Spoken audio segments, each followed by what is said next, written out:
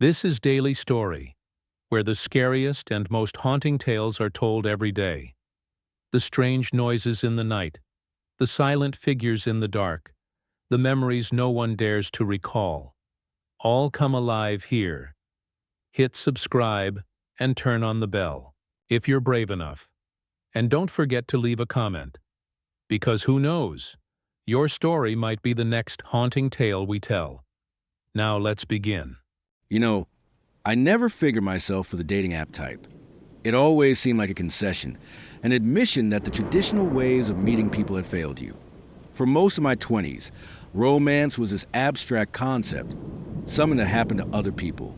My friends were a constant source of secondhand drama chaotic hookups, emotionally charged long-term relationships, or the messy, cinematic fallout from a breakup. My life, by contrast, was a flat line. My weekends were a predictable, monotonous rotation, hours lost of video games in my dimly lit living room, picking up overtime at the warehouse to numb the boredom, or meeting the same two friends at the same dimly lit sports bar to talk about the same old things. It was not for a complete lack of trying. I would stumble through a couple of brief, forgettable relationships in college, but they were hollow, nothing that ever felt serious, nothing with any real staying power. By the time I hit 27, I was starting to get this sinking feeling in my gut, a quiet dread that the ship had sailed and I would have been left standing on the shore. It did not help that I was acutely aware of my own shortcomings. I was not exactly what you would call a head-turner. Average height, a frame that was neither athletic nor overweight, and hair that was already starting to thin at the crown. The faint, pitted remnants of teenage acne still marked my cheeks. I was not hideous, but I also was not the kind of guy who earned a second glance from across a room. My co-workers, in their own well-meaning but brutal way, liked to joke that I had more of an IT support look than a swipe-right one. So, in the suffocating heat of the summer of 2019, sitting alone in my small, sterile apartment in the quiet, forgettable town of Blackwood, Ohio, I finally gave in.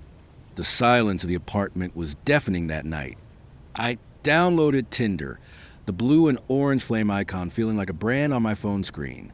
I remember thinking to myself, with a kind of grim resignation, what is the worst that could possibly happen?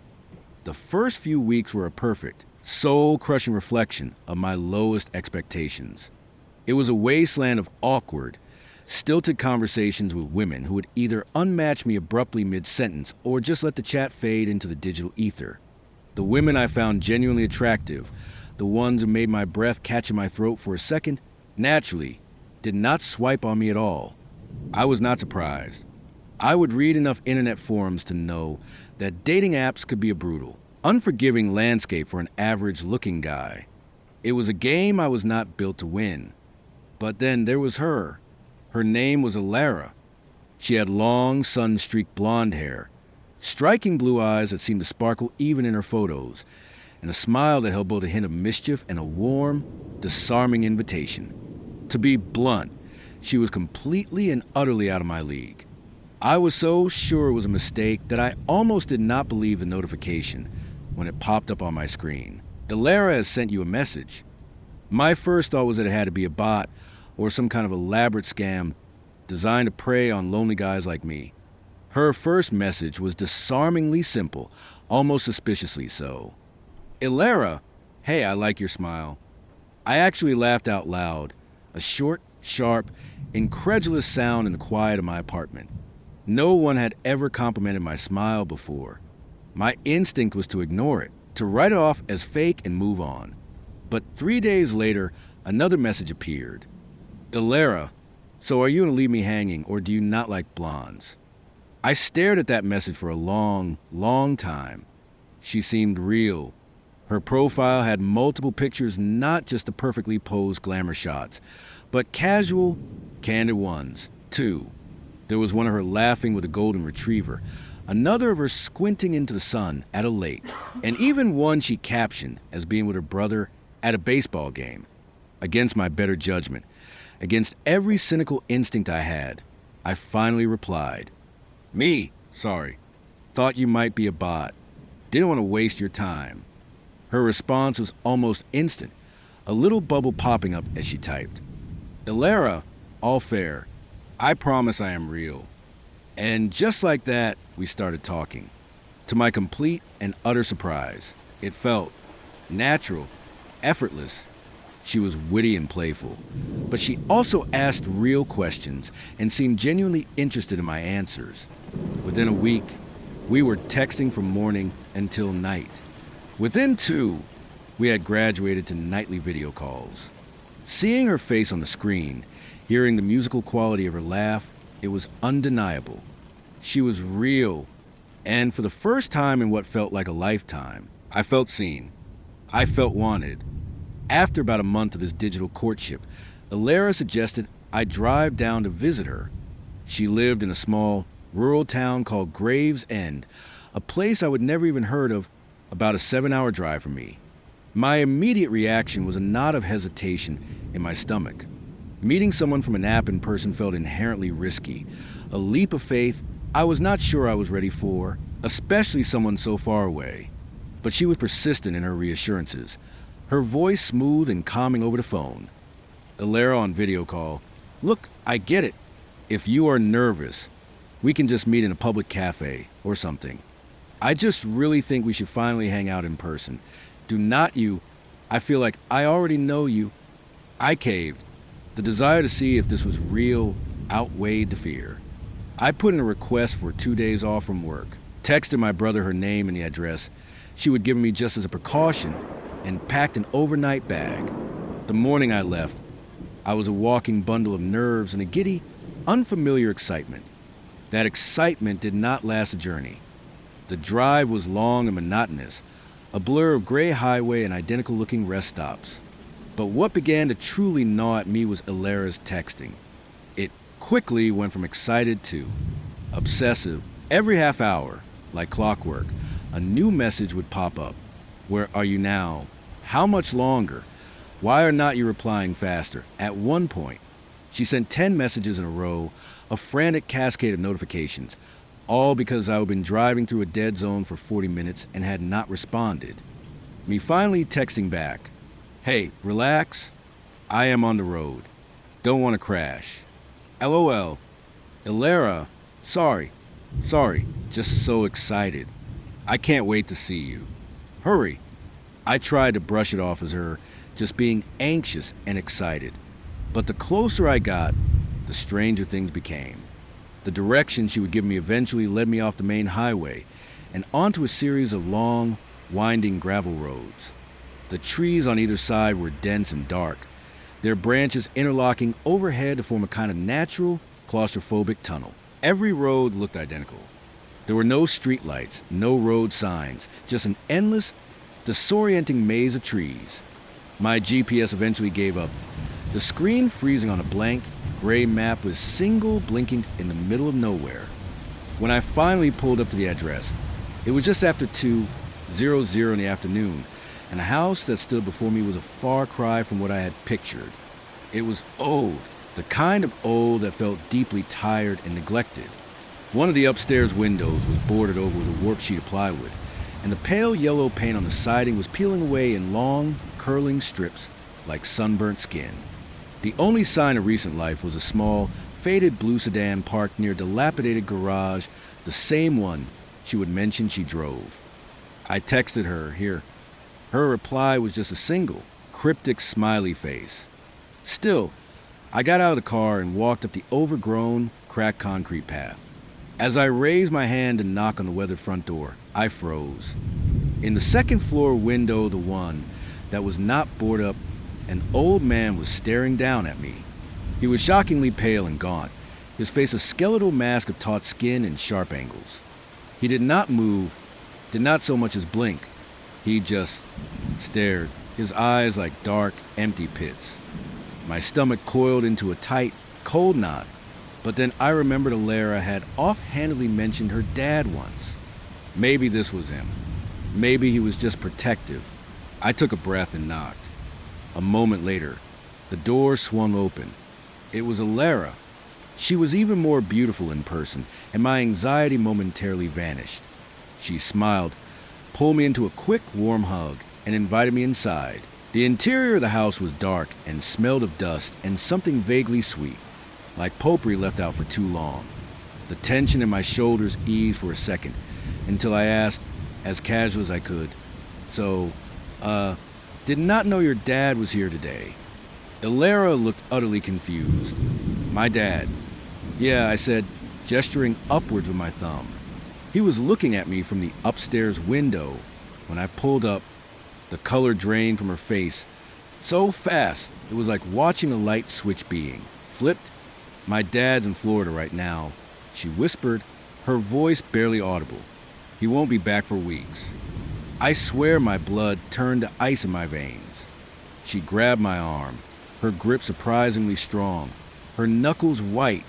"We need to leave," she said, her voice trembling, her eyes wide with a terror that looked far too real. "Now." We hurried back outside, the screen door slamming shut behind us. We put as much distance between us and the house as we could, stopping at the edge of the gravel driveway. I kept asking her what was going on, who that could have been, but she just shook her head, her face pale and drawn. I was the one who finally pulled out my phone and called the police.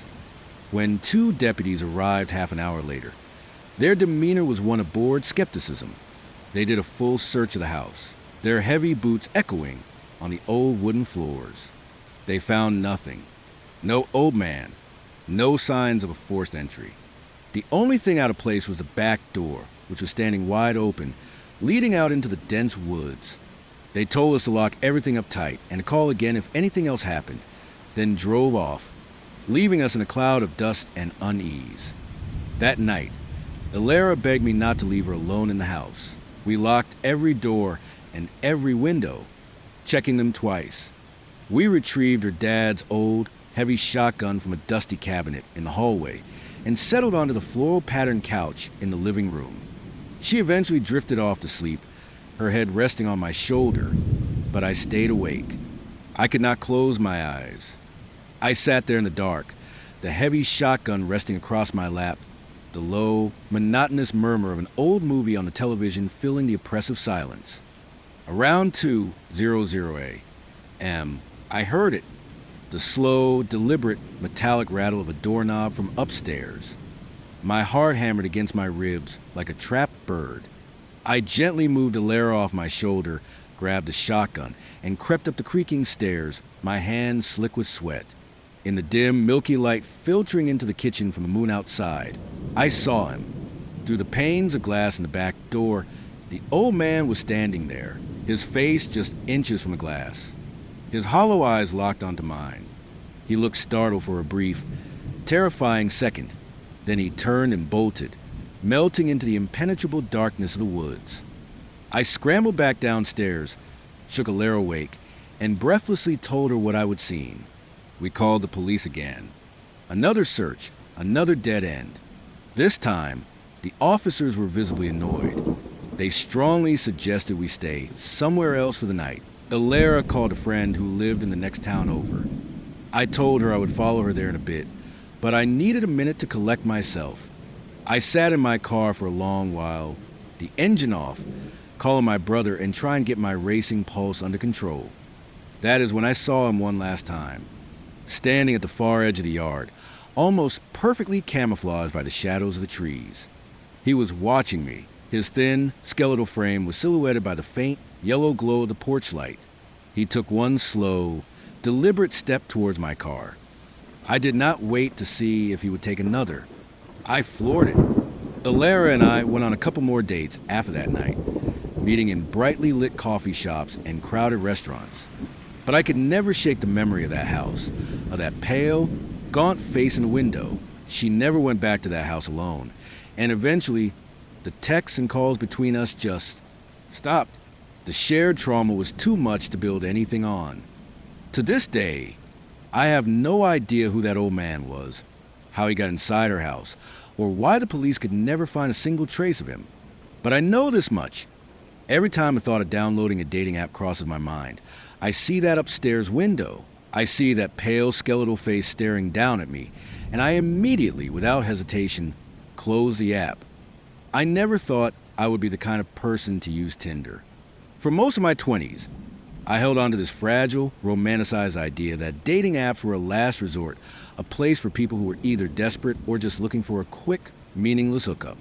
I wanted something real, the kind of connection you read about in books, something that happens organically in a quiet bookstore, a cozy coffee shop, or through a chance introduction by a friend of a friend. That is how my parents met, and I wanted to believe, perhaps naively, that their kind of story was still possible for me. But then my last relationship imploded. It was not a fiery crash. It was a slow, grinding collapse. After 4 years of a shared apartment, shared bills, and what I mistakenly thought were shared plans for the future, it all just fell apart. In the aftermath, I found myself staring at my bedroom ceiling night after night, a hollow, cavernous ache in the center of my chest. It was not just a heartbreak. It was the oppressive, suffocating silence. It was the kind of silence that amplifies every tiny sound, making the low hum of the refrigerator sound like a blood-curdling scream. I would stop going out. I would start ignoring my co-workers' invitations for after-work drinks, offering flimsy excuses they eventually stopped questioning. My world had shrunk to the four walls of my apartment, a self-imposed prison of grief and solitude. One night, lost in that thick, heavy silence, my best friend Chloe called me.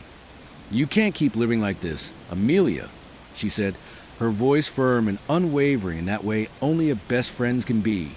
"You need to put yourself back out there. Not for him, for you." "I am not ready," I mumbled, my throat tight with unshed tears. "You do not have to be ready for another relationship," she insisted, her tone softening slightly. "Just talk to people. Have some fun. Flirt with a stranger. Remind yourself that life is still happening outside your apartment." I did not argue. I just listened. And later that same night, fueled by a mix of loneliness and cheap wine, I downloaded Tinder. The first week was a grim, disheartening reminder of why I would avoid it for so long. It felt like scrolling through a catalog of human mannequins, each one more generic than the last. Guys holding up massive, glassy-eyed fish. Shirtless, poorly lit mirror selfies. Awkward, forced grins that did not reach their eyes. Swipe left, swipe left, swipe left. The few who did message me were either aggressively pushy, disappointingly shallow, or just painfully boring. I was on the verge of deleting the app for good when one night, sprawled on my couch in old sweatpants, a profile made me pause.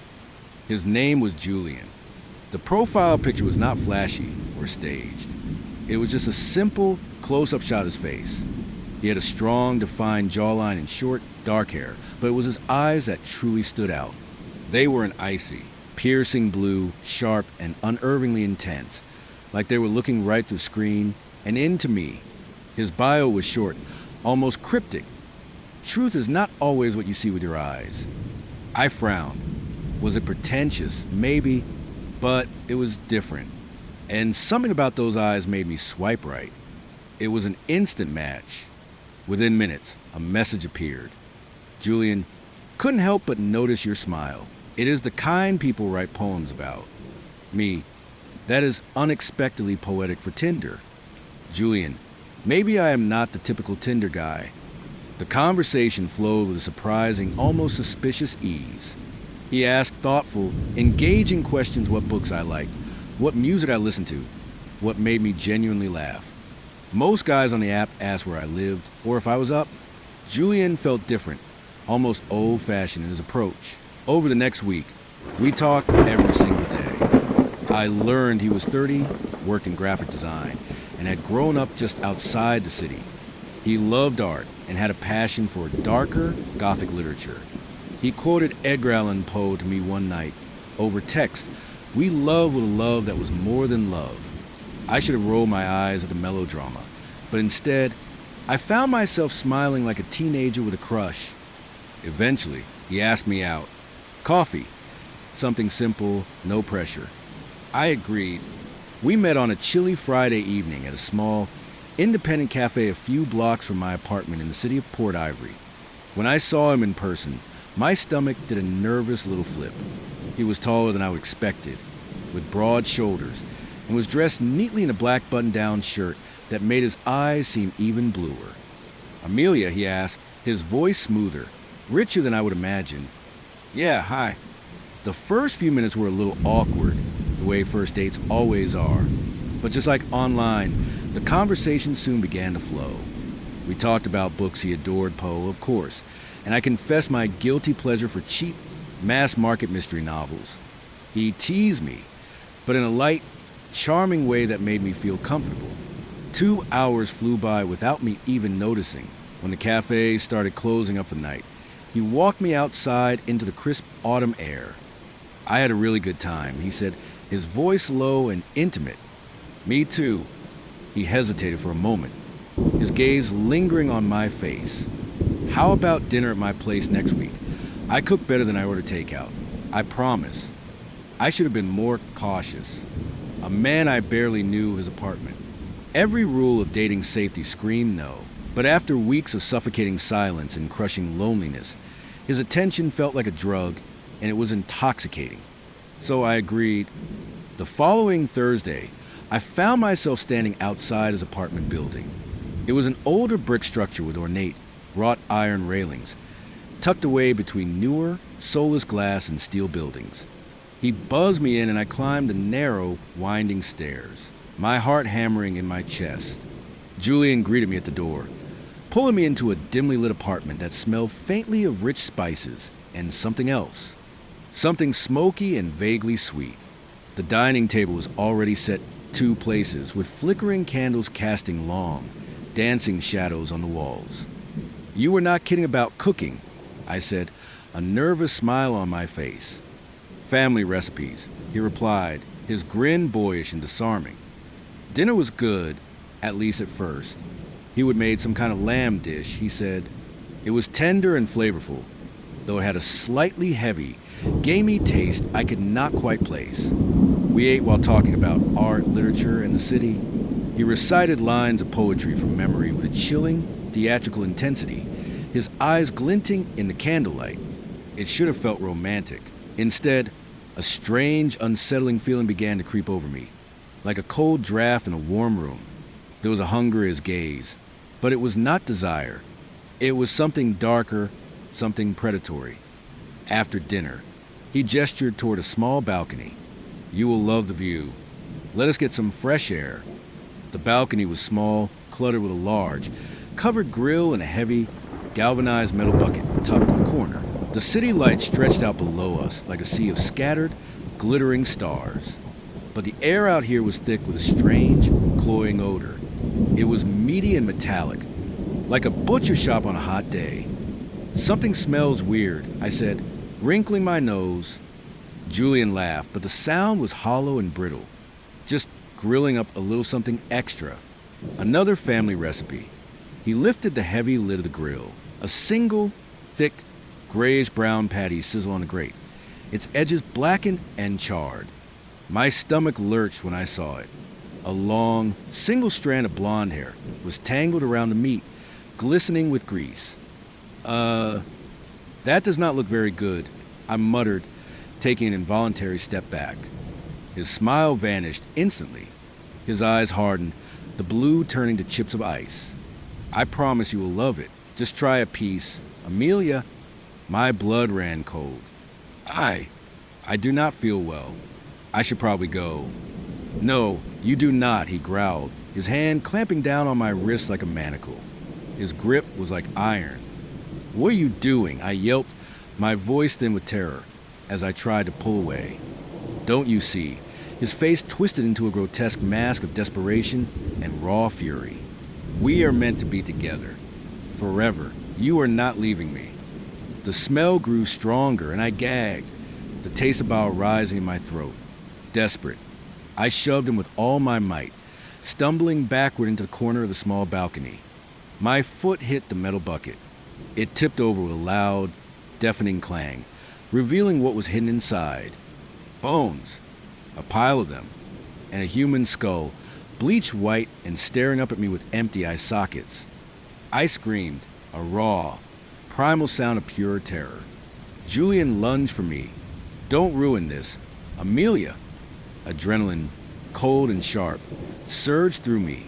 My hand shot out, my fingers closing around the handle of a long metal spatula resting on the side of the grill. Without thinking, I swung it with all the force I could muster. The heavy metal edge cracked against the side of his head with a sickening, wet thud. He collapsed to the ground without a sound, a dark trickle of blood running from his temple. Shaking uncontrollably, my mind a blank slate of shock, I dropped the spatula and bolted. I ran down the stairs, my feet barely touching the steps, through the lobby and out into the cold, indifferent night air. My fingers fumbled as I dialed 911, sobbing hysterically into phone, unable to form coherent sentences. The police stormed the apartment. They found Julian unconscious, but alive. But what they discovered inside that apartment turned my stomach and haunted my nightmares for years to come. A locked room, hidden behind a bookcase, filled with the preserved remains of other young women. All of them had been lured to their deaths through dating apps. All of them had been promised romance. The news reports exploded the next day. Tinder predator captured. I was the only one who had survived, the only one who had gotten away before becoming another meal, another gruesome trophy in his collection. But survival did not feel like a victory. It felt like a curse. Even now, when I close my eyes, I can still see his face in that flickering, demonic candlelight. I can still hear his hollow laugh. I can still smell that meaty, metallic stench clinging to the night air. And sometimes in the dead of night, when I am all alone, I hear his voice again, whispering the words he said to me on that balcony. We are meant to be together forever. I was not exactly proud of the way I used Tinder back in 2015. At 29, I was fresh out of a messy, soul-crushing breakup.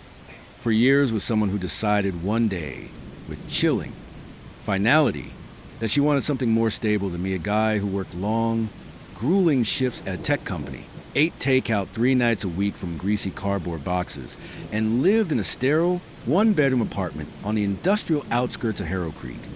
The truth was, I was not looking for stability back then. I did not even know what that looked like. I wanted distraction, a little excitement, something to fill the gaping void she had left behind.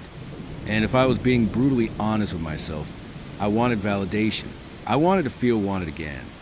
Most nights after work, I would lie in bed in the dark, the blue light of my phone illuminating my face, and scroll endlessly through profiles until my eyes burned and the faces all blurred into one. Sometimes I would get a match, sometimes I would not. Usually it was just a series of dead-end, passionless conversations that fizzled out after a few lines of meaningless text. But then there was her, Genevieve. Her profile caught me completely off guard. It was different. There were no exaggerated, cutesy filters, no blurry, low-angle bathroom selfies, just 3 clear, well-lit photos that seemed to capture a genuine personality. In one, she was sitting on a rustic porch swing in a sundress, with the golden hour sunlight catching in her dark, wavy hair. Another showed her leaning against an old, glowing jukebox in what looked like a dive bar, a genuine, unforced laugh on her face. The last was a close-up of her face. She had sharp, high cheekbones, piercing, intelligent green eyes, and the kind of subtle smirk that made you wonder what secret she was keeping from the world. Her bio was short, confident, and to the point, 36, divorced. Collector of stories. Fan of loud guitars and quiet nights. Don't waste my time. I swiped right instantly, a strange feeling of nervous anticipation in my chest. When we matched, I felt that small, familiar, pathetic surge of dopamine. Our first messages were playful, sharp, and almost too easy. Me, collector of stories. Huh, that sounds dangerous. Genevieve, only if you become one of them. Me, guess I am willing to take that risk. Genevieve, good. Most men bore me after 5 minutes. You have got until Friday to prove you are different. She suggested a bar she liked called the Iron Bell, a small, unassuming dive tucked away in an older, forgotten part of town. I remember the weather that night vividly. It was raining, one of those steady, relentless Midwestern drizzles that made the road shine like black, slick mirrors and the world feel gray and washed out. I almost texted her to cancel, blaming the weather, But something about the way Genevieve carried herself through Tech's confident, bold, unshaken pulled me in. I had to meet her. When I stepped inside the bar, the place smelled of old with polish, sizzling fried food and stale, spilled beer. The air was thick with history. Neon beer signs glowed faintly on the dark with panel walls, and the worn wooden booths were carved up with the initials and decorations of love of people who had come and gone decades before. And then I saw her. She was sitting in a corner booth, half shrouded in the low, warm amber light, a glass of dark liquor in her hand. She wore a black leather jacket over a simple top. Her dark hair was loose and fell around her shoulders, and her sharp green eyes were scanning the titles on the jukebox.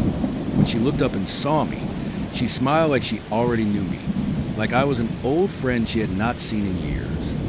"Miles," she said, her voice even huskier than I would imagine, as she stood and leaned in for a quick, familiar kiss on the cheek. "Genevieve," I said, my own voice sounding weak in comparison. "Wow, you look..." She smirked, a knowing look in her eyes. Better than my photos. Or worse. Definitely better, I admitted. And her laugh was a low, throaty sound that sent a shiver down my spine. She waved me into the booth and signaled for the bartender. The conversation flowed easier than any I would ever had on a first date. We talked about everything and nothing our favorite albums, the cheesy movies we grew up watching, the weird, embarrassing habits our parents had. At one point, she told me she would seen the Rolling Stones live back in '99. "No way," I said, leaning forward, completely captivated. I was, 13? My uncle had tickets, but would not take me because he said I was too young for that kind of corruption. Her eyes lit up with a fiery passion. "Then you missed history. That night was pure, beautiful chaos. People screaming, crying, couples breaking up and making up right there in the crowd. It was life, raw and unfiltered." I could not stop smiling. For the first time in a long time, I was not overthinking every word or checking my phone. I was just present, lost in her story. By the third drink, she leaned closer across the small table, her hand brushing against mine, sending a jolt of electricity through me. "I should warn you," she said softly, her voice dropping to an intimate whisper. "I do not do the whole boyfriend-girlfriend routine. I like moments, nights, memories, not promises." "That sounds perfect to me," I said without a moment's hesitation, meaning it completely. She tilted her head, studying my face intently, as if searching for something. "Good. You do not seem like the type to bore me." When the bar started to thin out, and the bartender began wiping down tables, she suggested we leave. Her car was parked nearby, an old, heavy black sedan that smelled faintly of vanilla, leather, and old cigarettes. She drove with one hand on the wheel, the other tapping a restless rhythm against her thigh, in perfect time with the classic rock station playing quietly. Her place was a quiet, sleepy neighborhood just outside the city.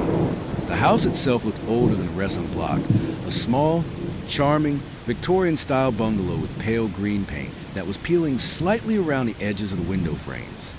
As soon as we stepped inside, however, I felt a strange, indefinable shift in the atmosphere. The living room was beautiful, yes, but also strange. It was meticulously decorated with dark wood paneling, heavy velvet curtains, and a grand fireplace lined with dozens of old, sepia-toned photographs in ornate black and white frames. The only thing in the entire room that felt jarringly out of place was a rug. It was a large, cream-colored area rug, thick and plush, but it had a strange, uneven texture that did not match the antique elegance of the rest of the room. "You live here alone?" I asked, my eyes still fixed on the odd rug. She poured 2 glasses of whiskey from a crystal decanter before answering. "Alone now. The house was part of the divorce settlement." I hesitated, feeling like I would overstep. "Sorry, I did not mean to bring that up." She just shrugged, a flicker of something unreadable in her eyes. "Don't be." He left. I stayed. That is all that matters. We sat on the antique couch, sipping our whiskey. Her hand brushed against mine again, but this time it lingered. Her confidence was intoxicating, her honesty disarming. "You have this look. she said suddenly, tilting her head and studying me again, like you were trying to decide whether you were lucky or just stupid for being here. I chuckled nervously. Maybe a little bit of both. Good answer, she whispered, leaning closer. Our lips met, and soon everything else blurred into a warm, intoxicating haze. Her touch, her warmth, the soft, worn scratch of her leather jacket against my shirt. My heart was racing. But then, right in the middle of it, a sudden, violent wave of intense nausea hit me. I pulled back, feeling dizzy and disoriented, my stomach twisting into a painful knot. Before I could stop it, I doubled over and vomited right onto the pale, cream-colored rug. The room went dead silent. The only sound was my own ragged breathing. Genevieve froze, her body rigid, as she stared down at the mess. For a long, terrifying moment, her face was a blank, unreadable mask. Then, slowly, her expression shifted. Pure, unadulterated, venomous anger flooded in, twisting her beautiful features into something ugly and unrecognizable. "You idiot," she snapped, her voice low and dangerous as she jumped to her feet. "Do you have any idea? Any idea what you just did?" I am so sorry," I stammered, wiping my mouth with the back of my hand. "I did not mean to. I do not know what happened. The one thing in this entire house that is not a reminder of him," she hissed, her voice trembling with a rage that seemed to come from a deep, dark place as she grabbed a towel from the kitchen. "The one perfect thing. And you ruined it." Her voice cracked on the last word, a sound of genuine anguish. I tried to help, reaching for the towel, but she shoved me back with surprising force. "Just leave," she said, her voice choked with fury that terrified me. "Get out. Now." I mumbled another pathetic apology, grabbed my jacket, and stumbled out the door into the cool, cleansing night air. My head was spinning, my stomach still in knots. I did not look back. 8 years went by. Life moved on. I got promoted. I dated other women. I even got married and divorced myself. Genevieve became just another strange, embarrassing story I would occasionally tell my friends when they asked about my worst dates. Then, 8 years later, I saw her face again. It was on the local news channel, which was playing muted on the TV at a bar I was at. Her mugshot, pale, hardened, and utterly devoid of the charm I remembered. The anchor's voice was calm, professional, almost attached. "A woman has been arrested after police uncovered a hidden, soundproof basement in her Harrow Creek home, containing evidence of multiple kidnappings and torture. The suspect, 44-year-old Genevieve Reed, is accused of luring young men to her home through various dating apps." I froze, the beer glass halfway to my lips. They showed images of the her house, the pale green bungalow. They showed photos of grim-faced investigators carrying evidence bags out the front door, bags filled with chained surgical tools and handwritten journals. The reporter continued, his voice grave. One victim managed to escape and alerted the authorities. Forensic investigators have since linked Reed to several missing persons cases spanning the last 2 decades. In perhaps the most disturbing detail of this gruesome case, police have stated that the large, cream-colored carpet found in her living room was made from human skin. My stomach dropped, the blood draining from my face. I saw the rug in my mind's eye, the rug I had vomited on, the one with the strange texture that did not match anything else in her home. And for the first time in 8 long years, I realized just how close I had come. If not for the cheap whiskey, the sudden nausea, the humiliating accident, I might have never walked out of that house alive. I would have just become another story she collected. I sat there in stunned silence for a long, long time, the news report looping in the background. My hands were shaking, my chest tight. Lucky or stupid, I had once told her. I finally had my answer. I never imagined that loneliness could creep into your life so quietly. It was not a sudden, violent event, like a storm breaking through a window. It was subtle, insidious, a quiet fog seeping into the corners of my days until I realized one morning, with a jolt, that I had not genuinely laughed in months. I was 28, living in the sprawling city of Ashgate, working as a graphic designer entirely from my apartment. People often romanticize remote work, imagining a life of freedom, lounging in pajamas, flexible hours, skipping the soul-crushing commute. And while those things were true, no one ever talked about how profoundly isolating it could be. Days blurred into a monotonous, gray smear. Most of my friends had either moved out of the city or were becoming increasingly buried under the weight of their own lives, marriages, babies, demanding careers. I would scroll through their posts on Instagram, vibrant photos of baby showers, sun-drenched vacations, proud home renovations. I would scroll past with a tight, forced smile that did not quite reach my eyes. For me, weekends had become a hollow ritual, a bottle of cheap wine, a Netflix series I barely paid attention to, and maybe an occasional dinner out, alone at a small table for two. I told myself I did not mind, that this solitude was a form of independence. But truthfully, there was a hollow, aching place inside me. And one Friday night, after a couple of glasses of Cabernet and a movie I could not tell you the plot of, I downloaded Tinder again. I would delete it a year earlier after a string of awkward, soul-crushingly disappointing dates. But loneliness has a way of wearing down your defenses, of lowering your guard. My thumb hovered over the newly installed icon, a toxic mix of shame and a desperate flicker of anticipation coiling in my stomach. And then I swiped. After 20 or 30 bland, forgettable profiles, one stopped me cold. Kian, 29. His pictures looked natural, refreshingly uncurated. There he was, laughing on a sun-dappled hiking trail, his hair messy, the light catching on his skin. Another photo showed him at a beach bonfire, the orange flames reflecting in his dark, intense eyes. And one, slightly blurry, captured him in a coffee shop, completely absorbed in a dog-eared paperback. He wore the same thin, woven leather bracelet in every single shot. But what caught my attention most was not the photos. It was his bio. Time is the only thing we can't get back. Let us not waste it. Something about it felt different. Less of a cliche than the usual love to travel, foodie, looking for a partner in crime nonsense. I hesitated. A part of me, the tired, cynical part, was exhausted by this cycle. Matches that fizzled into nothing. Guys who only wanted a hookup. Or worse, men who could not string together a coherent sentence. But I swiped right, and instantly a notification popped up. It is a match. My heart gave a stupid little skip. Before I could even decide whether to message him, a bubble appeared.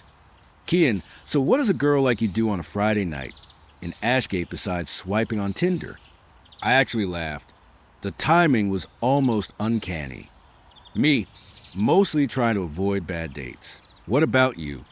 Kian, try not to be one of those bad dates. Drinks tomorrow night. I blinked at the screen. It was so straightforward, so confident. No dragging things out for days with pointless small talk. Me, you do not waste time. Do you? Kian, why waste it? It is the most precious thing in the world. Except maybe your smile. It was corny, but it worked. We talked for another hour. He told me he had grown up in Australia and had been traveling across the U.S. for the last year, staying in hostels and airbnbs. He loved surfing, hated small talk, and swore by the philosophy of never putting things off until tomorrow. By midnight, we would exchange numbers and agreed to meet the next evening at a dimly lit, trendy bar in the old quarter. I spent way too long picking out an outfit, finally settling on black jeans and a forest green blouse. Not too flashy, but not careless. As I walked into the bar, my stomach fluttered with a nervous excitement I had not felt in years. The place buzzed with conversation and the clinking of glasses. I found a small table, ordered martini, and rehearsed possible greetings in my head. 10 minutes passed, then 15, then 30. I checked my phone. No messages. By the 45-minute mark, my excitement had curdled into a familiar, hot sting of embarrassment. 2 different men approached me during that time, both offering to buy me a drink. Both brushed off with tight, forced smiles. My martini sat untouched, a single tear of condensation tracing a path down the glass. After an hour, I finally texted him, my thumbs jabbing at the screen. Me? Hey, where are you? I have been waiting for over an hour. No reply. I tried calling. It went straight to voicemail. Furious and humiliated, I threw some cash on the table and left. When I got home, paced in my living room in a storm of anger and self-pity, my phone buzzed. A message from Kian. Kian, I was there. Didn't see you. Here's proof. Attached was a photo of the bar. The same crowd, the same warm yellow lighting. My stomach flipped. Me, where were you sitting? Kian, near the jukebox. Where were you? I frowned. I would scan the entire bar a dozen times. He had not been there. Or at least, I had not seen him. Something did not add up. He apologized relentlessly over text, saying we must have just missed each other in the crowd. He did not want things to end on a misunderstanding. Against my better judgment, I agreed to one more try. We chose a quiet, brightly lit cafe near Silverwood Square for Saturday afternoon. No excuses this time. I arrived early, ordered a latte, and sat by the window where I could see the entrance clearly. Rain tapped a gentle rhythm against the glass. I sipped my coffee, checked my phone, glanced around, and waited. 30 minutes. 45. No Kian. My face flushed with a fresh wave of embarrassment. I texted him furiously. Me, this is ridiculous. You have made a fool of me twice. Kian, I swear I was there. Look, another photo came through. This time it was at the cafe, taken from a corner table, looking directly at my empty chair. The timestamp was from just a few minutes ago. My heart stuttered. Me, are you messing with me? Kian, no. Maybe we are just cursed to miss each other. Me, I tried calling you. It did not even ring. Kian, my American SIM card is terrible. I need Wi-Fi for calls to go through. Something was deeply, fundamentally wrong. My instincts screamed it. That night, I blocked his number, deleted our messages, and told myself it was just another elaborate catfish, another pathetic waste of time. By February, I would nearly forgotten him. Tinder was long gone from my phone. But one night, out with friends at a loud, crowded club in the Fishtown district, I saw him. Or at least, I thought I did. The same tousled dark hair, the same lean frame, and on his wrist, the same woven leather bracelet. He was standing at the back of the room, half shrouded in the pulsing strobe lights, his eyes locked directly on me. My heart jolted. I pushed my way through the dense crowd, but by the time I reached the spot where he had been standing, he was gone. That night, curiosity, like a sickness, clawed at me. Against all reason, I unblocked his number. I called. No ring. Minutes later, a message buzzed in. It was a photo of the nightclub, taken that night, from the exact spot where I had seen him standing. Me, what the hell is going on? Who are you? Kian, I just want to see you again. I owe you answers. Before I could respond, another message arrived. It was a screenshot of a news article from a local website. The headline read, Australian traveler found dead in Ashgate Hostel. The article identified him as 29-year-old Kian Sellers, believed to be the fourth victim in a string of suspected dating app poisonings. The photo in the article was unmistakable. The boyish grin, the intense eyes, the leather bracelet. The date of death was 3 months ago. 3 months before we ever matched. My hands trembled so violently I almost dropped my phone. Me, this is not funny. How are you sending these? The reply was instant. Kian, thank you for liberating me. My vision blurred. Then another buzz, another photo. It was a picture of me, sitting on my couch, phone in my hand, horror carved into my face. It had been taken from behind me, from inside my apartment. My blood froze. Slowly, mechanically, my body stiff with terror, I turned. The apartment was empty. Empty, except for something lying on the floor in the middle of the room. A thin, woven leather bracelet, the same one from his photos. I never really thought of myself as the dating app type of guy. Growing up in a quiet, sleepy suburb outside of Westbridge. I was always more comfortable in small, familiar circles, a handful of friends I would known since middle school, a few co-workers from a warehouse, and the occasional girl I would meet through mutual connections at a backyard barbecue. But when I turned 21 in the fall of 2017, things started to change. Most of my friends had either gone off to college or moved to bigger cities in search of something more, and I was stuck working long, monotonous shifts at a local auto parts warehouse. My nights after work felt achingly empty, a hollow space filled only by the glow of the television. That is when my buddy Leo leaned across the sticky table at Buffalo Wild Wings one Friday night and said, "Dude, you've got to try Tinder. Everyone's on it. I have hooked up twice this month just from swiping on my lunch break." At first, I laughed him off. Man, I am not about to go chasing random girls online. It feels fake, desperate. Leo shook his head, smirking as he dipped a greasy wing into a plastic cup of ranch dressing. "You are missing out. Seriously, even if nothing happens, it is fun just to talk to people. Just try it. Maybe it was the cheap beer. Maybe it was the crushing weight of the loneliness." But when I got home that night, I downloaded Tinder. For the next few months, I did not take it too seriously. It was more of a game than anything else. I went on a couple of casual, forgettable dates. One ended with both of us mutually realizing we had absolutely nothing in common. Another with me sitting alone in a Starbucks for 45 minutes after being stood up. Still, I could not deny the small, pathetic thrill that came from matching with someone attractive. It was addictive in its own quiet, sad way. By winter, I was using Tinder whenever I was bored. Swipe left, swipe right, repeat. Most nights ended with nothing. But then one weekend in January of 2018, everything shifted. That Friday, I had plans to drive down to the city of Hollifield to visit an old high school buddy, Marcus, who was studying at the local university.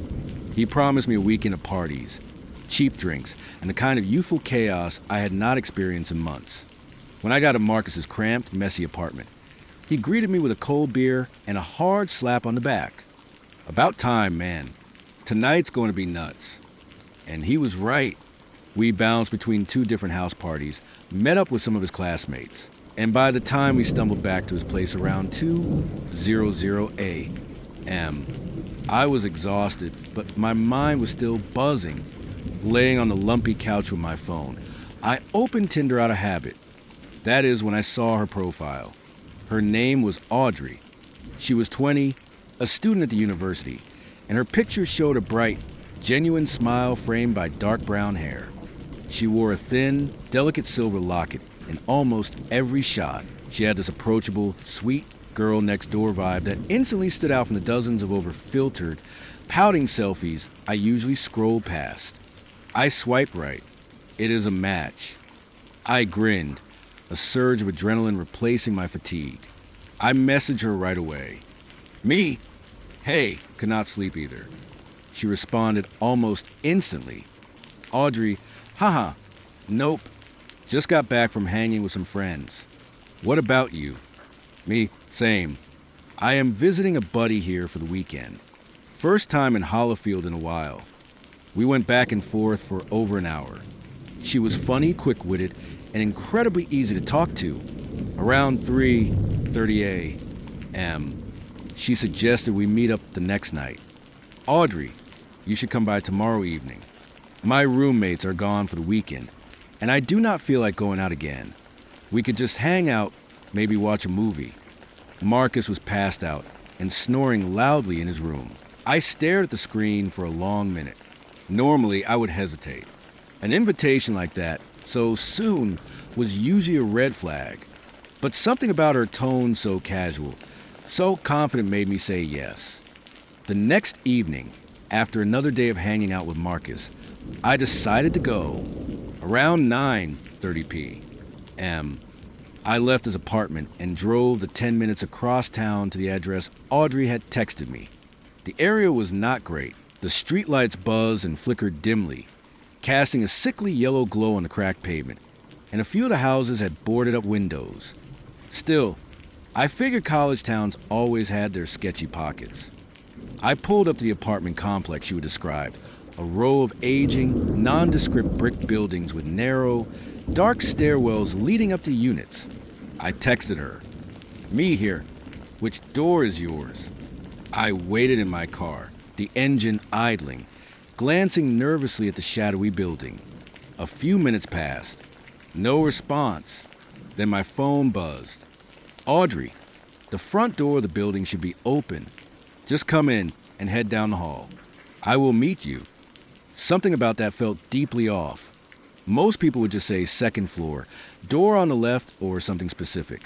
Leaving the main front door of an apartment building unlocked at night, especially in this neighborhood.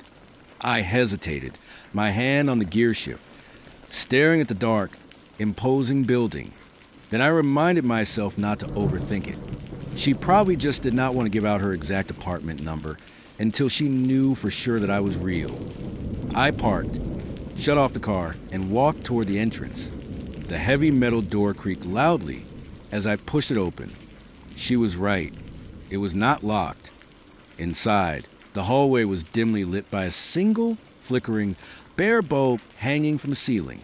The air smelled faintly of damp mildew and something else. Something metallic and vaguely unpleasant. I ran my hand along the grimy wall, looking for a light switch when I heard it. A whisper. At first, I thought it was coming from one of the upstairs apartments, but then it became clearer. It was close. Just ahead, maybe 2 doors down, someone hissed softly, urgently. "Sure, he is right outside." I froze, every muscle in my body tensing. My chest tightened, my ears straining in the dead silence that followed. For a second, I thought maybe Audrey did have roommates after all. Maybe they were messing with her, playing a prank on her Tinder date. But the tone of that whisper, it was not playful. It was sharp, urgent, and filled with a kind of predatory anticipation. I took a slow, deliberate step back, my sneakers squeaking faintly on the cracked linoleum floor. That is when I noticed a movement, a flicker of shadows through the cheap plastic blinds of a ground floor window to my right. Shapes, multiple, indistinct shapes, but they were definitely human, and they were watching me. My stomach dropped like a stone. I did not wait to find out more.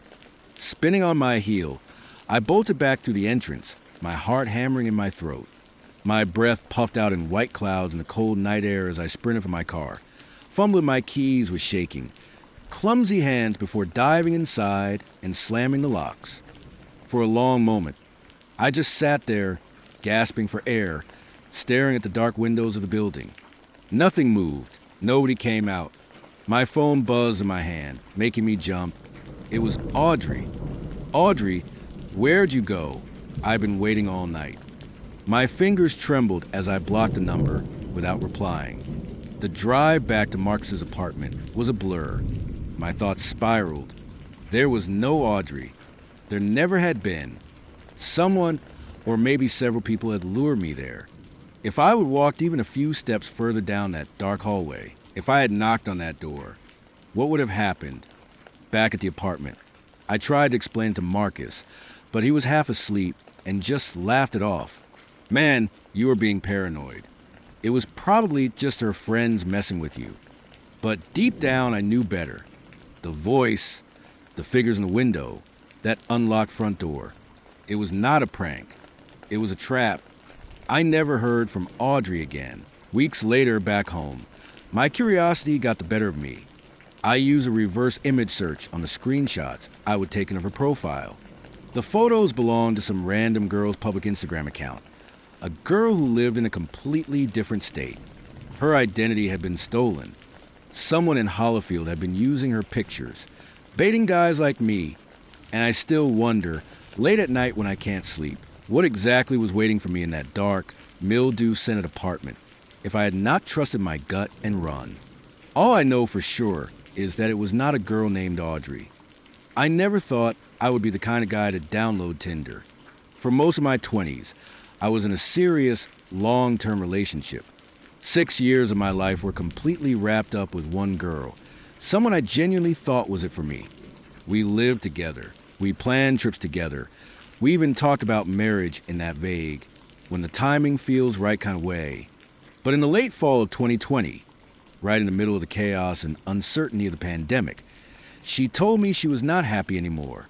There was no dramatic betrayal, no screaming match, just a quiet, devastating evening where she looked me dead in the eyes and said she just could not see a future with me anymore.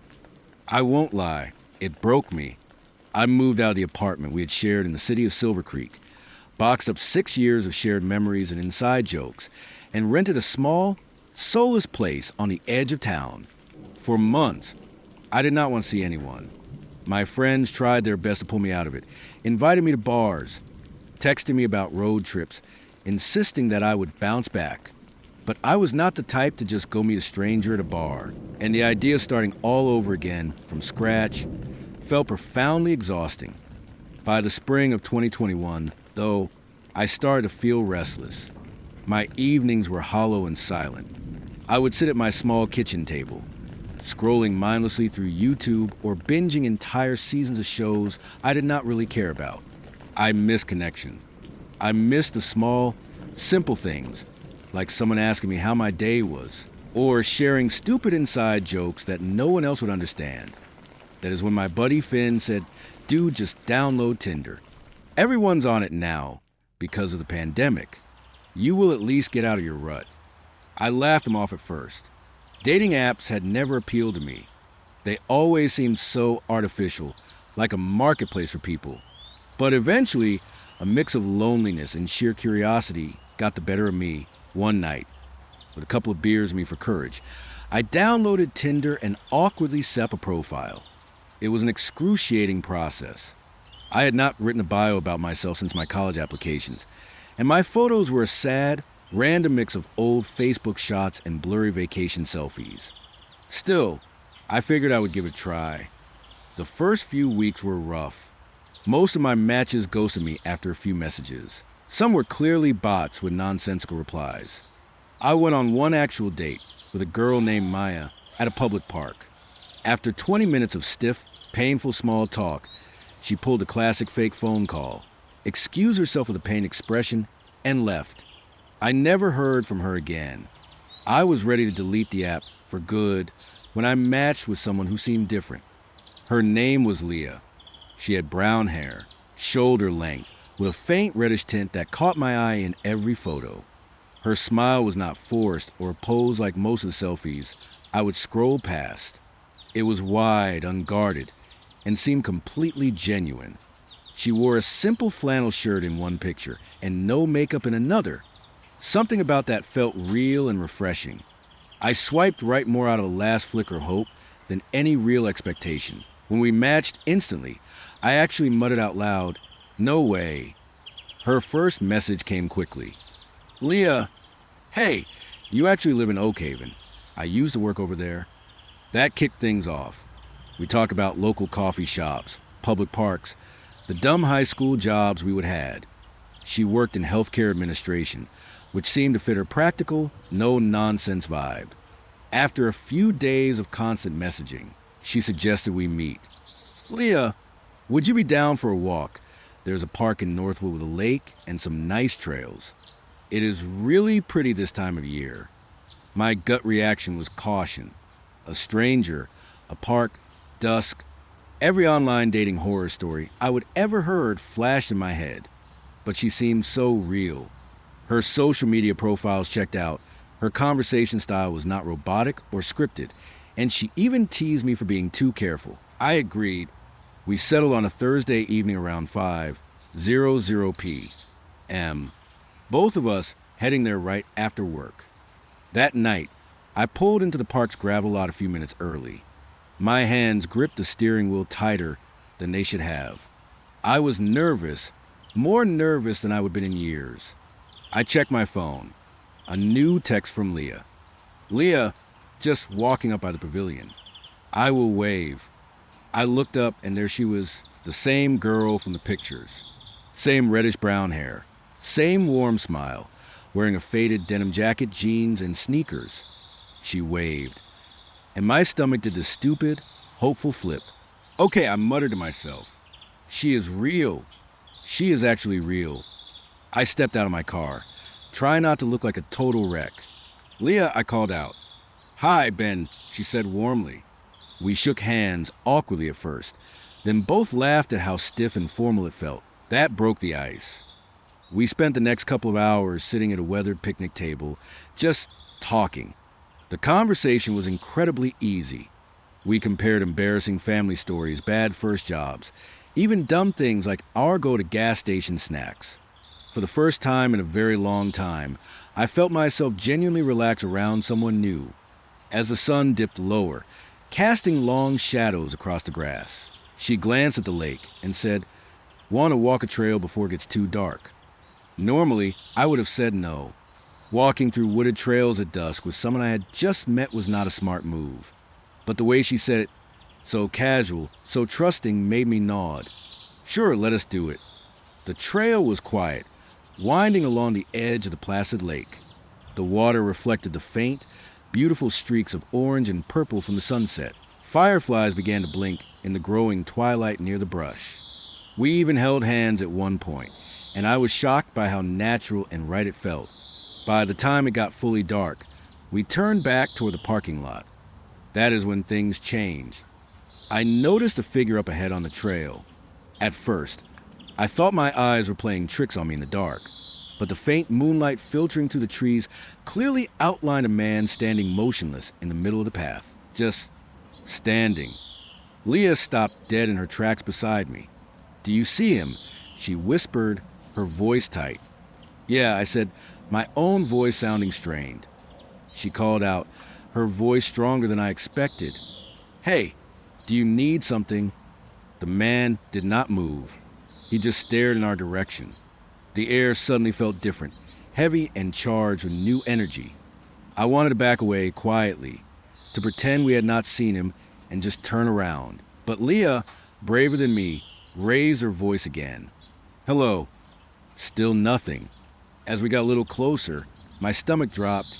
The man shifted his weight slightly, and I saw him pull his arms out from behind his back, revealing a large, gleaming hunting knife.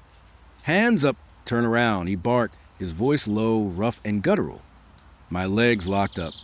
I had never been in a situation like this in my entire life. Every nerve in my body screamed at me to run, but my body would not budge. I glanced at Leah. For a split, ugly second, a sliver of suspicion crept into my mind. Was this a setup? But the sheer, unadulterated terror on her face answered that question instantly. Before I could process what was happening, she lunged. She charged at the guy, slamming into him with her entire body. He staggered, completely caught off guard, and fell backward onto the dirt path with a grunt. "Run!" She screamed at me. I froze like an idiot for another heartbeat. Then my legs finally unlocked and I bolted. Leah scrambled up beside me, and together we sprinted toward the parking lot. Behind us, heavy, pounding footsteps echoed on the trail. He was chasing us. "Faster," Leah yelled, her breath coming in ragged gasps. We cut through a side path, thorny branches whipping and tearing at our arms, until the gravel lot finally came into view. We sprinted to her car, dove inside, and she slammed the locks. Her hand shook violently as she fumbled with the keys, finally jamming one into the ignition and starting the engine. Gravel sprayed as we tore out of the lot. I risked a single glance in the rear-view mirror. The man was standing at the edge of the lot, the knife still clutched in his hand, motionless as he watched us leave. What chilled me most was not that he did not follow us. It was that there were other cars still in the lot, 3 of them parked and empty. Were they his? Were others waiting? We called the cops as soon as we were a few miles away. They took our statements over the phone, but by the time a patrol car arrived at the park, the man was gone. The lot was nearly empty, except for my car. The officer tried to reassure us, saying maybe it was just some disturbed individual, maybe even a prank. But Leah and I both knew it was not. That knife was not a prop. That night, still buzzing with adrenaline, we ended up at a 24-hour diner. Over greasy pancakes and bottomless cups of coffee, we replayed everything. Talking about it felt surreal, like it had happened in a movie, but the dark, angry bruises already forming on Leah's arm, where she would slam into the man said otherwise. And strangely, it brought us closer. That shared terror, the incredible, selfless way she would throw herself into danger without a second thought. It created a bond one had not expected. We kept seeing each other after that. Dinners, movies, quiet evenings at my place. Slowly, the shadow of that night began to fade into the background, though it never disappeared completely. 2 years later, Leah and I were engaged. Sometimes when people ask us how we met, we usually laugh before telling them Tinder, and we almost got murdered on our first date. The looks on their faces never get old. But late at night, when I close my eyes, I still sometimes see him. That dark figure standing in the moonlight, the knife in his hand, watching us. And I will never forget the chilling feeling that we were not supposed to make out of those woods alive. That maybe, just maybe, someone else did not. I was not the type of person who thought dating apps would ever become a normal part of my life. In high school, I mostly kept to myself. I was not the most popular kid, but I was not a complete outcast either. I had my small, tight-knit circle of friends, and for the most part, that was enough. Our graduating class was huge, over 500 students, so I barely scratched the surface when it came to knowing most of my classmates. Honestly, it felt like I was surrounded by strangers every single day, even after 4 years of walking the same hallways. When I left for college, I promised myself I would branch out more, try to be more social. That is when dating apps started to feel like an appealing shortcut, a way to connect with people without all the awkward, forced hallway conversations or trying to psych myself up to go to parties where I knew no one. I downloaded Tinder during my sophomore year, and it quickly became this strange, compelling blend of entertainment and genuine possibility. I was not really landing a lot of dates at first, but it was a thrill just to match with people who I would always thought were completely out of my reach back in high school. One night, I was sitting in my off-campus apartment in the city of Northgate, Connecticut, swiping aimlessly out of boredom. That is, when I came across a familiar face. Her name was Cassie Mendoza. She had been in my grade all through high school. We followed each other on Instagram, and I would seen her Snapchat stories before, but the truth was, we would never exchange a single word in person. She was one of those girls popular, beautiful, always surrounded by friends. Her Tinder profile looked legit. It had the same pictures I would seen on her social media accounts. Something about seeing her there hit me harder than the usual matches. Maybe it was a nostalgia, or maybe just a surreal idea that we could have known each other years ago, but never did. So, with my heart pounding a little faster than usual, I sent the first message. Hey Cassie, this is crazy. We went to the same high school and never talked once. How have you been? She responded within minutes. Cassie, I know, right? That is so funny. I have been good. Just super busy with school and life. LOL. What about you? The conversation flowed easier than I ever could have expected. We reminisced a little about high school, about mutual teachers, and painfully long assemblies. We talked about the way everyone seemed to vanish into their own little cliques. It felt surreal to finally be talking to her, to be on her radar. After about 20 minutes of easy flirty chatting, she sent a message that made my stomach drop. Cassie, we should hang out tonight. I am down if you are. I hesitated for a second. Usually, I would suggest meeting at a coffee shop or grabbing food somewhere public first, but she jumped straight to hanging out. Me? Yeah, I would be down. Want to grab drinks or food somewhere? Cassie, nah. I would rather just chill at your place. Is that cool? That reply sent a weird, conflicting mix of excitement and nervousness through me. Honestly, a big part of me liked the idea. No public awkwardness. No trying to figure out where to go. Just straight to hanging out. Me? Sure, that works. My roommates are gone for the night, so it is just me here. Cassie, perfect. Are your parents around, or is it just you? That question struck me as odd. Why would it matter if my parents were home? But I was too excited to dwell on it. I brushed it off. Me? Nope, just me. My little sister is visiting for the weekend. but she is upstairs. Cassie, cool. Drop me your address, and I will head over soon. I sent it without overthinking. Then it became a waiting game. At first, I sat on the couch, pretending to watch Netflix, half expecting a message at any moment saying she was on her way. 10 minutes turned into 30. An hour passed. I opened Tinder to send her a follow-up message. No reply. Then out of habit, I checked her Instagram, and that is when things turned sideways. She had posted a new story just 15 minutes ago, a random meme with her friend's username tagged. I saw the same thing on her Snapchat.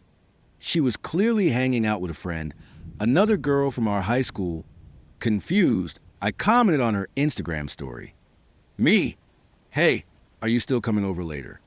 She opened it almost immediately and replied, Cassie, what are you talking about? I frowned at my phone. Me, we have been chatting on Tinder. You literally said you were coming over tonight. Her typing bubble popped up, then disappeared, then popped up again. Then her response came. Cassie, I do not even have Tinder. Send me the profile. My stomach dropped. I screenshotted the fake profile and sent it to her. Her next message hit me like a brick. Cassie, that is a catfish. Report it as soon as you can. That is not me. I instantly reported it. Tinder unmatched the profile automatically, but I was not thinking about the app anymore. My pulse quickened as the reality of the situation crashed down on me. I had just given my full address to someone pretending to be her. And worse, I had told them my parents were not home and that I was only there with my younger sister. I locked every single door in the house, checking the deadbolts twice. I went around and locked every window I could reach. My sister, Maya, who was 14 at the time, noticed me pacing frantically around the living room and asked what was wrong. I did not want to scare her, so I just told her not to worry, but to make sure her bedroom window was locked. She shrugged it off, but I could not shake the thick, cloying sense of unease. Hours dragged on. Nothing happened. Slowly, my guard began to slip. I started to think maybe it was just a cruel, elaborate prank. Around midnight, I was still on the couch, dozing off, when I heard a scream. It was a sharp, terrified sound, and it came from Maya's room upstairs. I bolted off the couch and sprinted up the stairs, taking them two at a time. She flung her door open at the same moment. I reached the top of the landing. Her face was chalky white in the dim hallway light, her eyes wide with terror that looked like she had seen a ghost. There's someone outside my window, she cried, her voice trembling. I saw him. He was just staring at me. My chest tightened. I ran into her room and to the window.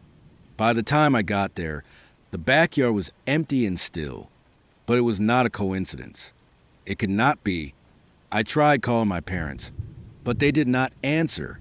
Maya was shaking so hard, she begged to sleep in my room. I agreed, trying to act calm and in control, while my brain was racing, picturing 100 different horrible scenarios. We stayed in my room.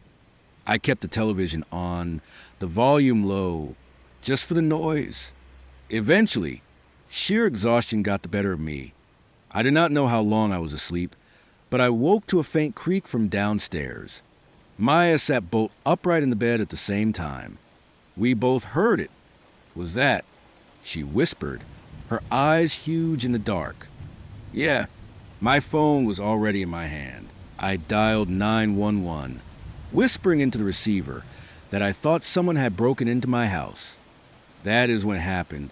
Footsteps approached our door. Slow, heavy, deliberate.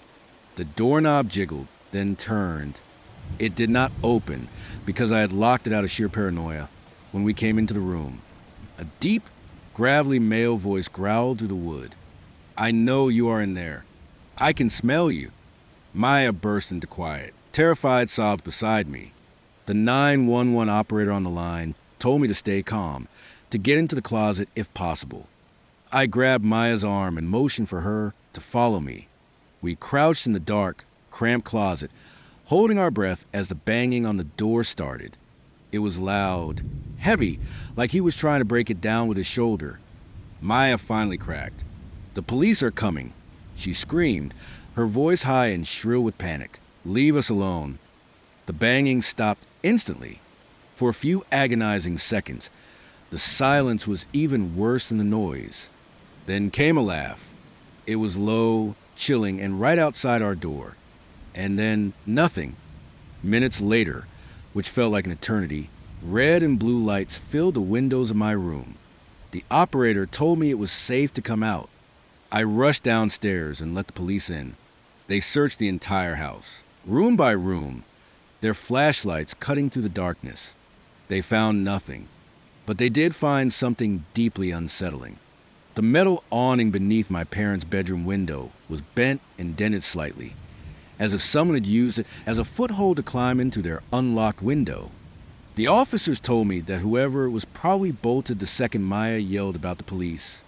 They recommended we leave the house for the night. I drove Maya to my friend Daniel's place, where we stayed until the sun came up.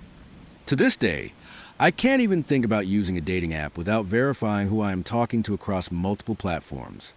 That night changed the way I see online interactions forever. Someone out there knew exactly where I lived. Someone had been inside my house. And the scariest part of all is that they never caught him. Welcome back to my channel. Please leave a comment letting me know where in the world you are watching from. And do not forget to like, share, and subscribe. Enjoy the video. I met Madison at a friend's engagement party, one of those gatherings where you only recognize 3 people, all engrossed in slow dances or hushed conversations carried on in slightly elevated voices. I was lurking near the punch bowl, feigning interest in baby photos tacked to the refrigerator, when she appeared behind me and quipped, "Wow, you have really found the loneliest corner." I turned. She held a glass of white wine and wore lipstick the color of rust. Her smile was a mischievous curve, as if she perpetually teetered on the brink of uttering something that would either irrevocably alter my life or make my entire day. "I am just pretending to care about someone else's toddler," I confessed. "You are doing a great job," she replied. Very convincing. I laughed. She introduced herself Madison. I repeated her name, savoring the sound, as if testing it out on my tongue. She remained at my side for the remainder of the evening. We talked endlessly, covering a vast array of topics: the absurdity of wedding hashtags, our shared aversion to horses, her brief but intensely memorable summer job as a birthday clown. She possessed a captivating magnetism, a quality uniquely inherent to individuals who are utterly unconcerned with others' opinions. As I departed that night, I had her number saved in my phone under Clown Girl. I rectified that the following day.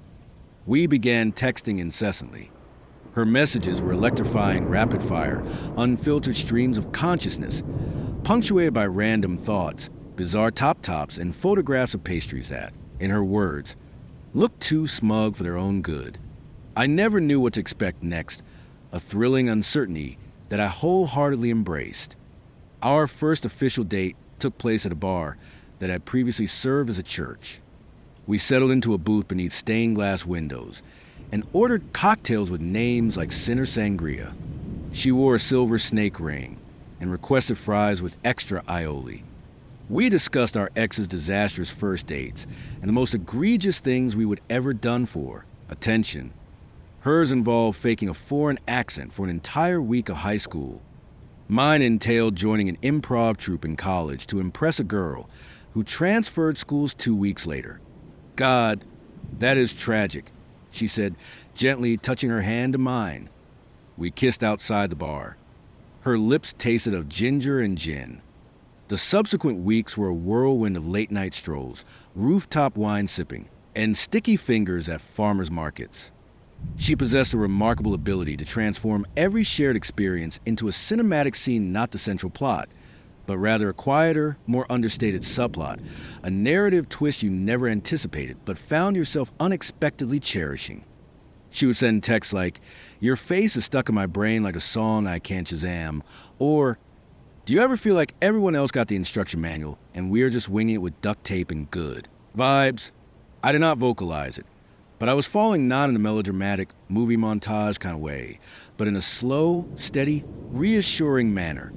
The kind where you begin envisioning your partner brushing their teeth in your bathroom. The kind where you meticulously save their voice notes and replay them when insomnia strikes. She made me feel truly seen, like I was not merely a background character, but someone of genuine importance. Looking back, I believe she was always observing me with an intensity that bordered on unnerving. As of meticulously memorizing lines for a role, she had not yet decided whether to accept. The first fissure in our relationship appeared one evening at a party. She would invited me to her friend's birthday celebration. It was a large gathering, brimming with boisterous music and individuals adorned in thrifted attire that somehow managed to appear effortlessly stylish. I was in the kitchen, nursing a beer and attempting to discern whether the hummus was homemade, when I overheard a conversation. Two of her friends, slightly intoxicated and engaged in animated laughter, were whispering. "I can't believe she is still playing along," one said. "Honestly, I did not think she would last this long," the other responded. Then, as if delivering a punchline, "And look at him. They did not see me. Or perhaps they did, and their lack of concern was even more unsettling." I discreetly withdrew before I could overhear anything further. I located Madison on the balcony, laughing with someone in a velvet blazer. I requested that she leave with me. She complied without hesitation. We did not discuss the incident that night. I convinced myself that I was being overly paranoid, that their comments pertained to someone else entirely, that I did not want to be the kind of person who manufactures drama from inconsequential background noise. However, that initial crack remained a persistent, unsettling fracture. A few days later, I broached the subject. We were at her apartment, eating ramen on the floor in front of her television. "Your friend said something odd at the party," I began. She paused mid-slurp. I relayed what I would overheard. She blinked, then offered a smile. "You think they were talking about you?" I shrugged. "It certainly sounded that way." She laughed. "You are being overly sensitive. They were talking about Carter. He is dating a girl he met in a parking lot." I nodded, attempting to believe her, desperately wanting to. But something about her delivery, too smooth, too readily prepared, felt unsettlingly off. Things did not immediately unravel. We continued seeing each other, kissing, sharing silly jokes and lengthy anecdotes, enjoying mornings where she made pancakes that were slightly burned on one side. However, I sensed a subtle shift, a subtle unraveling, as if I had lost a narrative thread, and she was holding it just beyond my grasp. The truth emerged during an argument I had not realized we were even having. We were on her couch. She was scrolling through Instagram. I was trying to guess the movie she would selected based on the opening music. She tossed her phone aside. "You have been weird lately," she stated. "You have been distant," I countered. "You are being dramatic," she retorted. "Are you with me or not?" I pressed. She rolled her eyes. "God, you are really falling for this." "Huh?" I froze. "Excuse me." She stood up, beginning to pace. This was not supposed to be serious.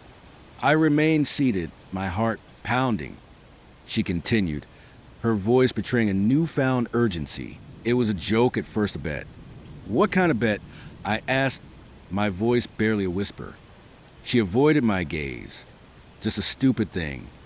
My friend dared me to see if I could get someone to say, 'I love you,' in under a month." A long, heavy silence hung in the air. Finally, she looked at me. "You were just easy to talk to." It became real. I did not mean for it to. I rose slowly to my feet. "So, I am the punchline." "No," she said. "You are just not the plan." I left. She did not attempt to stop me. I did not cry until 2 days later, standing in my shower, my hands braced against the tile as if trying to hold up the entire apartment building. It was not merely the lie, it was a rewinding, a replaying of every shared moment, every compliment, every kiss, attempting to discern what was genuine and what was meticulously crafted deception. I struggled to recall a single instance where she would look at me without a calculated glint in her eyes. She texted me a week later. I am sorry. I messed up, but I was not faking all of it. I did not respond.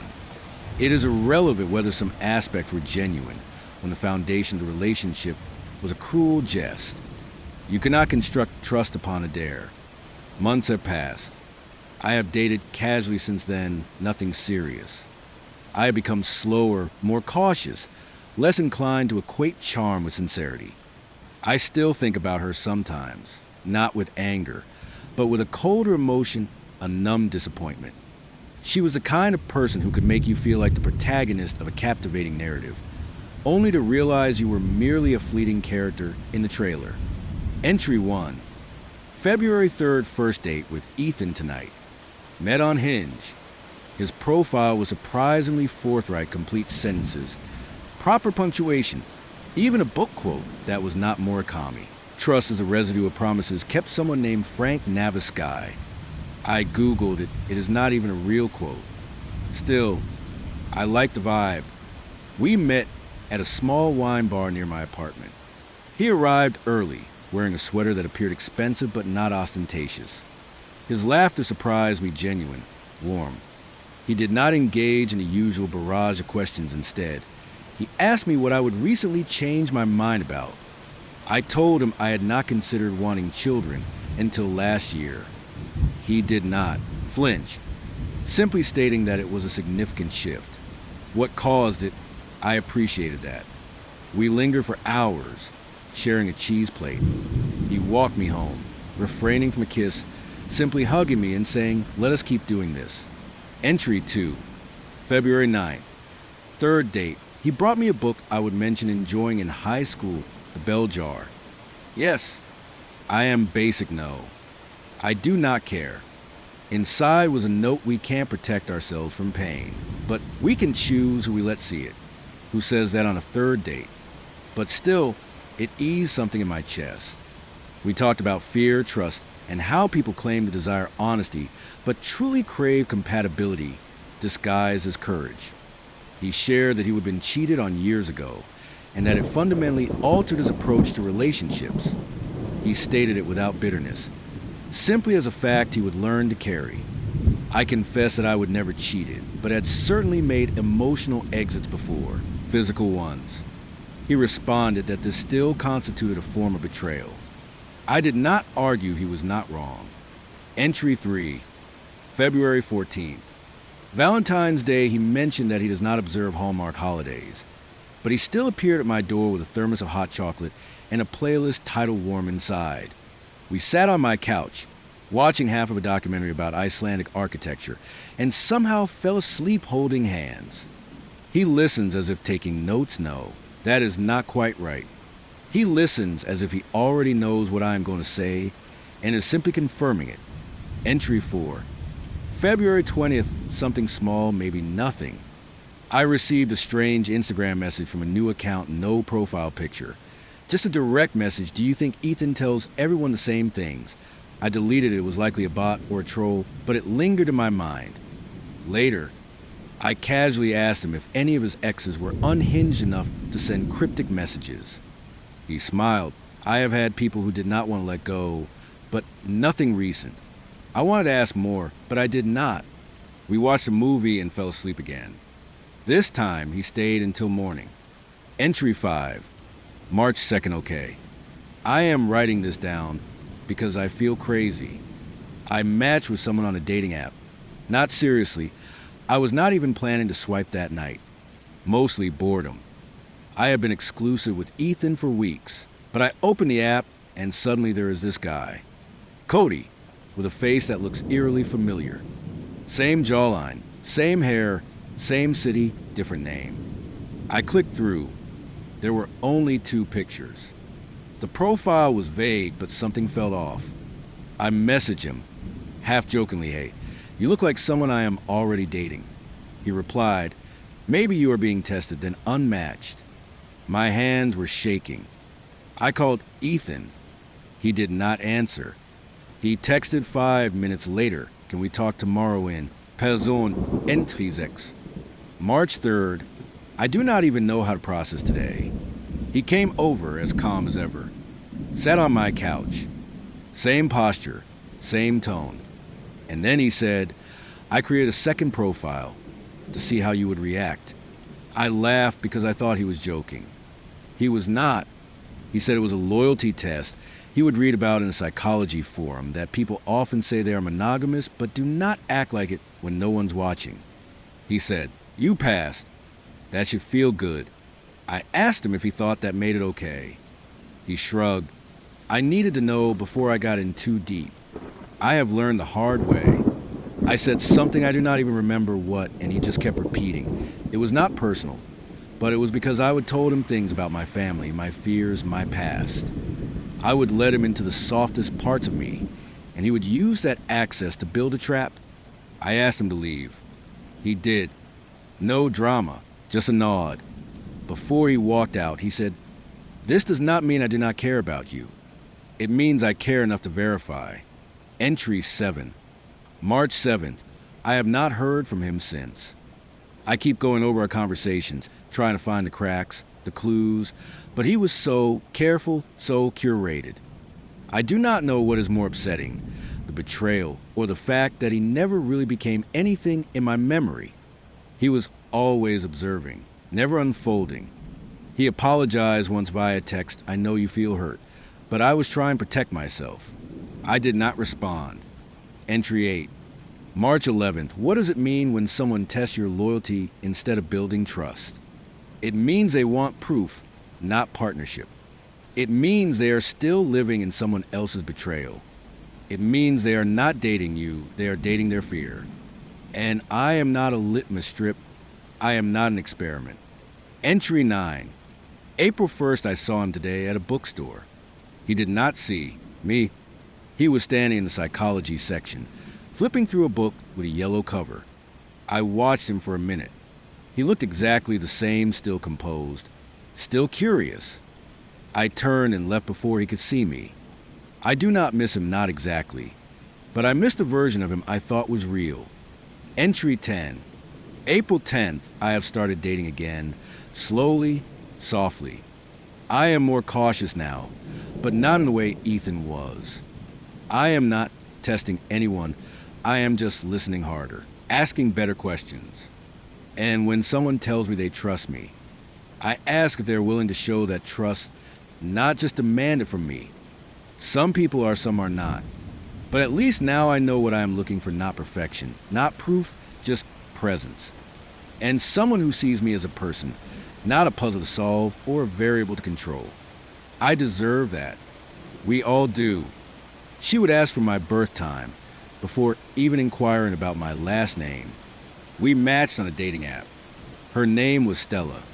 Her profile was a whirlwind of sun-drenched selfies, annotated star maps, and a prompt answer that read, I am not saying astrology is a science, but I am saying I won't date a Virgo rising again.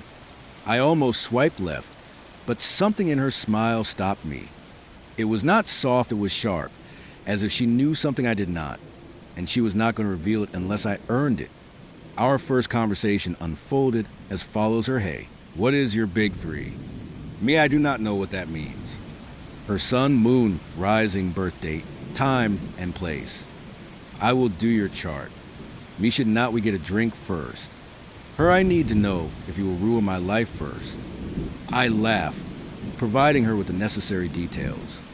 She replied 20 minutes later with a screenshot of my birth chart, Pisces sun, Capricorn moon, Leo rising, emotional sponge, emotionally repressed, attention seeking, delicious. I texted back, that is a lot of contradiction. She said, that is what makes you interesting. She was right. Our first date was at a speakeasy concealed behind a laundromat. She wore a leather jacket over a silk slip dress and ordered a mezcal without glancing at the menu. She smelled of bergamot and recklessness. Within 10 minutes, she had my undivided attention. She spoke rapidly, interrupting herself, employing terms like transit, stellium, and natal wound with the fluency of someone conversing in an entirely different language. She revealed that she was a Gemini sun, Scorpio moon, Virgo rising, I contain multitudes, she declared, sipping her drink, and I am very organized about them. I confess that I appreciated her lack of pretense. Chill is just avoidance dressed up in linen, she smiled. I fell slightly in love with her right then and there. She was unlike anyone I would ever dated. She did not merely inquire about my past, she probed how my Saturn return had influenced my decisions. She did not simply observe my patterns, she mapped them against lunar cycles. Initially, I found it charming. Quirky, similar to people obsessed with Myers-Briggs or Enneagram types. Lens, not a law. But with her, it was a doctrine. She would make pronouncements like, "You are pulling away classic Pisces sun under stress." Or, "This fight is textbook Mars in Cancer behavior." And I would laugh, assuming it was metaphorical. But over time, it became evident that she was not joking. She was not interpreting my actions, she was predicting them. 2 weeks into our relationship, we were sitting on my couch, knees touching, when she produced a small leather notebook and began sketching. "What is that?" I asked. She did not look up. "Your Venus placement is sextiling my Jupiter this week. I think we should see how that plays out." I blinked. "See how what plays out?" She tore out the paper, folded it, and tucked it into my hoodie pocket. "Just be yourself," she instructed. "This is field work." I laughed. "Are you studying me?" She met my gaze directly. "I am studying what happens when Gemini and Pisces push past their incompatibility." I waited for the punchline. It never came. That night, after she departed, I unfolded the note. It was a hand-drawn chart, my name at the center, arrows pointing to various traits. One read, "Emotionally porous but seeks structure." Another needs reassurance but hides it behind humor. I was not sure whether to be flattered or deeply unsettled. I kept the note in my nightstand. The sex was exceptional, better than exceptional. She enjoyed control but was not rigid. She would ask questions mid-act, whispering observations into my neck. "You are so responsive, that is your Pisces sun. Your hands are very Capricorn moon." It was the first time I would ever been astrologically dissected during oral sex. She made me feel desired, studied, as if I were worth mapping. It was not until later that I began to feel like I was being exploited. The cracks started subtly. I would suggest a planned dinner, perhaps a last-minute trip, and she would respond, "That is not a good idea, Mercury's in retrograde."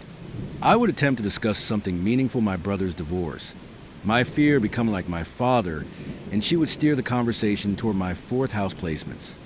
One evening, I confess that I felt disconnected, unsure she truly saw me beyond what the stars revealed. She smiled gently. "I see you more clearly than you see yourself." I believed her. That is what terrifies me now. A few weeks later, I met one of her friends, Chloe, a soft-spoken artist who offered me a joint and asked if I cried during Pixar movies. We were sitting on a balcony, drinking wine from mismatched mugs. Chloe inquired, "So, you are part of the experiment?" I froze. "What experiment?" She glanced at her friend, who gave her a sharp look. Stella laughed awkwardly. "Oh, maybe you have not been told." She stood. "We are out of wine." She went inside. Chloe leaned in. "It is not shady. She is just trying to rewrite her dating patterns. You are part of the incompatible phase." "Incompatible?" I asked. Chloe nodded. "She is dating signs she is astrologically opposed to see what she can learn. You are her first Pisces." I felt intensely cold. Later that night, I calmly, quietly asked her if it was true. She did not deny it. "Why did not you tell me?" I asked. She shrugged. "Would you have agreed to it?" I did not answer. She sat beside me, legs tucked under her like a cat. "You are not a lab rat. I like you. I am just trying to understand what makes connection happen, even when everything says it should not. You reduce me to a data point," I said. She looked genuinely confused. "I did not reduce you. I chose you. That is different. I lacked the energy to explain how profoundly wrong that was. We did not break up immediately. I wanted to believe that I was more than a chart, that I mattered beyond my placements. But the illusion was shattered. Every compliment felt coded, every touch felt observed. I began to wonder if she was taking notes after I left, if every shared moment was being meticulously filed away under Pisces' high empathy, low boundaries. One night, I discovered a document open on her laptop Gemini's son, dating log incompatibility trials. My name was at the top of a column labeled mutable water. I closed the laptop and left without waking her. I did not return. She texted me the next day, "I am sorry you feel used." That was not my intention. I wrote back, "You did not date me, you studied me." She did not reply. 6 months have passed. I still receive horoscope emails, though I never subscribed. Sometimes I read them, wondering if they would mention betrayal or misplaced trust. They never do. I have begun to define myself outside of my birth chart. It turns out I am more than my moon sign. I still believe in patterns, energies, and the inexplicable ways people connect. But I also believe that you cannot love someone through a filter and call it fate. Love is not about compatibility, it is about presence. And I deserve to be seen without a telescope. Travis, that was his name. And guess where we met? On a dating site, obviously. "You laugh from the hips," he said, grinning. "That is rare." I smiled. I wanted to believe I was rare. He was the kind of man who remembered things that I preferred oat milk in my coffee, that I always ordered fries even when I swore I would not, that I detested the sound of metal scraping against ceramic. He would send me songs that mirrored my mood, recommend podcasts based on single comments I would made. He used words like attunement and resonance, and I did not even cringe. He brought me a playlist on our second date, literally handwritten on a card with the Spotify link scrawled underneath. Songs that sound like you. The first track was Phoebe Bridgers, followed by Bon Iver. I told him I loved it, that it felt like someone had finally translated my thoughts into music. He said, "You are easy to read in the best way." At the time, that felt like intimacy now. It feels like a red flag I mistook for poetry. We dated for 2 months, not long, not short. Enough to weave into each other's routines. Enough to feel real. He took me to the same cafe every Sunday morning. The barista knew our order by the 3rd week. He would text me good morning with a line from a poem and good night with a voice note that usually included a sigh and the words, "I like this us." He made me feel like I was the only one he would ever said those things to until I found out I was not. It started with a direct message from a stranger. Her name was Emily. She sent me a screenshot of Travis's Hinge profile. "Hey," she wrote, "sorry to be weird. I think we might be dating the same guy." I stared at the screen for a full minute before responding. We compared notes. Same Sunday cafe, same playlist, different title, same compliments, same voice notes literally. She sent me one, and I played it alongside mine. Same sigh, same cadence, same script. "I feel sick," she said. I thought I was being paranoid, but then he called me Sugar Bones. Has he ever said that to you? He had twice. I thought it was his nickname for apparently. It was just part of the package. Over the following week, I connected with 3 other women. All of us had been dating him within the same 3-month period. We had all been told we were special, unique, someone he truly connected with on a profound level. We had all received personalized playlists, handwritten cards, small gestures designed to feel deeply personal and meaningful, yet clearly replicated. A carefully crafted performance repeated with slight variations. He was dating us like a franchise operation, the same script, different city. I confronted him. I did not yell. I did not cry. I simply asked him how many. He looked at me with that same warm, disarming smile, the one that had initially captivated me. The smile I now recognize as a carefully constructed part of his persona, a key element of his meticulously crafted routine. I did not lie. He responded, maintaining that charming facade. I never said I was exclusive. But you said I was different, I countered, my voice steady despite the churning in my gut. He shrugged, his nonchalance infuriating. You are. They are too. I like people. I connect easily. That is not connection, I retorted, the word sharper now. That is choreography. A meticulously planned performance. He tilted his head, a slight furrow in his brow, feigning confusion. What is wrong with making people feel good? I stared at him, the realization settling heavily in my chest, because it is not real. You are not truly invested. You are performing a role. You are dispensing intimacy like party favors, handing out carefully curated experiences as if they hold some intrinsic value. He remained silent, his expression unchanged. I left. He did not try to stop me. Later, the women he had been simultaneously dating, we started a group chat. We called ourselves the Playlist Club. We compared notes, shared our stories, laughed together, mourned the loss of the illusion, even rewriting his messages as humorous fanfiction. We even joked about holding a reunion and inviting him as a guest speaker, a darkly humorous idea born out of our shared experience. It sounded like revenge, but it was not. It was a reclaiming of our agency, a collective act of defiance against a manipulation we had all experienced. I still see his name pop up occasionally. A mutual friend likes his post, or someone tags him in a photo. He is still smiling, still charming, that same carefully constructed persona fully intact. I wonder how many women he is currently connecting with. The strangest part, I do not hate him. I think he genuinely believes he is giving something, providing a valuable experience, but he is not. He is simply pressing play on a pre-recorded script, repeatedly repeating the same performance, believing his own carefully crafted illusion. I have cautiously started dating again.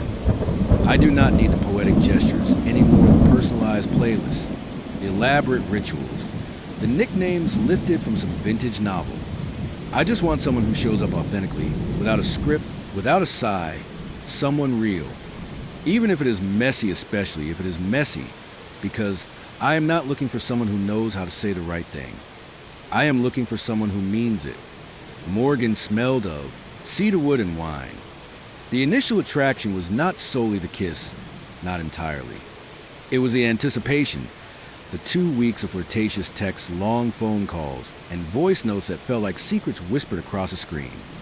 It was the way she spoke about books with such reverence, the way she elevated the simple act of ordering takeout into a moral decision. It was the way she posed questions that felt deeply personal and insightful. Like, what part of yourself are you still afraid to write about? We met at a reading for an independent literary journal, neither of us having been published in it yet. She was seated in the back row, legs crossed at the ankles, a notebook open on her lap. I noticed her before she noticed me. She laughed a little too loudly at a line that was not particularly funny, and I immediately knew I liked her. Afterward, I complimented her boots. They make me taller and less emotionally available. She quipped, her eyes twinkling with amusement. They're failing at one of those things, I replied. Her eyes crinkled at the corners. You are trouble, she said. Only if you are writing about me, I retorted.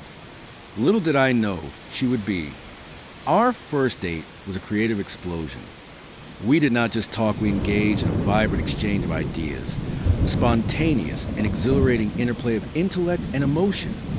We layered metaphors over, memories, spun stories from shared glances, sketching out imaginary lives we would never live but felt compelled to explore. She asked if I would ever written something I did not want anyone to read. I said yes. Then it is probably the only honest thing you have written. She responded, her words striking a chord. We slept together that night. It was not rushed or performative.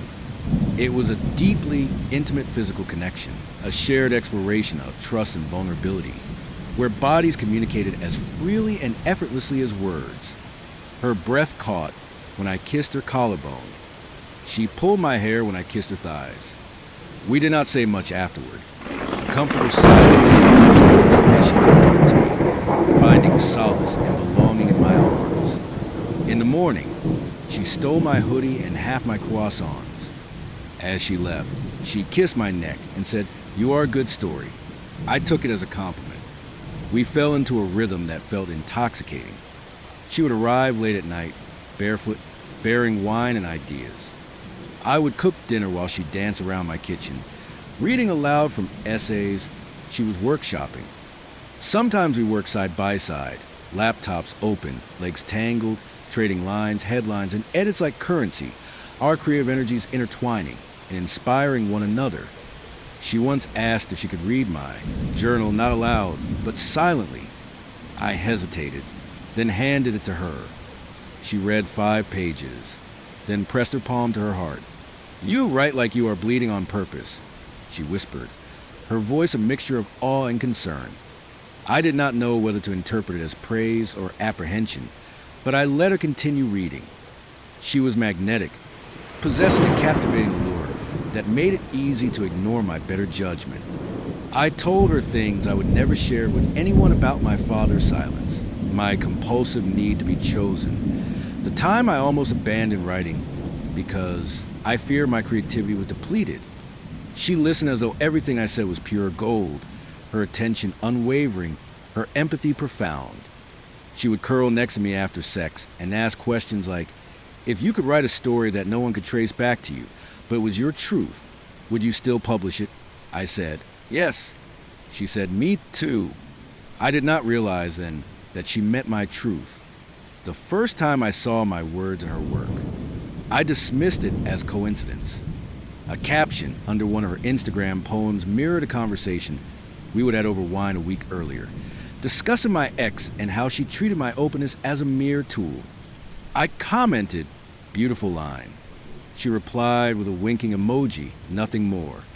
I brushed it off. Writers inevitably influence each other. It is the nature of intimacy and shared inspiration, right? But it kept happening. Snippets of conversations, phrases I would said during intimate moments, stories I would share in confidence, all began appearing in her essays, her captions, her spoken word performances. She offered no context, no credit, simply transplanting them into her work, polished and reframed, transforming my personal experiences into her own literary creations. One line in particular felt like a gut punch. He told me he was afraid of being ordinary, so he became performatively broken. I would said that after a fight with my brother. I remember the room, the light, the wine, the way she nodded and said, "That is a hell of a sentence." Now it was hers, claimed, branded, and utterly devoid of my presence, my authorship. I confronted her one night. We were tangled in my sheets, the room still warm with the remnant of passion and the scent of lemon candle wax. "Can I ask you something without you getting defensive?" I began. "That is never a good start." She replied, already on the defensive, "Are you using my stories in your work?" I asked, my voice low, careful. She did not deny it, simply shrugging. "Writers are thieves. You knew that." I sat up, my words sharper now. There's a difference between being inspired by someone and extracting them. She pulled the blanket over her chest. "You never said it was off limits." I stared at her, the weight of her words sinking in. Is that how this works? If I do not explicitly say, "Do not steal this," it is fair game. She looked at me as though I was being overly precious, overly sensitive. "You are a writer. I thought you would understand." I did understand. That was the problem. I stopped seeing her after that. Not dramatically, no explosive confrontation, just a slow, gradual fading, less texting, more silence, a goodbye that never actually happened. She did not pursue me, and perhaps that is what hurt the most. 3 months later, she published an essay. It went viral, shared by literary accounts, quoted in captions, featured in a small but influential digital magazine that rewarded its writers with exposure and social media clout. The essay was about a man, but I saw myself in every paragraph. She described his apartment in detailed books, stacked like altars, a record player that spun only sad women's music, a kitchen that smelled of burnt garlic and hope. And I knew it was mine. She described our first date, our first kiss, our first fight, reframing them into something more dramatic. more compelling than the reality. She depicted his sadness as if it were an animal she would tamed and controlled. Then she concluded with a line I will never forget. I did not fall for him. I fell for the way he let me shape his story. I did not message her. I did not comment. I simply closed the tab and sat with a dull, persistent ache of being reduced to mere material, a source of creative inspiration. Nothing more. It was not just a betrayal, it was the realization that for her, connection was a transaction. She did not love me, she loved what I gave her access to my pain, my process, my words. She had not seen me as a partner. She would see me as content, as raw material to be mined and molded into her own literary masterpiece. I still write about her sometimes, not directly, not by name, but I write about the feeling of being known only in fragments, of being loved for one's language but not one's silence, of being curated instead of cherished. I write about the danger of inviting someone into the sacred spaces of your life and watching them transform your vulnerability into a public spectacle. I write because that is how I reclaim the pieces, how I wrest back control of the narrative. Because if I do not write it, she still owns the ending. These days, I guard my creative process like it is a vein of gold, not because I am bitter, but because I have learned that some people do not want to create with you, they want to feed off you. They crave the intimacy of your ideas without the effort of building something real. So I choose more carefully now not just who I share my body with, but who I share the inside of my mind with. Because the stories I carry, they are not just stories, they are me. And I deserve more than to be a footnote in someone else's masterpiece. Spencer asked if he could take notes. The first night we met, at a publisher's after-party cheap wine, flattering lighting, everyone pretended to like each other more than they actually did. He was wearing a dark sweater and corduroy pants with a strategically placed rip at the knee. He held his glass like it was a prop, asking questions that stopped conversations mid-sentence. He turned to me after overhearing a comment I made about how loneliness is not always loud. Say that again, he said, but slower. I laughed. Why? He tapped his phone. I collect lines like that. Do not worry. I will attribute it. I thought he was joking. He was not, but I was flattered nonetheless. I repeated the line, word for word. I should have known then. Spencer was the first man I would dated in years who seemed genuinely interested in my inner life. He asked questions like, what is the hardest truth you've had to carry alone, and which ghost still sleeps in your bed when no one else is there? He listened like a writer, attentively, his head tilted slightly, as if making space for the shape of my words. He told me he was working on a collection of essays, a meditation on intimacy in the digital age. That sounds vague enough to be published. I quipped. He laughed. I like to keep the pitch blurry. The heart of it is personal. I should have asked who's personal. We began spending nights together first at his place. Books stacked against the walls, a coffee table made of milk crates, a mattress on the floor, a carefully curated aesthetic of intentional struggle, even though his Substack had 30,000 subscribers. He read to me in bed James Baldwin, Carson McCullers, and excerpts from his own drafts. He would pause occasionally, asking, too precious, or does that sound like I'm trying too hard? I love that he let me in, that he shares vulnerabilities, his creative process with me.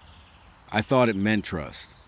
I started sharing my own stories quietly at first, then with increasing courage experiences I had not yet written about, things I had not even spoken aloud before. The time my mother stopped speaking to me for 6 months. The relationship that imploded because I could not say I am sorry until it was too late. My complex relationship with silence, with shame, with being seen. He asked permission to write down my words. I always said yes. I believed it was ours. The first time I saw myself in one of his essays, I did not immediately recognize it as my own story. It was published on a mid-tier literary website. The title was something pretentious, yet familiar to the women who teach us how to bleed beautifully. I read it in bed, smiling at lines that felt intimately are the metaphor about ghosts, a joke I would make about arranging my books by mood rather than genre, an entire paragraph that mirrored a conversation we had while walking home from dinner in the rain. I texted him, "Hey, this is beautiful." He replied, "You inspired it." I felt proud. Then I reread it, and this time I noticed something unsettling. He never used the pronoun she. Never said my partner or someone I love. Just a woman, one woman I knew. Not a person, but a device, a symbol. It kept happening. Each new essay, each new post brought a strange sense of deja vu. Details too precise to be coincidental. Phrases I was spoken now polished and recontextualized. My words stripped of their original meaning and transformed to fit his narrative. Once, he wrote about a woman who feared being ordinary, so deeply she performed empathy as a ritual. I would say those exact words to him about myself after a night of crying in his arms. He would kiss my forehead and then filed it away. I asked him about it. "Are you writing about me?" He did not deny it. "I am writing through you," he said. I asked if he could at least warn me. Let me read the pieces before they went live. He said that would compromise the integrity of the work. What about the integrity of me? I asked. He smiled, as though I was being sentimental. You said I could use your stories. I had. But I had not said he could make them his own. What hurt was not just the use of my stories, it was the erasure. He never used my name, never acknowledged what we were, never gave shape or credit or intimacy to the real person behind the prose. He turned my vulnerability into metaphor, and then he sold it. Our final unraveling was quiet. He was reading a new piece aloud, workshopping for a reading. It was about a woman who always cried after sex, who never said I love you until it was too late, who collected her pain like souvenirs. I sat across from him, my heart pounding. I would cry after sex twice with him. The second time, I would told him I was afraid. He had not really seen me. In the story, the woman says, I think you only want me for the way I break. In the story, the man replies, I want you for the way you still believe. He looked up from the page. Too much. Did you write that for me or about me? I asked. Does it matter? He replied. I stood up. It does to me. He looked confused, as though I would miss the point. You are not the only one who has ever cried after sex, he said. I did not reply. He returned to his notebook. I left that night with my toothbrush and a pair of socks that were not mine. He did not call. 2 weeks later, the essay was published. It went viral. People praised its tenderness, its insight into the female psyche, its masterful portrayal of a woman. They all seemed to know. No one asked if she would give him permission. I started writing again essays of my own, but not about him. Not yet. I wrote about consent in storytelling, about the ethics of inspiration, about how easy it is for men to mine women for their most intimate truths and walk away with the credit, the applause, the narrative. I did not name him because I did not need to, because this was not about revenge, it was about reclamation. These days, I hesitate when someone calls me a muse. It no longer sounds like a compliment, it sounds like a warning, because I am not a metaphor. I am not your essay. I am not the scaffolding for your self-discovery. I am a person, not content. And if you want to write about me, really write about me, then you damn well better write to me first. It was late September when I met Silas, not the crisp, golden kind of September, where the leaves look like they are posing for Instagram, but the kind where everything feels like it has been sitting in lukewarm water too long. The air was thick and heavy, the morning starting cool, but the midday sun punishing us for hoping summer was over. I was swiping through dating apps partly because I could not sleep, partly because I made a vague promise to myself to say yes more often. It sounded brave in theory and practice. It mostly meant agreeing to things I would normally roll my eyes at, like online dating. Silas's profile was oddly curated, not in a bad way, just deliberate. A few black and white photos, one of him sitting at a cafe table with a book I pretended to have read, another of him on a hiking trail, arms crossed as though daring you to dislike nature. His smile was small, private. His profile stated that he worked in architecture, loved thunderstorms, and enjoyed red wine, a combination that made me cringe slightly. It felt too perfectly constructed. like a dating profile Mad Lib. But I swiped right anyway. We matched within minutes. The conversation started stiffly. He called me intriguing, making me feel like a puzzle to be solved. But we found a rhythm when we started discussing movie endings. His favorite was Eternal Sunshine of the Spotless Mind was The Social Network. Not because it ended well, but because of its chilling coldness. That is kind of dark, he said. Exactly, I replied. Our first date was at a tapas place that always smelled faintly of burnt mango. He arrived wearing a soft brown sweater and jeans that fit a little too perfectly to be casual. His voice was smooth, the kind that could make crime statistics sound like a bedtime story. His questions were not the typical first date fare, what I did for work, where I grew up. He wanted to know about my past relationships, framing his curiosity as an interest in how people heal. And in the dim candlelight, it almost sounded sincere. There was something about the way he tilted his head when I spoke, as if I was offering him something delicate that he did not want to drop. After dinner, we did not say goodbye immediately. We wandered through the neighborhood, stopping at a bakery that was still open, the kind that sells cookies the size of your face. I remember brushing crumbs off my chest as he walked close beside me, not touching, but near enough that I could feel the warmth of his arm. He looked down at me and said, "You have this low laugh." I smiled, but the truth was, I do not. 2 nights later, we saw each other again. He would text her that morning, saying, "Can't stop thinking about that smile." Half of me was flattered, the other half suspicious. He invited me to his place for dinner. He lived on the top floor of an old building with no elevator, the hallway smelling faintly of paint and popcorn. His apartment was cold and minimalist, as if someone had Googled masculine interior aesthetic and bought everything on the first page of results: black couch, white walls, gray rug. There were no pictures, no knickknacks, even the books on the shelf looked untouched, except for 3 identical copies of a novel I would never heard of. When I asked him why, he said, "It is that important to me," offering no further explanation. I did not press him. We sat on his couch, our knees brushing. He poured us wine, of course, and put on a playlist that sounded as though every song had been carefully selected to appear effortless. We talked about family, about fear, about whether we believed people changed or simply revealed more of who they would always been. At one point, he touched my wrist, tracing the edge of my bracelet with his fingertip. "You always wear this?" he asked. I looked down. I was not wearing a bracelet. "No," I said. He smiled, as if I would said something clever. Later that night, we kissed. It was not rushed or frantic, it was slow, as if he was memorizing something. His hands were warm on my face, gentle but deliberate. There was a fleeting moment where I thought I could fall into this, lose myself in him.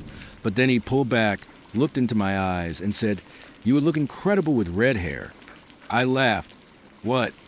Like in middle school?" He shrugged. "Just curious. I think it would suit you." The next time we met, he brought me a scarf deep green. Not my color, not even close. But I wore it out of politeness. He smiled, as if I would pass some kind of test. That smile, it was not joy, it was satisfaction, like a sculptor admiring his clay mid-creation. By our 5th or 6th date, things started to feel off. We were in a bookstore's idea, and he pointed out a girl with red hair near the fiction section. "She looks like Rebecca," he said. I asked who Rebecca was. He paused, a little too long. "My ex." That was the moment everything clicked. The red hair, the bracelet, the scarf, all the compliments that did not quite fit. He was not seeing me, he was trying to summon someone else, using me as the base material. I did not say anything that night, but from that point on, I started noticing how he watched me not like someone in love, but like someone checking a blueprint. Every time I tried to steer the conversation towards something light and fun childhood memories, bizarre dreams, he pulled it back to identity, core truths, the architecture of the self, as he called it. It all came to a head tonight. He walked me home. It was cold and quiet, the kind of silence that feels like a challenge. He stood on my doorstep, arms crossed, rocking slightly on his heels. Then he leaned in, hugged me too tightly, and whispered, "Just one kiss." I pulled back, not sharply, just firmly. He froze, then stepped away, pretending he had not asked. "Good night," I said, and shut the door. I stood there for a while, my forehead resting against the wood. My heart was not racing, it just ached, as if the veneer had cracked and something bitter had seeped in. That night, I could not sleep. I kept waking up every hour, checking my phone even though it had not buzzed. Then, at 307 a.m., Silas called. I did not answer. He called again and again. After the third call, a text popped up, "Look outside." I cautiously opened the curtain. He was standing across the street, in the middle of the road, holding his phone aloft like it was. His microphone sang. Not shouted, not dramatically, just a soft, lullaby-like hum. I couldn't decipher the lyrics, but the melody was slow, haunting, and off-key in a way that churned my stomach. I didn't open the window. I didn't text him back. I called the police, provided his name and a description visible from my window. He didn't run, didn't hide. He simply stood there, singing as if it were the final scene of a movie only he understood. The officers arrived 10 minutes later. One approached him, said something, and he simply nodded, getting into their car. No resistance, no anger, just an unnerving calm. Afterward, I blocked him. Phone, social media, everything. I even deleted his name from my contacts to avoid ever seeing it again. For days, I felt like I was waiting for the other shoe to drop a message, a letter, something poetic and unhinged. But nothing came, only silence. I confided in a few friends. One, half-jokingly, suggested had been attempting to construct a Frankensteinian version of his ex. And yes, that wasn't far from the truth. When I first met Jacob, I believed him to be the most attentive listener I would ever encounter. We sat beside each other at a friend's dinner party, one of those lengthy, candlelit affairs overflowing with wine and lacking sufficient seating. He introduced himself with a slight smile, mentioning he was a social worker, and then asked what I had been contemplating lately that I had not voiced aloud. It surprised me pleasantly. I confessed I'd been pondering how grief doesn't solely stem from loss, sometimes arising from prolonged residence in an unsuitable environment. He nodded, as if he already understood. We conversed throughout dessert and well into the cleanup process. As I departed, he gently touched my arm, saying, "You seem like someone who has experienced hardship and yet remained kind." I recall blushing. I remember thinking, finally, someone who sees beyond the surface. Our first date was a week later at a quiet cafe, the music too subdued to hide behind. Before we even ordered drinks, he inquired about my family.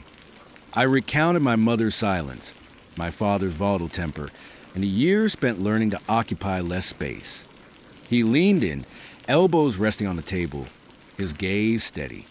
"You have survived a great deal," he remarked. "That is uncommon." Unsure of what to say, I smiled. Afterward, he texted, "I felt honored to hear your story. Not everyone is brave enough to confront their own pain." I reread it twice, perhaps 3 times. It felt like being truly seen, or so I believed. Over the subsequent weeks, our dates followed a predictable pattern. He posed a question always profound, always personal, and I responded. He listened, nodded, occasionally even tearing up. Then he would offer comments like, "You are incredibly self-aware," or, "I am captivated by how you have processed your pain." Initially, it felt validating. Years of therapy had been dedicated to articulating my hurts. To have someone not just listen, but genuinely appreciate that seemed rare, precious. But gradually, something felt amiss. I noticed he rarely reciprocated. Inquiries about his childhood yielded the response, "It is complicated," followed by a change of subject. Questions regarding past relationships elicited, "I have dated individuals unprepared to confront themselves." He professed a dislike for dwelling on the past, preferring to focus on the present. Thus, The focus always remained on me. I shared stories about my 19-year-old self hospitalized for panic attacks, the friend who ghosted me after confiding in her about childhood trauma, and the man who'd once declared me too emotional for a proper relationship. Each time, Jacob listened as if I were delivering a sermon. "You are so emotionally literate," he would say. "It is unusual to find a woman who has done the work." It started to feel like I was auditioning for something I had not signed up for.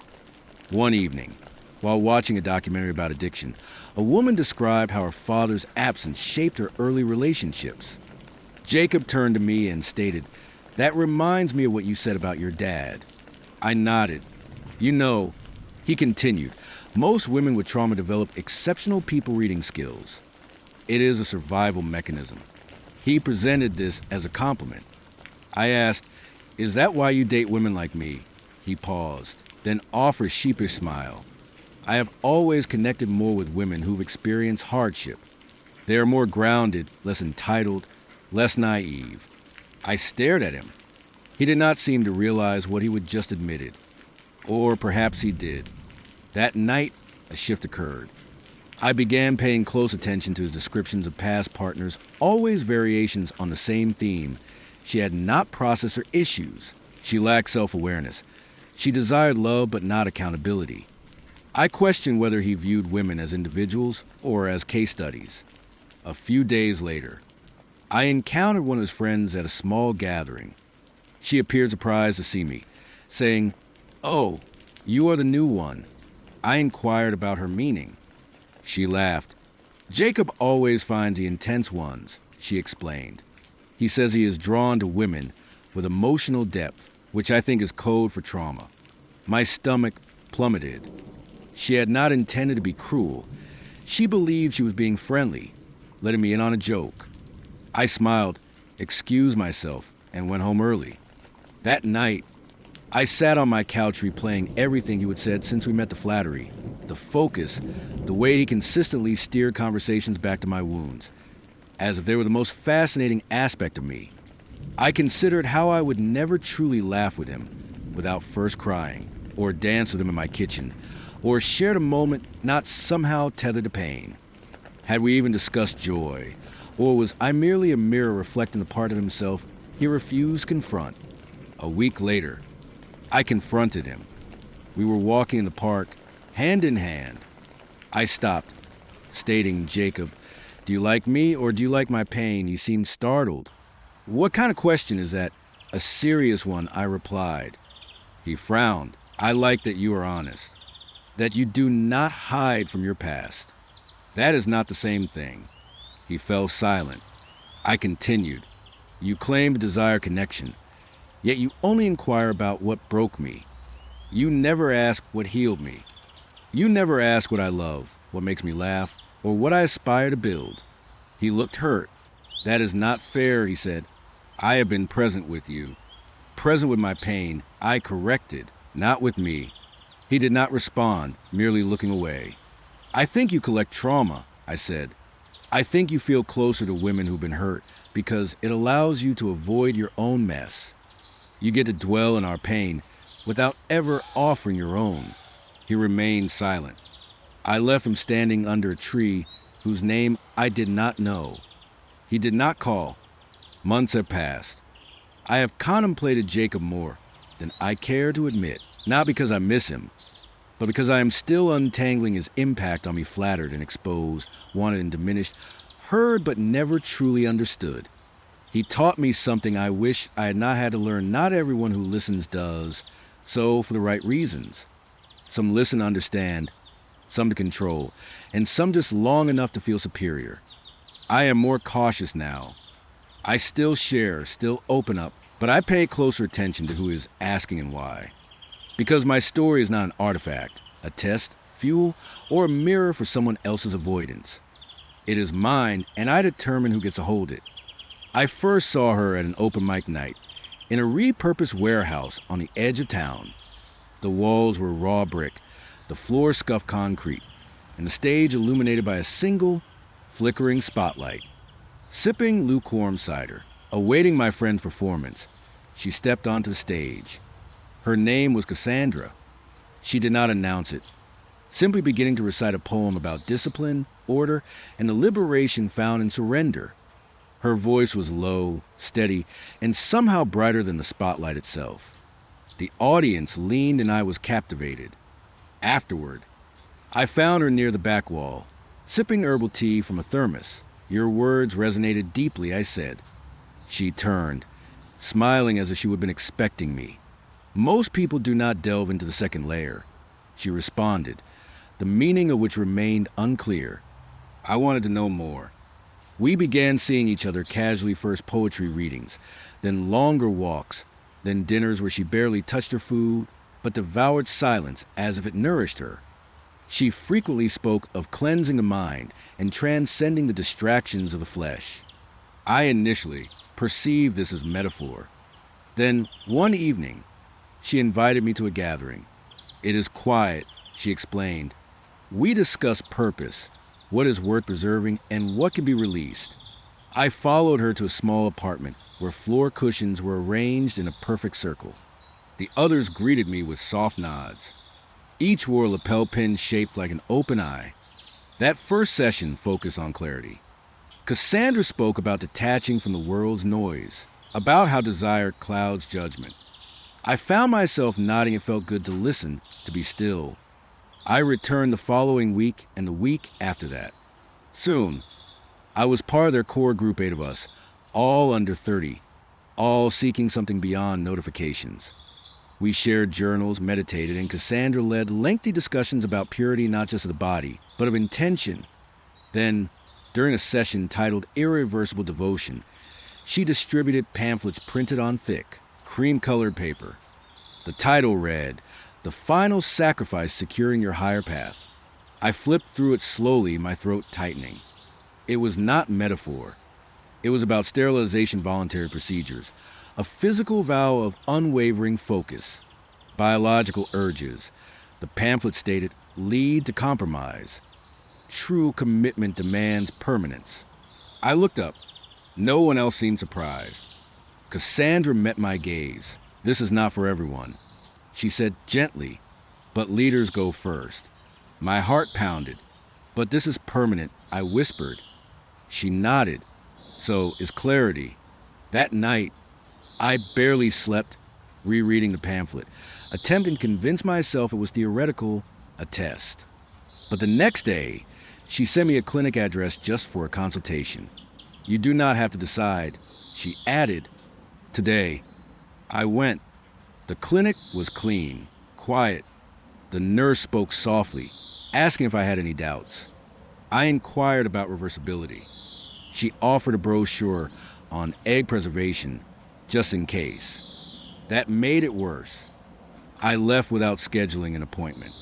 Cassandra texted that evening. "Did it go well? You do not have to rush, but we believe in you." I did not reply. For 3 days, I remained silent, ceased attending meetings, and ignored her calls.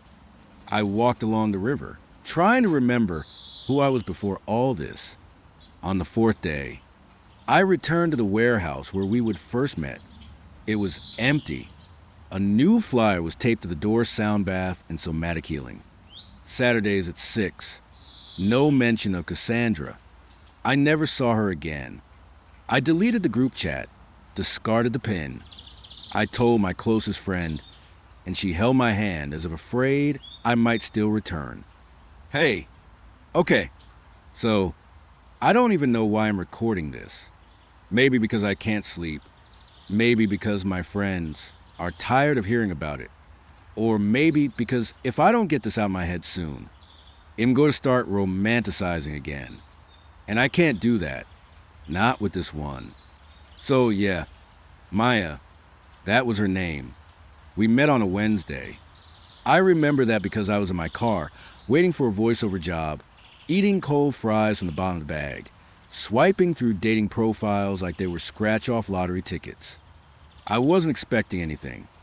I sure as hell wasn't expecting her.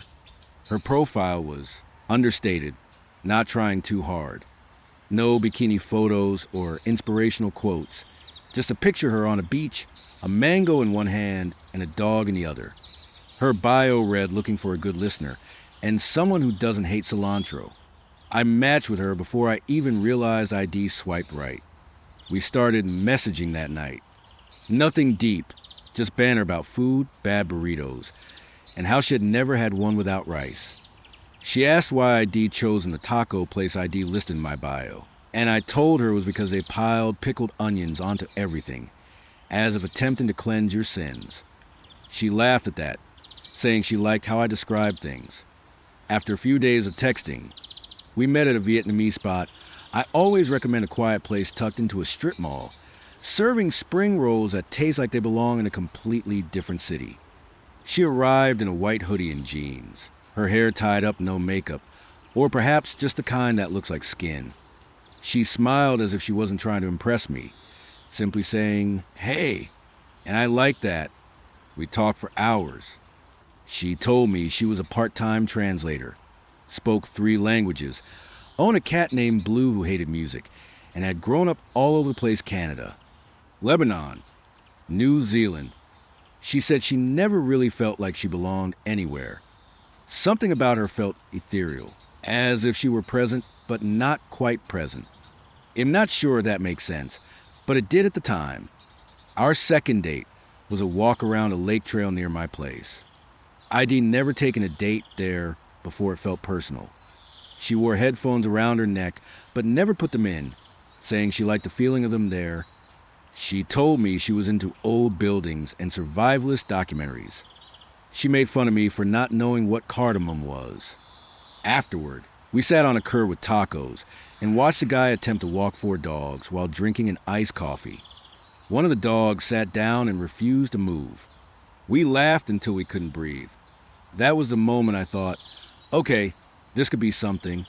The next couple times we hung out, it was more the same, easy, unforced. She never overshared, but she didn't hold back either. She was the kind of person who listened as if it were her job, but not in a way that made you feel studied, just seen. I didn't feel like I had to perform with her. I could just be. She'd sit across from me and ask these quiet, curious questions. What do you miss most about your childhood? Do you believe in good timing or just convenient people? That sort of thing. And then came the rooftop date. It was our 5th time hanging out. I think we were at this bar with string lights and overpriced cocktails, the kind of place where the sunset makes you feel like a main character. She was quiet that night, not sad, just somewhere else in her head. After a while, she turned to me and said, "Have you ever considered getting married early?" I laughed, thinking she was joking, and said something dumb like, next week, but she didn't laugh. She just looked at me, calm and still. And then she explained that her visa situation was complicated, that she was trying to stay in the country, to finish school and keep her job. That marriage could be a practical solution. That she wasn't asking for money, romance, or even permanence, just stability, just a little time. And then she said, "I trust you." And honestly, that broke something open in me because I liked her. I wanted her. And for a few seconds, I thought, maybe this is what it means to really show up for someone. Maybe love isn't always fireworks. Maybe sometimes it's just paperwork and promises.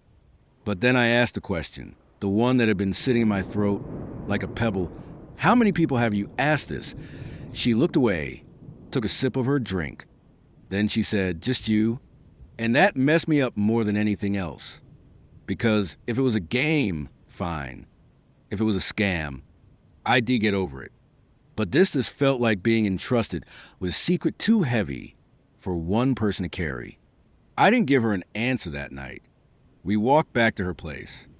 She leaned into me as we crossed the street, like she didn't want to lose the moment before it dissolved. When we got to her door, she didn't kiss me.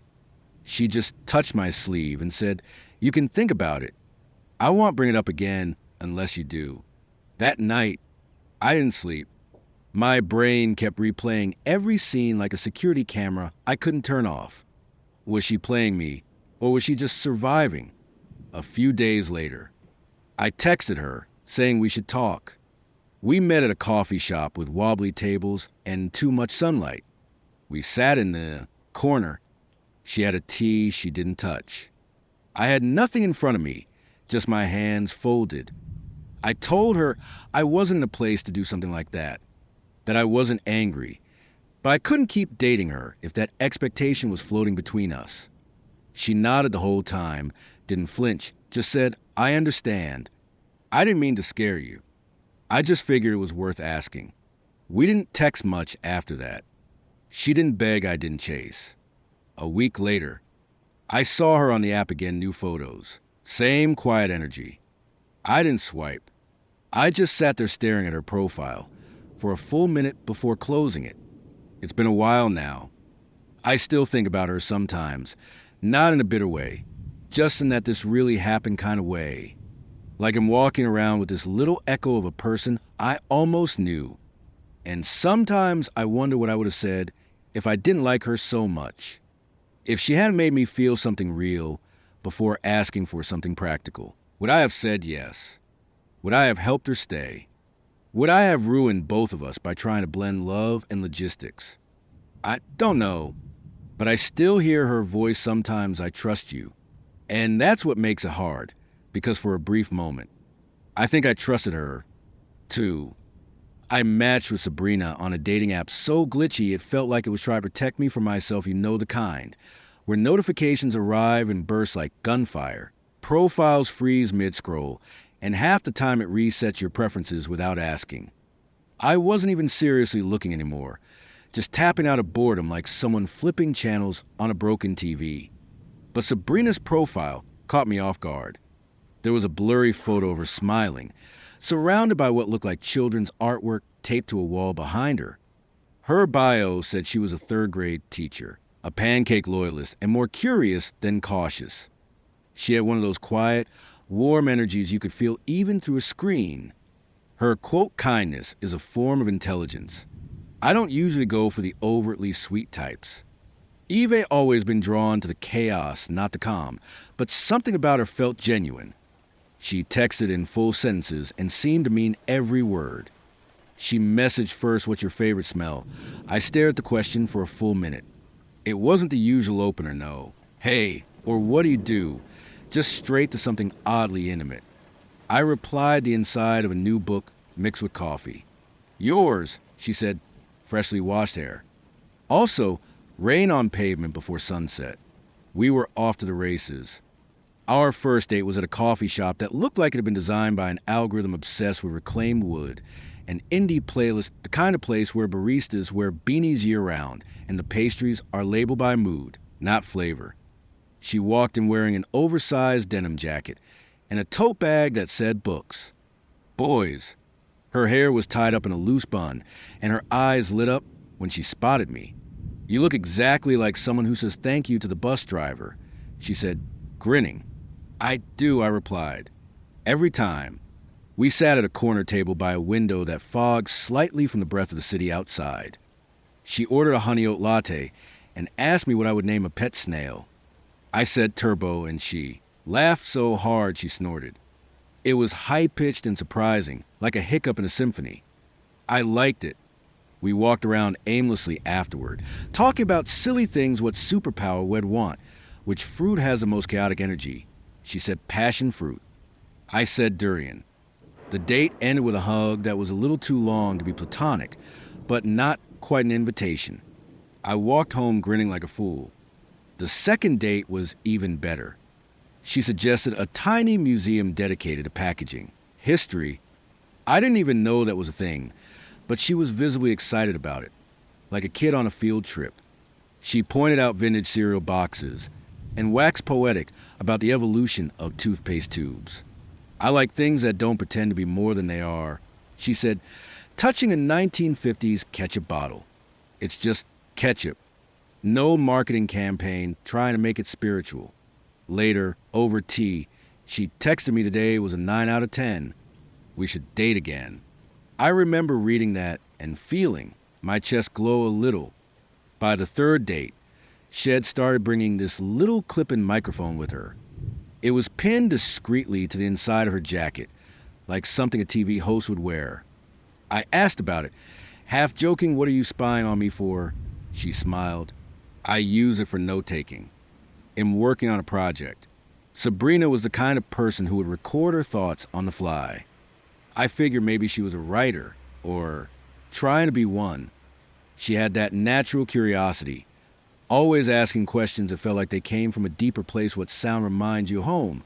Do you think sadness is more about memory or absence? I thought she was just emotionally intelligent, or maybe just thoughtful in a way I wasn't used to. We hung out 5 or 6 times.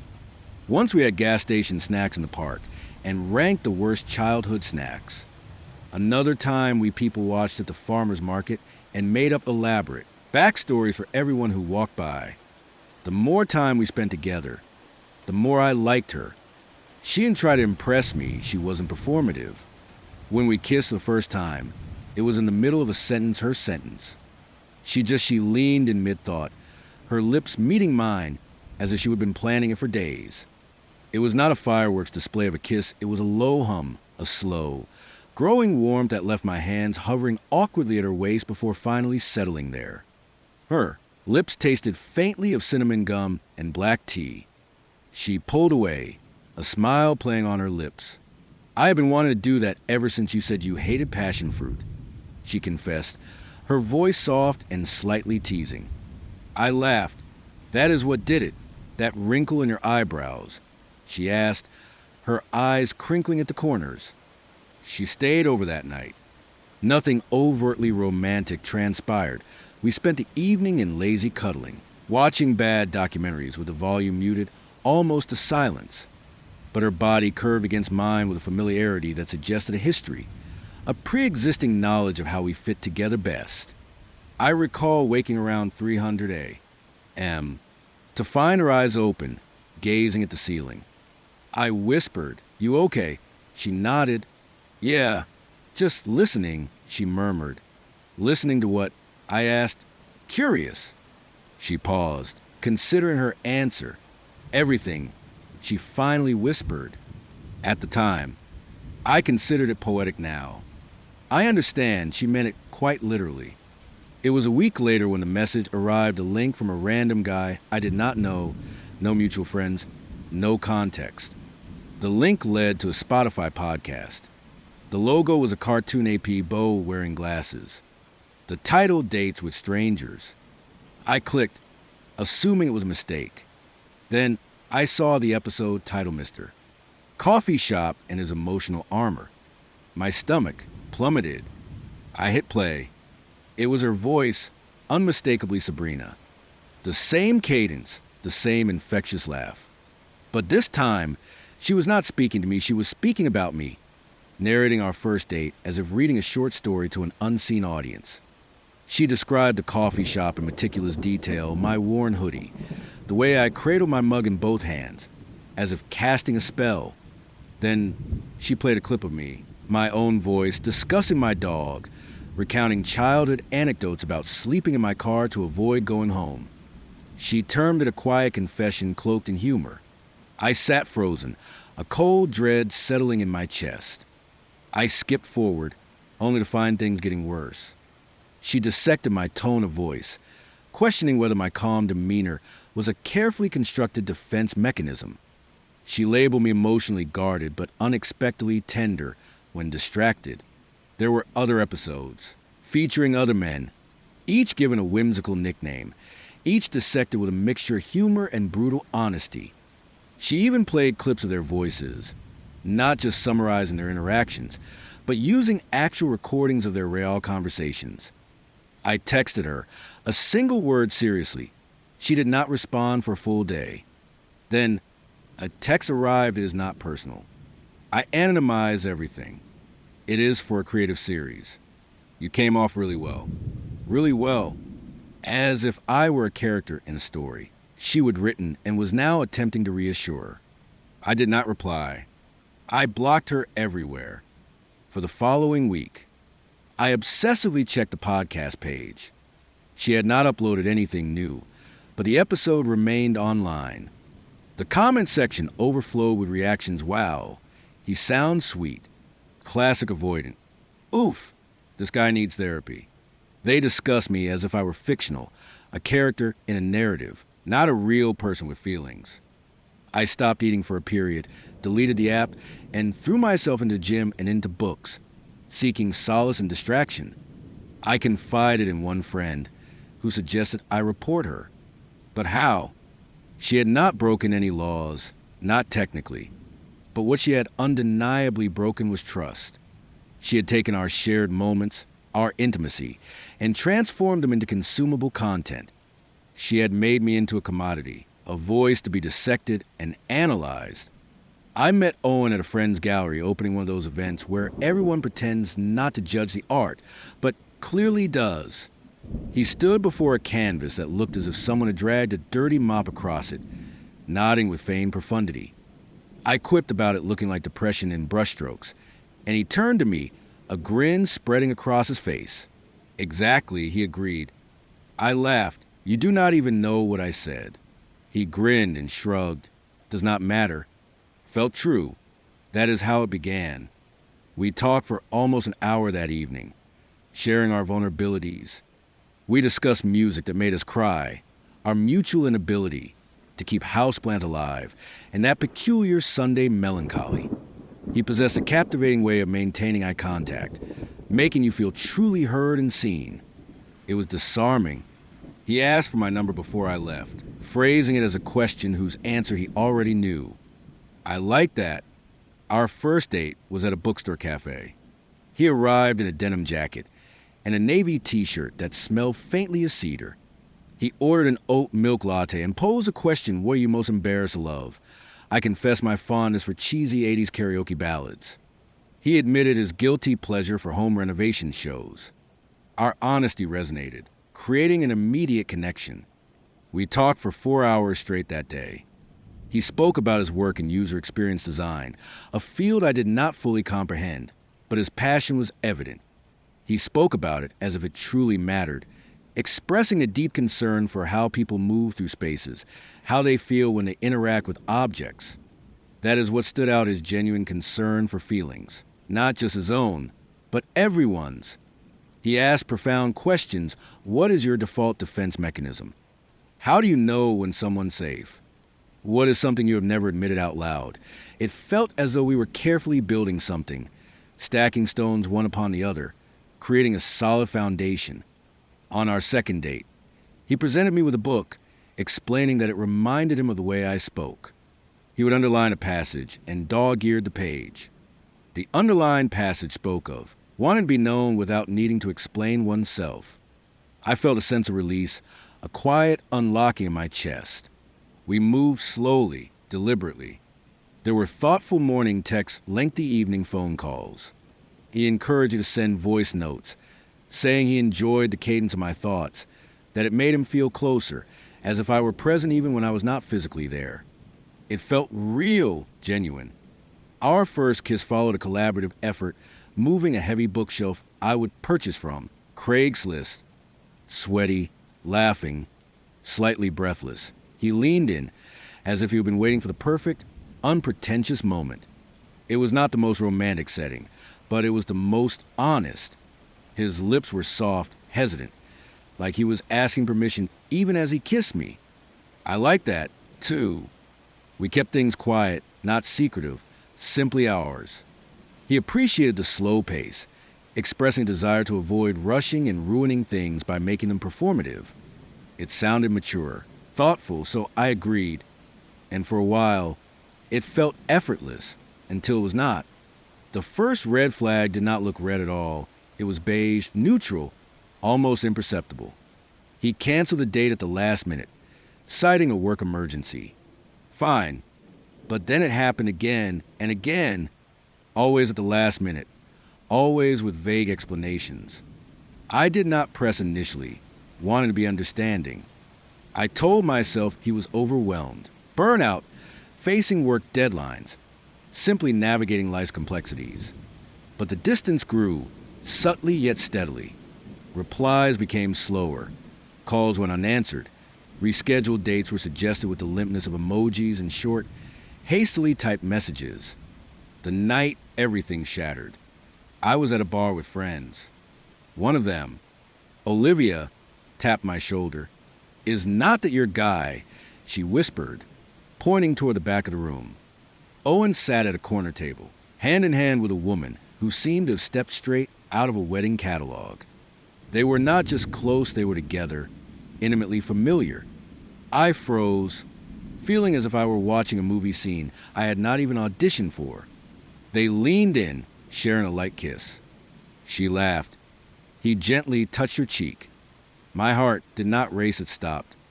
I left without a word, overwhelmed by a suffocating wave of disbelief and hurt. I could not breathe, could not think. I got into a car and stared out the window, as if the city itself held some explanation, some solace. Later that night, I texted him on talk. He called immediately. His voice was soft, carefully measured. I can explain, he said, and he did. He told me he was engaged, that it was complicated, that they had been together for a long time, but had grown apart, that they were on a sort of break, that he was not sure what he wanted and needed time to figure things out. And then the crushing blow you helped me realize what I had been missing, as if I were some kind of emotional litmus test. I did not yell, did not cry, I simply fell silent. How long will you even wait to tell me? I asked, my voice flat. I did not expect this to become real. He replied, I did not think I would feel this strongly. That is what people always say when caught in a lie, as if their feelings somehow absolved. The betrayal. I asked if his fiancée knew. He said no. So I was the experiment, the test drive, the emotional mirror he needed to examine himself, to determine whether to stay or leave. And the worst part, I had felt something real. That was never the issue. The problem was that he would make me believe I was the only one feeling it. I ended it that night, telling him not to call, not to text, not to explain. I did not want apologies, did not crave closure. I just wanted out. But in the weeks that followed, I replayed everything, every tender look, every thoughtful message, every question that seemed to emanate from a place of genuine depth. And I wondered, was any of it real? Or was I merely a safe space for him to rehearse his exit strategy? A month later, I saw a post online, an engagement photo, her in a white dress, him in that same navy jacket. They looked happy. I stared at the screen for a long time, not because I missed him, but because I missed the us I thought we were building.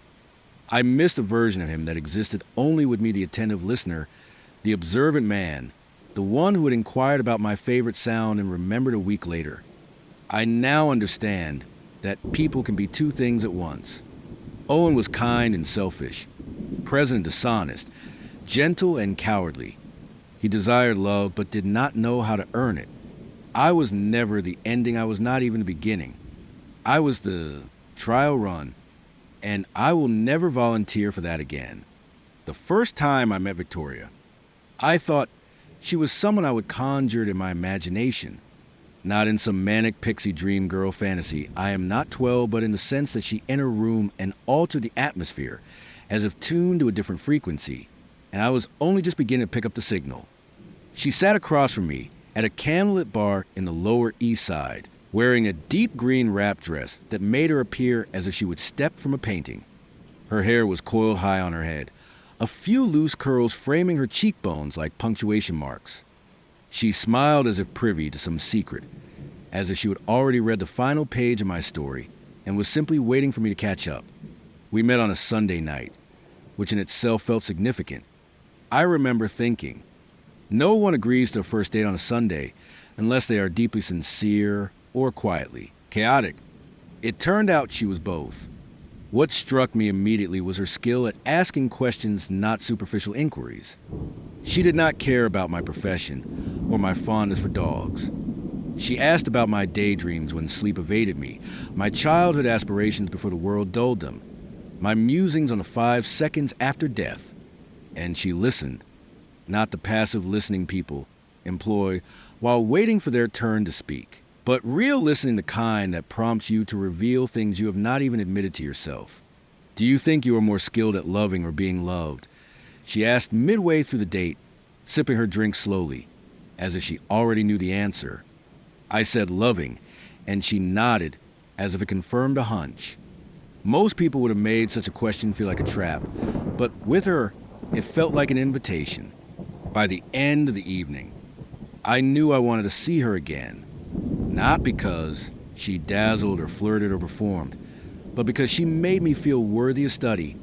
That should have been my first warning sign. Our second date was a stroll through the botanical garden. She wore loose linen pants and a white t-shirt with a faded graphic of cassette tape. She carried a flask of herbal tea, sharing it with me as if we were old friends on a porch swing. At one point, we sat beneath a tree, watching children chase a runaway balloon. She turned to me, her gaze piercing.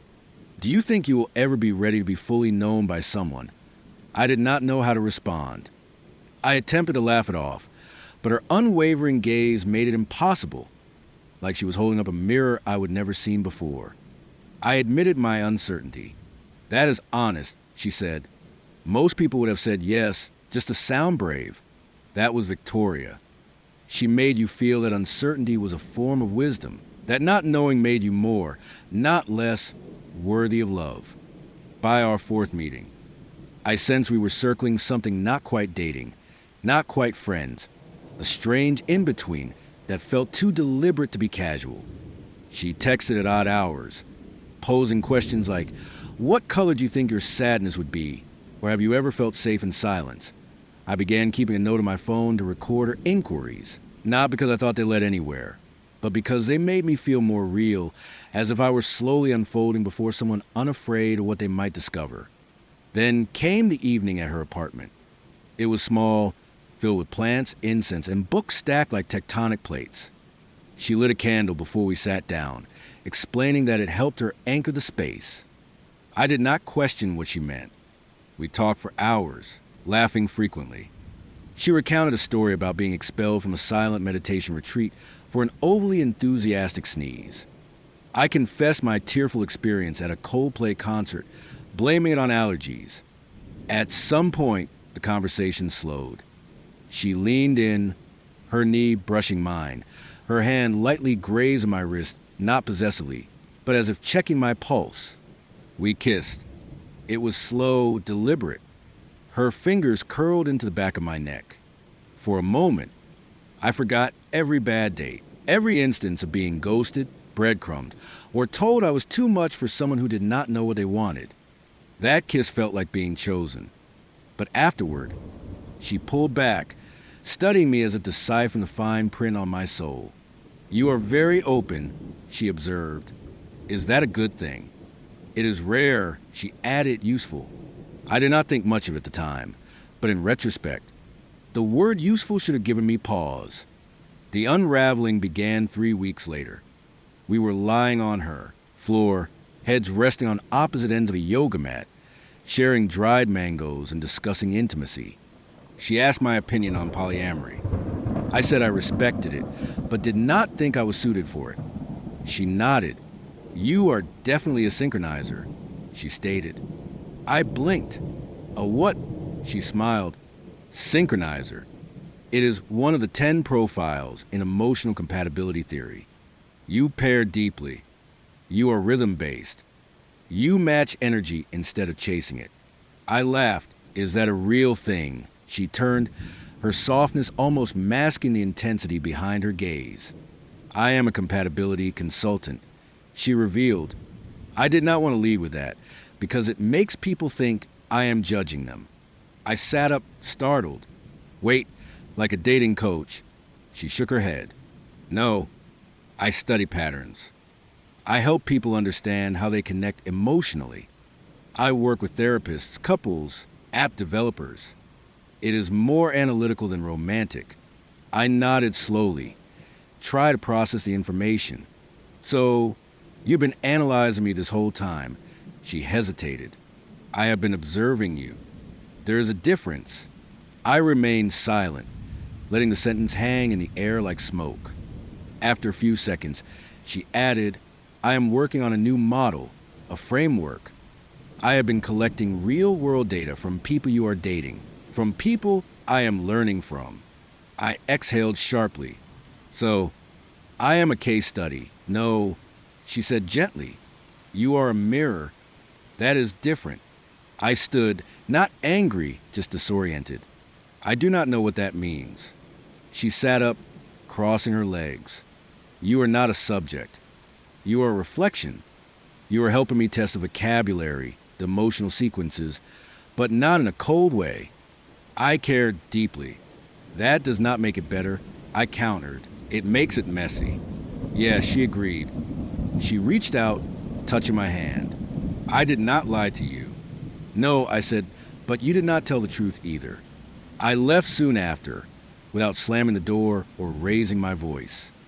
I simply told her I needed space. She did not try to stop me. The next day, a voice memo arrived. I know this feels manipulative. I understand that. But it was never about you being a project. It was about recognizing patterns. And you are the first person who made me question the whole system. I did not reply. I listened to that message a dozen times before deleting it. It has been a few months now. I still think about her. Not in the way you miss someone who broke your heart, but in the way you miss someone who made you finally feel like you made sense. I wonder if I will ever appear in her research as an example of a synchronizer, prone to early emotional bonding, valuing congruence over novelty. I hope not. Or maybe I hope I do. Maybe that means I mattered. I do not regret meeting her. I regret not asking more questions. I regret letting myself believe that being seen and being studied were the same thing. They are not. Being seen feels like sunlight on your skin. I was not actively trying to date. You know those in-between phases where everything feels like a shrug. That was me. I would just moved into a one-bedroom apartment with carpet that felt like Velcro, blinds that would not close properly, and a kitchen light that flickered like a malevolent spirit. My neighbor vacuumed every night at 100 a.m. as if it were a sacred ritual. I subsisted mainly on cereal, pretending it was a conscious lifestyle choice. One night, scrolling through a dating app, I kept deleting and reinstalling like a toxic ex. I was not looking for anything serious. I was not even looking for interesting, just something to distract me from the ominous clanking beneath my sink.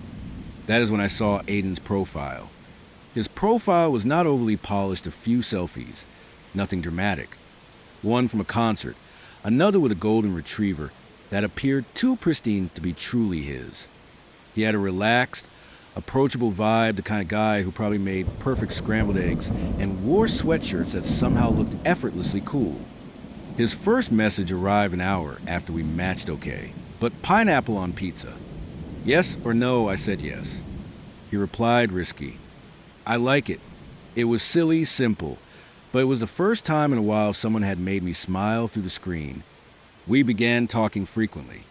He was funny, but in a quiet, understated way. Not the kind of guy who tries to dominate a conversation, more like the guy who whispers a joke that only you find hilarious. And somehow, that makes it mean more. He said he worked in sound editing for indie films. I did not fully grasp the details, but it sounded creative and subtly intriguing. He told me he would once accidentally lock himself inside a pet store. I confessed to being ejected from a marshmallow factory tour for touching a cooling tray. It was easy. Our first date was at a quirky bowling alley bar hybrid. The lighting was dim, the table sticky, and the music loud enough to make conversation a challenge. But we still laughed. He wore a hoodie that looked soft enough to sleep in, smelling faintly of laundry detergent and citrus. I liked that he did not seem to be trying to impress me.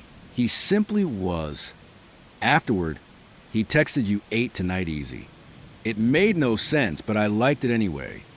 Over the next few weeks, we saw each other often. Not grand, dramatic dates, but relaxed, comfortable encounters, spontaneous grocery store trips. I used to be binges on his couch, midnight cereal runs, and half-watch movies. I would stop by after work, and we would simply exist near each other quietly. I liked it. I liked him. He mentioned having a roommate. I did not give it much thought.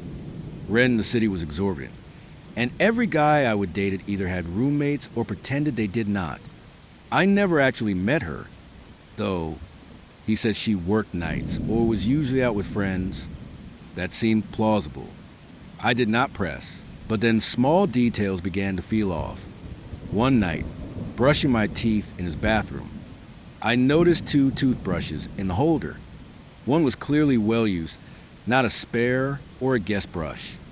I casually inquired when I emerged, and he paused before saying, "Oh, that is my roommate's. She leaves it here sometimes." Okay. Odd, but okay. Another time, searching for a spoon, I opened a drawer and found several folded notes decorated with hearts. I did not read them, but I asked about them. He laughed and said, "We write each other silly things sometimes." Still strange, but I tried not to be the girl who transforms everything into a conspiracy. Then came the framed photographs on his bookshelf. Not just group photos, but shots of the 2 of them holding hands, laughing together. A snow globe from Paris, which he claimed was hers, but she just likes to leave it out. The signs were everywhere: her shampoo in the shower, her coat by the door, a necklace on the counter that he carefully moved aside, whispering, "Careful. She gets mad if that tangles." I did not want to jump to conclusions, but it was becoming increasingly difficult to pretend I did not notice the pattern. So, I asked directly, "Is your roommate your ex?" He did not hesitate. "Yeah. I mean, we broke up a few months ago, but we're still figuring things out." That sentence hit me like a bucket of ice water. I just stared at him. He looked at me as if I were being overly dramatic, as if I should be perfectly fine with this arrangement. "Does she know you are dating other people?" I asked. He shrugged. I talked to her about it. I left soon afterward. I did not create a scene. I simply told him I needed some fresh air. When I got home, I began replaying everything in my mind. Every instance where he insisted we hang out at his place. Every time his text replies were excessively delayed, even though I knew he was home. The time he casually remarked, "We are redoing the living room," as if it were still theirs. The next day, I sent him a lengthy message. I clarified that my anger was not rooted in his past, or the fact that he still lived with someone. My anger stemmed from his dishonesty, the way he allowed me to believe we were building something genuine, while concealing a significant portion of the truth. I told him I refused to be a secondary character in someone else's breakup. His reply was vague. He claimed he had not anticipated developing feelings, and believed he could compartmentalize his emotions more effectively. Compartmentalize, as if I were merely a file in a drawer, his life a storage unit, and I was just another box haphazardly labeled maybe. After that, I stopped talking to him. I did not block him, just muted him. A couple of weeks later, I received a message from an unknown number. It read, "I read everything. Thanks for being honest." I did not reply. A part of me felt sorry for his ex, another part wanted to divulge everything to her, yet another part recognized she likely already knew. It's peculiar how someone can make you feel seen one moment, then utterly invisible the next, as if your existence was real until it became inconvenient, until the truth drew too near. Reflecting on the situation, I believe the most painful aspect was not his continued cohabitation with his exit, was the feeling that we were building something meaningful. I let him into my life. I allowed myself to become comfortable, bringing snacks to his apartment and leaving my lip balm on his nightstand. I even memorized the way he pronounced banana, stretching it into a 2-syllable word. I was fully invested, yet he remained emotionally distant, perhaps still entrenched in their shared apartment, perhaps trapped in a past he could not relinquish, or maybe simply too afraid of solitude. I do not know for sure, but I do know I was not the person he chose to be honest with, and that is sufficient reason for me to move on. I met Damien at a poetry reading I almost skipped. It was raining, a typical occurrence. It was one of those days where time felt sluggish, like wet cement. I was exhausted, emotionally frayed, and the last thing I desired was to stand around sipping box wine while strangers recited poems about their exes as if heartbreak were a newly discovered phenomenon. However, I attended primarily because I would promise my friend Leah, who was reading that evening, and also because a part of me always shows up, even when I would rather not a reflex, perhaps. Damien was standing near the back when I arrived, tall and angular, dressed in a worn black sweater, and holding a small notebook as if it were a cigarette. He looked like someone who'd been emotionally devastated by a Sufjan Stevens album and never fully recovered. We made brief eye contact. He nodded, and I reciprocated. After Leah's reading, I stepped outside for some air, and he followed. We ended up talking under the awning for 20 minutes, mostly about writing, specifically the distinction between vulnerability and performance. He expressed his disdain for much contemporary poetry, claiming it weaponized trauma in a dishonest manner. I confessed my appreciation for any poetry that did not utilize ellipses like glitter. He laughed a genuine, pleasant laugh. I am pretentious. We exchanged numbers before I left. He texted me later that night today was gray, but you were not. I smiled, typed a reply, deleted it, then sent careful. I am not always this legible. He responded with a winking emoji. No words. We began texting daily thereafter. It was not just small talk, we shared real things, stories, fragments, snippets of essays we had not yet written, memories that felt as though they still belonged to someone else. He sent me a playlist titled For Walking at Night in Cities U. Mississippi. It was perfect. Our first date was at a used bookstore that also served tea. He wore a navy button-down shirt and smelled faintly of bergamot and something woodsy. We slowly browsed the aisles, pulling down books and reading lines we enjoyed each other. At one point, he handed me a well-worn copy of James Baldwin Giovanni's Room and said, "This is the loneliest book I have ever loved." I did not inquire about his meaning. I simply nodded because I understood the sentiment. We sat outside the shop afterward, sipping tea and watching the sky darken as evening approached. He asked about my writing. I explained that I had not published much recently, that I would become overly cautious and guarded. He looked at me and said, "You do not seem guarded. You seem precise." That single sentence unlocked something within me. With Damien, I felt finally permitted to be complicated, messy, a work in progress. He did not flinch when I discussed my panic attacks or my inexplicable crying fits in the frozen food aisle. He simply listened, asked questions, and never attempted to fix me. We started seeing each other regularly, late dinners, long walks, occasional sleepovers that were not focused on sex, but rather proximity. I would wake up to find him already writing in his notebook, his brow furrowed as if he were translating a dream. Once, I inquired about his writing subjects. Everything, he replied, whatever lingers. He occasionally shared excerpts vague, abstract, yet beautiful. He stated he was not yet ready to share much, that he was working on a longer project, a collection of essays. I did not pressure him.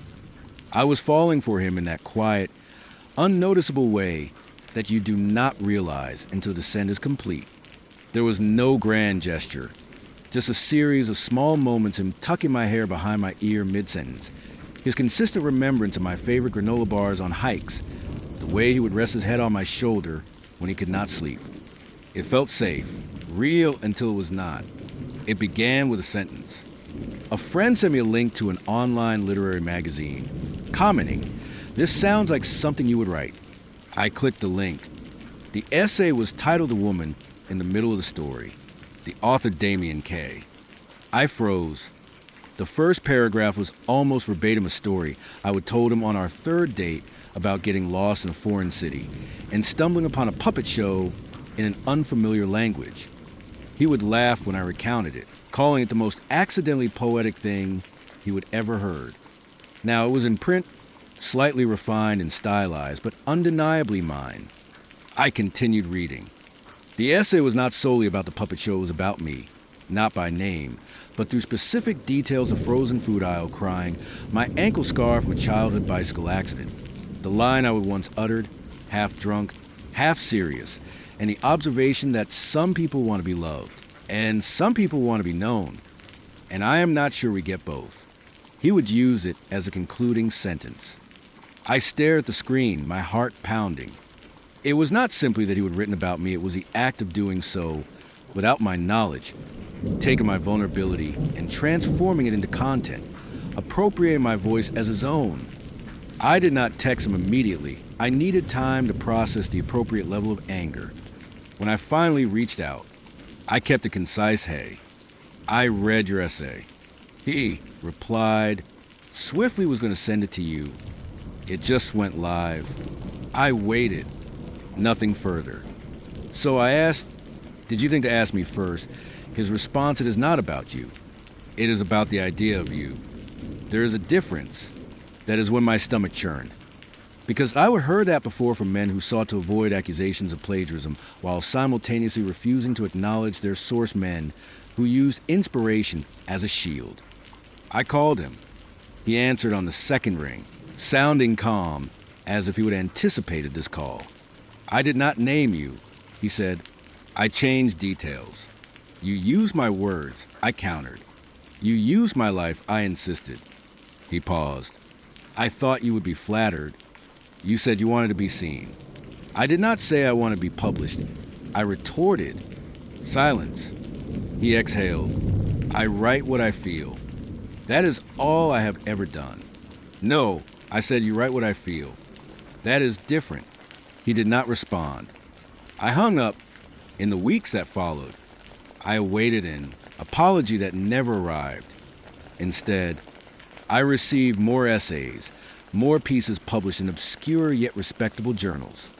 I read each one meticulously, like someone searching a crime scene for fingerprints, and I found in my metaphors, my grief, my stories rewritten, reframed, but undeniably mine.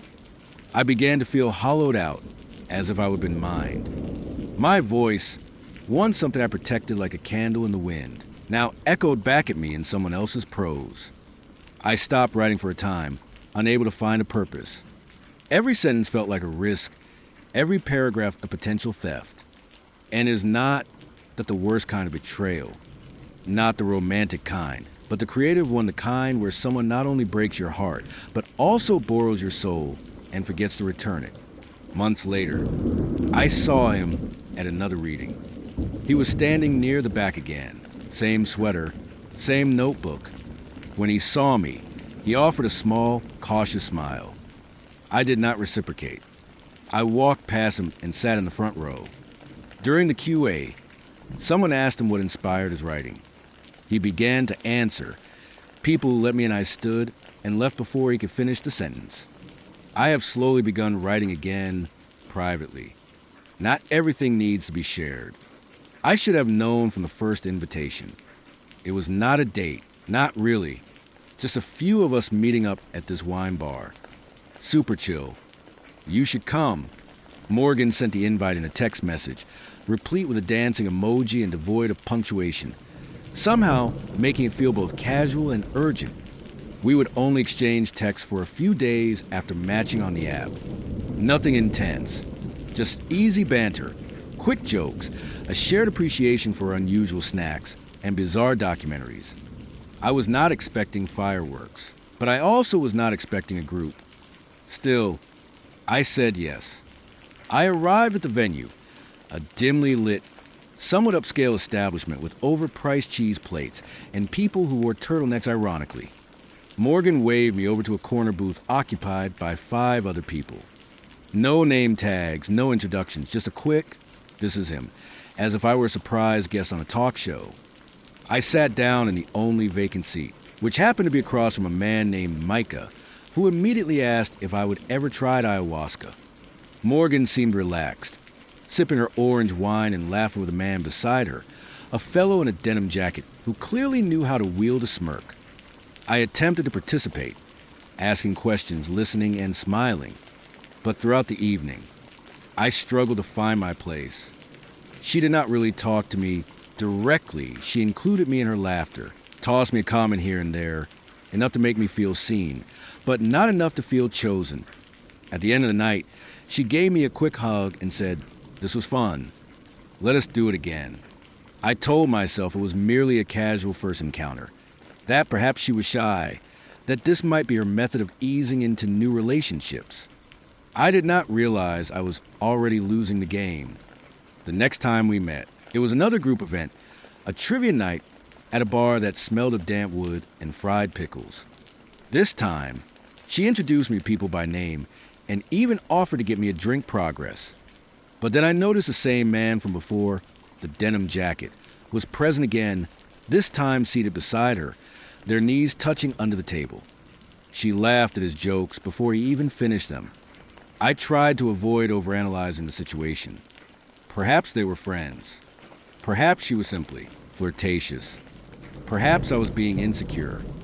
I continued to show up game nights, picnics, birthday celebrations for people I did not know once, even a movie night where they watched an obscure horror film in someone's backyard and shared a single bottle of mezcal as if it were communion. I was always invited, never alone, and always he was there, too. His name was Reed. He possessed a subtle charm that made me feel as though I was trying too hard in comparison. He played guitar, but did not discuss it. His profession was vaguely described as creative strategy. He wore rings. Morgan always seemed energized around him, not drunk, but alive, as if she were tuned to a different frequency when he was near. I waited for a clue, a clear indication of whether this was worth pursuing. She never provided one, but she continued texting me, inviting me, responding with, "OMG, yes, and you are the funniest, and I am so glad you came." It was just enough to maintain hope. Then came the night that shattered everything.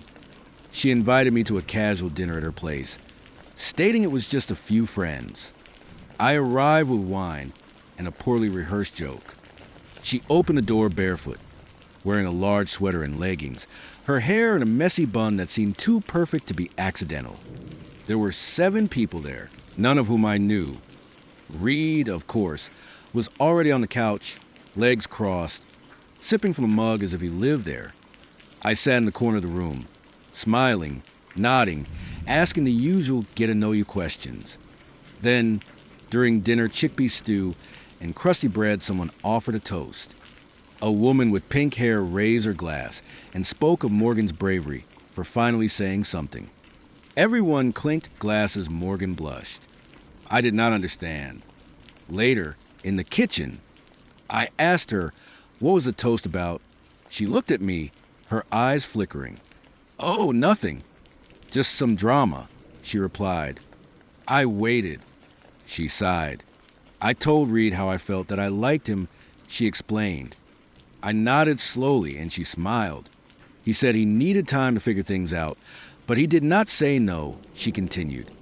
I stood there holding an empty glass, my heart sinking. She touched my arm. "I am so glad you came tonight, though," she said. I did not know what to say. I left early.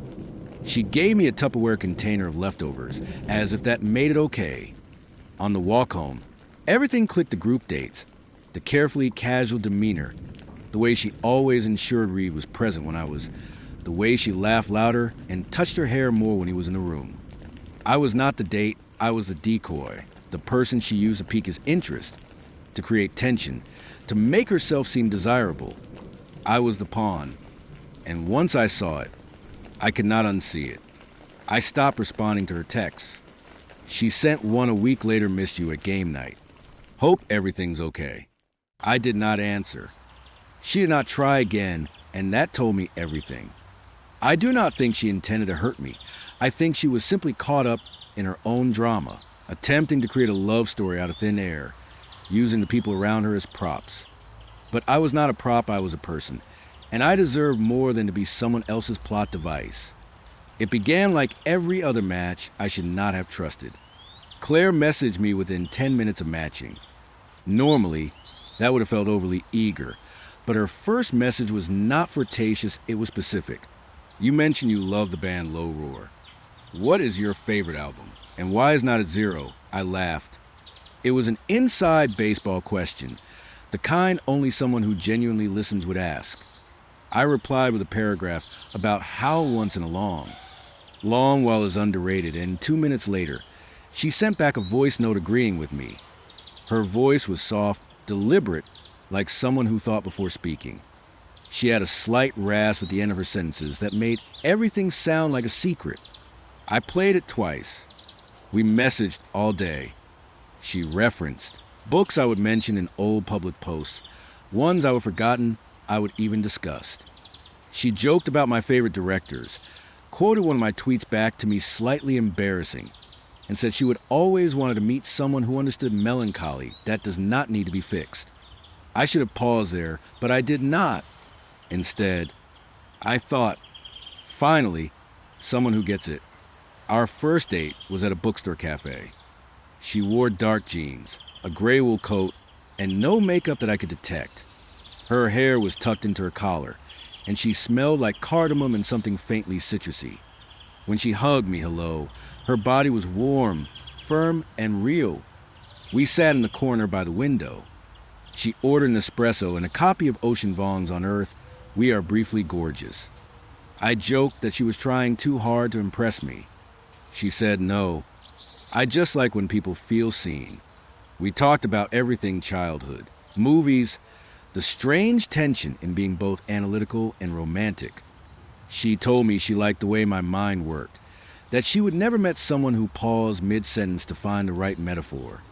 She said it as if it were rare, as if I were rare. That was the first time I sensed something amiss, but the feeling passed. The next few dates were equally smooth too smooth. She mentioned a short story I would once published in a niche literary magazine, stating it made her cry. She knew my favorite tea brand. She curated a playlist that included a song I would once refer to as the sound of my grief. I did not even remember saying that. I asked how she knew. She smiled and said, I pay attention. And I wanted to believe that. I truly did, because she made it so easy. She laughed at the right moments, grew quiet when I needed space, touched my wrist when I was spiraling during a story. Once, when I was discussing my mother's health, she simply reached over and held my hand without saying anything. It felt as if she knew me, but at some point, I realized I did not know her. Not really. She told me superficial things, that she worked in digital marketing, that she had a dog named Luca, that she was an only child. But there were no stories, no messy, unplanned tangents, no accidental revelations. It was as if every sentence had been meticulously edited. It was a Tuesday night when it began to unravel. We were at her apartment, sleek, minimalist, all neutrals. Everything smelled of lavender and vanilla. I was searching for a charger and opened the wrong drawer. Inside were printed pages, dozens of them. Some are articles. Others were my tweets and Medium posts. A few were screenshots of old bios from websites where I would have been listed as a guest speaker. One was a transcript of a podcast I would have been on 3 years earlier. It was a dossier. I stood there, holding one of the pages, motionless. She walked in, saw me and froze. I did not speak immediately, just held up the paper. She set down her mug and said, I can explain. I forced a laugh. I would like that, I said. She sat on the edge of the couch cautiously, as if one wrong move might shatter the room. I do backgrounding for a living, she explained. Brand research, reputation management. It is part of my job to know things. I guess. I just could not turn it off. I said nothing. She added, you are very searchable and very consistent. That is rare. That word again, rare. She said she would look me up after our first date, that she was curious, that she wanted to understand me before investing her time, that she did not want to waste either of our energy on something without potential. So she studied me, and then she mirrored me. I asked her directly, will you ever just yourself with me? She looked up. Her eyes were glassy, but not wet. I do not know, she said, and that was the most honest thing she would said, because the truth is, I do not think she meant to manipulate me. I think she was trying to be what she thought I needed. I think she believed that if she reflected me back perfectly, I would finally feel at home. But people are not mirrors, they are windows or doors or mazes. And I wanted to walk through her, not see myself in her. I left that night without a fight, no shouting, no accusations, just silence. She texted me 2 days later, "I did not mean to hurt you. I just did not know how else to connect." I did not reply because I did not know what would have been real anymore. Was she drawn to me or to the version of me she would studied and memorized? Did she love my stories or the way they made her seem more compatible? Did I fall for her or for the version of myself she projected back onto me? I still think about her sometimes, in quiet moments when I am listening to music she once sent me, or when I read a line in a book that sounds like something she would have underlined. And I wonder if we would have met by accident. If she had not known anything about me, would we still have connected? Or was a connection just a trick of the light? A mirror placed at the right angle, reflecting back the person I already believed I was. Okay, so I met this cute guy on Tinder. Everything seemed to be going well while messaging, so I decided to take the bus over one evening to hang out with him. I lived in a reasonably sized college town, so public transportation was commonplace. It sounded like a good idea in theory. Yes, wrong. I have irritable bowel syndrome IBS and an anxiety disorder. We all know where this is going. Ladies, you know the feeling. When you are on your way to see a guy and your stomach is twisting into knots and you are debating whether to cancel, why do we do this to ourselves? Unfortunately for me, this feeling hit while I was already on the bus. The awful stomach ache and anxiety started to creep in. Bubble guts ensued. I told myself, no problem. I will quickly hop off the bus to stop at a convenience store. Only minor problem. I realized we were already in the suburbs, and I was only 5 minutes from his house. I had to accept my fate. By the time I got off the bus, I was doubled over in pain, trying to prevent, from escaping my body. I ended up practically running to his house to try and save my favorite American Eagle jeans. I greeted him and politely asked to use the restroom.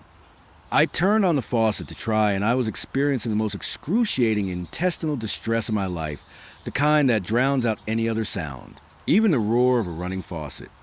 My stomach was so violently upset that I was also projectile vomiting, a cacophony that completely overshadowed any attempt at masking the noise. It was clear the running water was not concealing anything.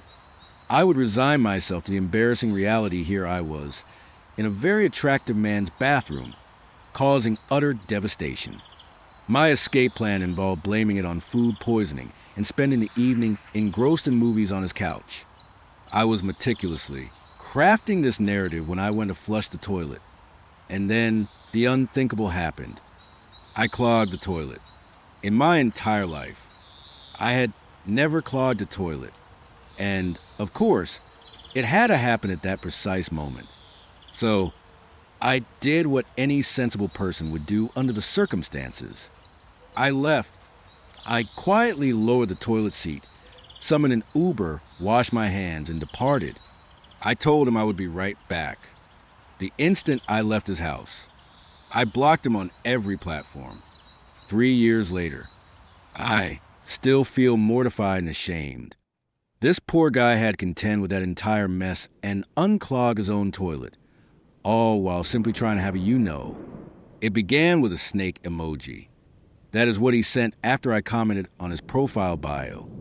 It read Snake Dad, terrarium engineer, cold-blooded friends only. I initially dismissed it as a joke, or perhaps ironic. His photos did not exactly scream exotic pet enthusiast. He looked more like a barista or a plant shop owner's soft flannel shirt. Sleepy eyes, a fern leaf tattoo adorning his wrist. We connected on a Sunday evening. He introduced himself as Ezra. He was 31, a freelance illustrator, and lived about 15 minutes away. He sent a picture of his studio, a spare bedroom featuring 3 bookshelves and a large glass terrarium in the corner. She is shy, he explained, referring to the snake, but she is good company. I was not sure how to respond. I have never been a fan of snakes, but I attempted to maintain an open mind. People keep all sorts of pets. I reasoned that if he was responsible and gentle with it, it was merely an unusual detail. He inquired about getting a drink later that week, and I agreed. We met at a bar near my apartment. It had low lighting, excellent cocktails, and a quiet atmosphere conducive to conversation. He arrived wearing a canvas jacket and a crossbody bag. Nice to finally meet you. He greeted me with a smile, then proceeded to open his bag. Inside, nestled in a clear plastic container with ventilation holes, was a small, pale corn snake with rust-colored markings. "This is Naga," he announced, as if introducing a friend. I laughed, thinking it was a joke. It was not. He placed the container on the table. "She gets anxious when she is alone for too long," he explained. "But do not worry, she is secure." The bartender gave us a double take. I tried to maintain a semblance of normalcy. We ordered drinks, and I concentrated on the conversation. He was engaging, albeit in a rambling, intense manner. He discussed Greek mythology, reptile heating lamps, and his past project of designing a tarot deck based on venomous animals. I nodded, sipped my drink, and tried to avoid looking at the snake. When he offered to let me feed Naga, I politely declined. He teased me, claiming I was emotionally distant. I laughed uncomfortably. When the bill arrived, he insisted on paying. I explained that I needed to be home early the following morning. He then invited me back to his place for a brief visit. "Just for a minute," he said. "Naga likes new people." I declined his offer. He did not press the issue, but his smile faded. "Maybe next time," he said. I walked home, half amused by the strangeness of the evening. Later that night, he texted, "You have good energy. Naga was calm around you." "That is rare." I did not reply. The next morning, he sent another message. "I had a dream you were holding her. She wrapped around your wrist like a bracelet." I muted the conversation. 2 days later, I returned home from work to find him standing on my porch, carrying the same crossbody bag. I froze. He waved. "I think Naga escaped," he announced. I blinked, confused. "What?" I asked. "I was cleaning her tank, and she slipped out." "I think she might have followed your scent," he explained. I stared at him, dumbfounded. "She is really smart," he added. "They can track heat and pheromones." I took a deep breath. "Ezra, you can't just show up at my house," I stated firmly. He looked confused, perhaps hurt. "I thought you would want to help," he said. "I do not," I responded firmly. "You need to leave." He remained motionless. I retrieved my phone. He saw this and stepped back. Okay. No need to call anyone," he conceded. "I just thought you thought wrong," I interrupted. He walked away, muttering about people being closed off. I locked the door, closed the blinds, sat on the floor, and attempted to calm my racing heart. That evening, I texted a friend, recounting the entire ordeal. She advised me to report him, but I hesitated. I wanted to believe it was a bizarre misunderstanding and that he would leave me alone. However, the following morning, I discovered a note tucked under my windshield wiper. "She still has not come home. I think she is with you." I reported the incident. The officer raised an eyebrow when I explained the situation. "A snake?" he questioned. "Yes," I confirmed, "but it is not about the snake." They filed a report. The next day, I found a shed snakeskin on my doorstep. I purchased a security camera. Ezra never returned. I still do not know if Naga ever truly existed. Maybe she did, maybe she did not, but I still check under my bed before I go to sleep. His name was Cade. We connected on Snapchat's dating feature, something I typically avoided.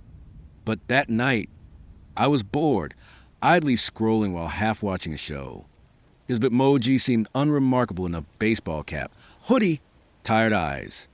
His profile was sparse, simply stating painter, music addict, looking for someone who does not flake.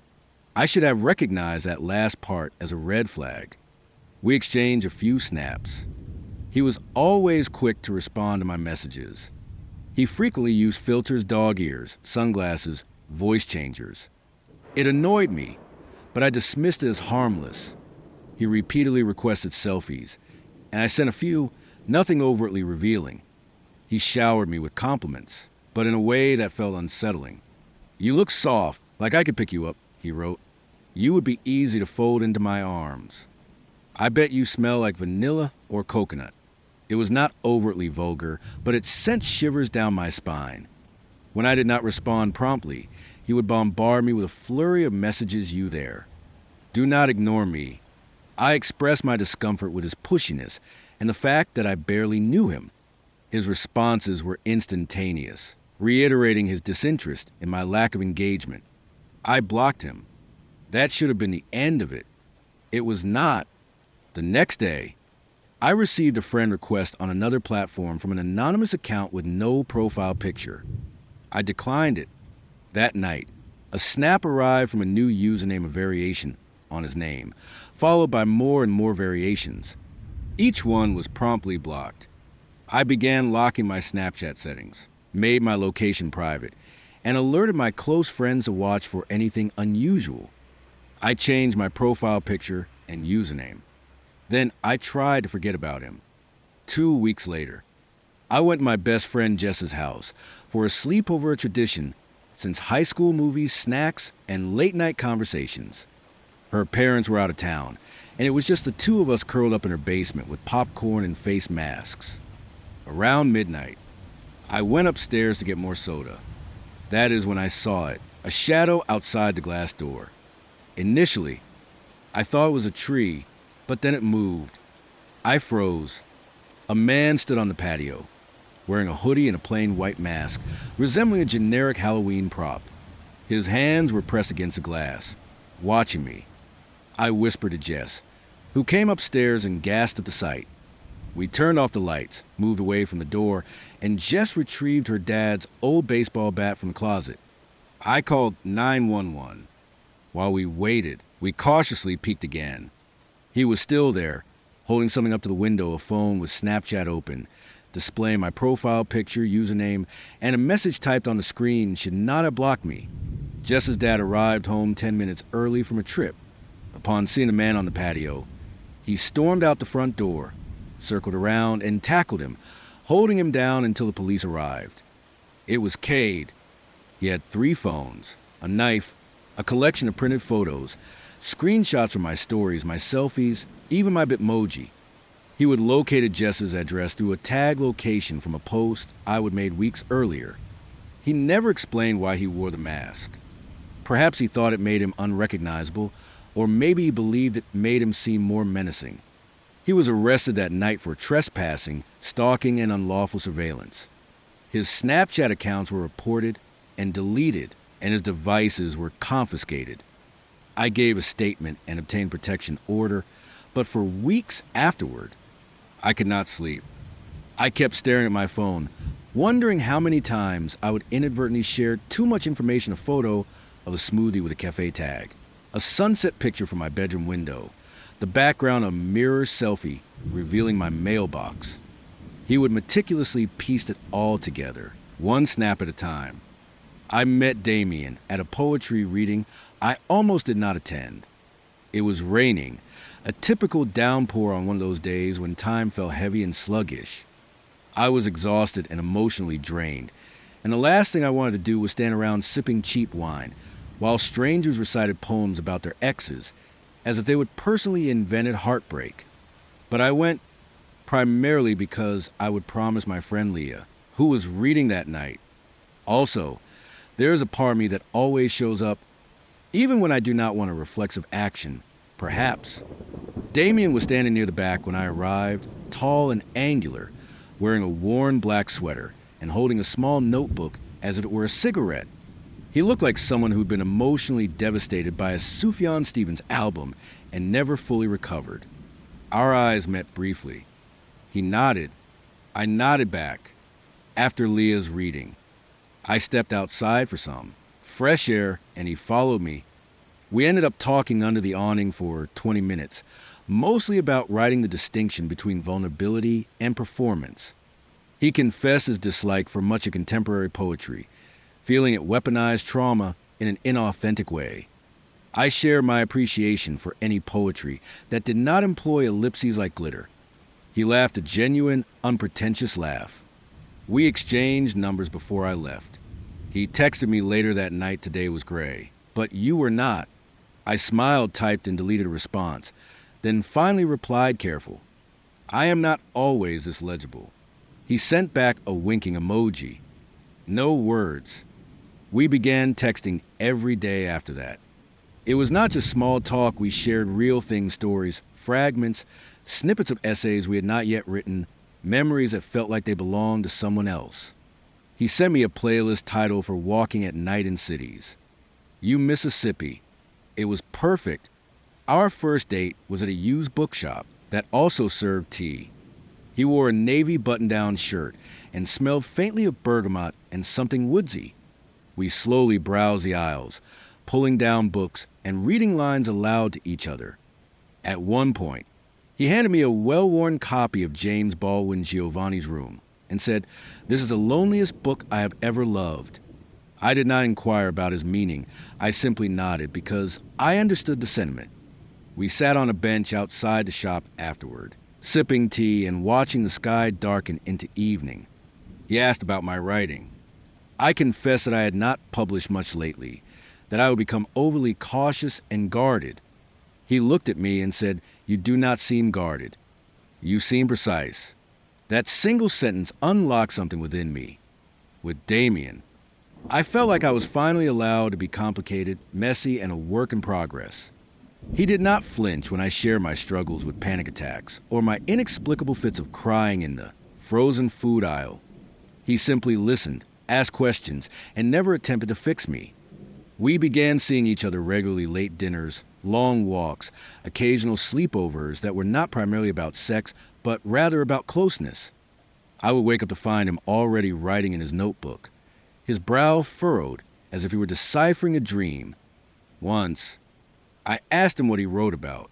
Everything, he replied, whatever lingers. He occasionally read me snippets of his work, vague, abstract, but beautiful. He explained that he was not ready to share much yet, that he was working on something longer, a collection of essays. I did not push. I was falling for him in that quiet, unnoticeable way until I realized I would already fallen. There was no grand, dramatic moment, just a series of small gestures and gently tucking my hair behind my ear mid-sentence, remembering my favorite granola bars on hikes, resting his head on my shoulder when he could not sleep. It felt safe. It felt real until it was not. It began with a single sentence. A friend sent me a link to an online literary magazine, saying, "This sounds like something you would write." I clicked the link. The essay was titled "The Woman" in the middle of the story. The author, Damien K. I froze. The first paragraph was almost verbatim a story I would told him on our third date about getting lost in a foreign city and ending up at a puppet show in a language I did not understand. He would laugh when I recounted it, calling it the most accidentally poetic thing he would ever heard. Now it was in print, slightly refined and stylized, but undeniably mine. I continued reading. The essay was not just about the puppet show, it was about me, not by name, but by specific details of crying in the frozen food aisle, the ankle scar from a childhood bike accident, the line I would once uttered half drunk, half serious, that some people want to be loved and some people want to be known. And I am not sure we get both. He would use it as a concluding sentence. I stared at the screen, my heart pounding. It was not simply that he would written about me, it was that he would done so without my knowledge or consent. He would take my vulnerability and transformed it into content, using my voice as his own. I did not text him immediately. I needed time to process the anger I felt. When I finally contacted him, I kept it brief. "Hey, I read your essay." He replied, "Swiftly was going to send it to you. It just went live." I waited. Nothing further. So I asked, "Did you think to ask me first?" His response, "It is not about you. It is about the idea of you. There is a difference." That is when my stomach churned. Because I would heard that excuse before from men who did not want to be accused of plagiarism, but also did not want to give credit where it was due, men who used inspiration as a shield. I called him. He answered on the second ring, sounding calm, as if he would anticipated this call. "I did not name you," he claimed. "I changed details. You used my words. I countered.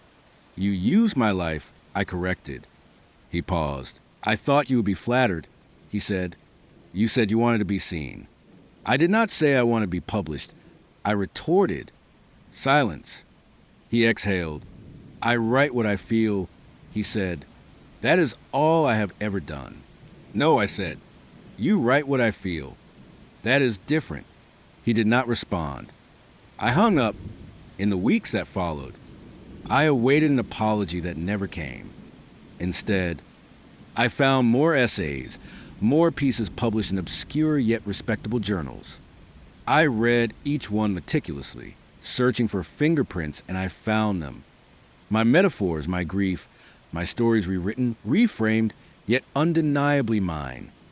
I began to feel hollowed out, as if my mind had been plundered. My voice, once something I guarded carefully, now echoed back at me in someone else's prose. I stopped writing for a while. I could not find a reason to continue. Every sentence felt like a risk, every paragraph a potential theft.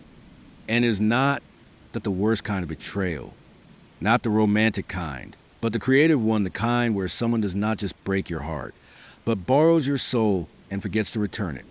Months later, I saw him at another poetry reading. He was standing near the back again, same sweater, same notebook. When he saw me, he offered a small, cautious smile. I did not reciprocate. I walked past him and sat in the front row. During the QA, someone asked him what inspired his writing. He answered, "People who let me in." I stood and left before he could finish the sentence. I have slowly begun writing again, privately. Not everything needs to be shared. This is Daily Story, where the scariest and most haunting tales are told every day. The strange noises in the night, the silent figures in the dark, the memories no one dares to recall, all come alive here. Hit subscribe and turn on the bell, if you're brave enough. And don't forget to leave a comment, because who knows, your story might be the next haunting tale we tell. Now let's begin. The first date I had with her was strange. We met at a little bistro in the perpetually damp city of Etheria, a place where the streetlights always seemed to struggle against a clinging, oppressive fog. She was pretty in a fragile, distant sort of way, but there was an unnerving disconnect in her eyes, as if she were observing reality from behind a thick pane of glass. Her name was Lilith, and her voice was so soft it was almost swallowed by the clinking of cutlery and the low murmur of other diners. Our conversation was a series of stops and starts, an awkward, disjointed affair where I felt like I was doing all the work, barely able to hear her whisper replies. When the night finally drew to a close, she simply stood up and walked away without a word. I was left sitting there, a mix of confusion and relief washing over me. But then, just as she reached the door, she stopped, turned, and walked back to the table with a slow, deliberate pace, as if a forgotten line of code had just been executed. She offered a slight, almost rehearsed smile and said, "We should do this again." It felt less like a suggestion and more like an afterthought, a poorly imitated gesture of human courtesy she had seen somewhere before. Against every screaming instinct in my gut, I heard myself agree.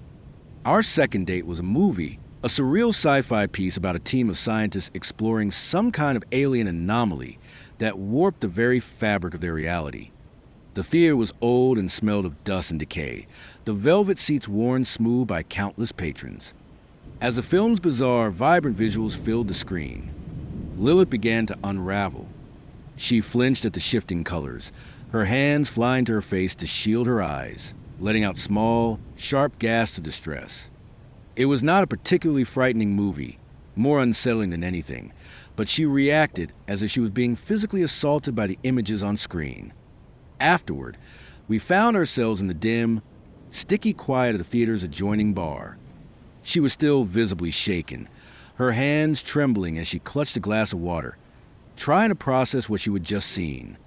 As we talked, she tried to show me a hotel reservation she had made for an upcoming weekend trip.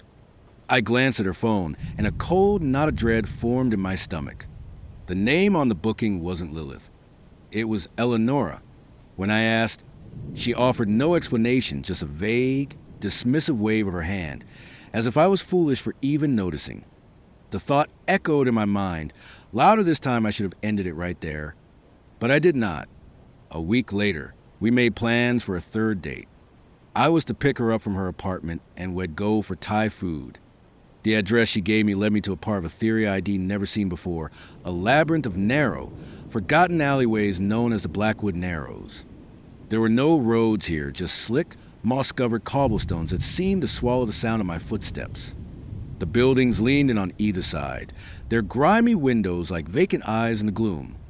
It felt less like a residential street, and more like a forgotten scar on the city's map.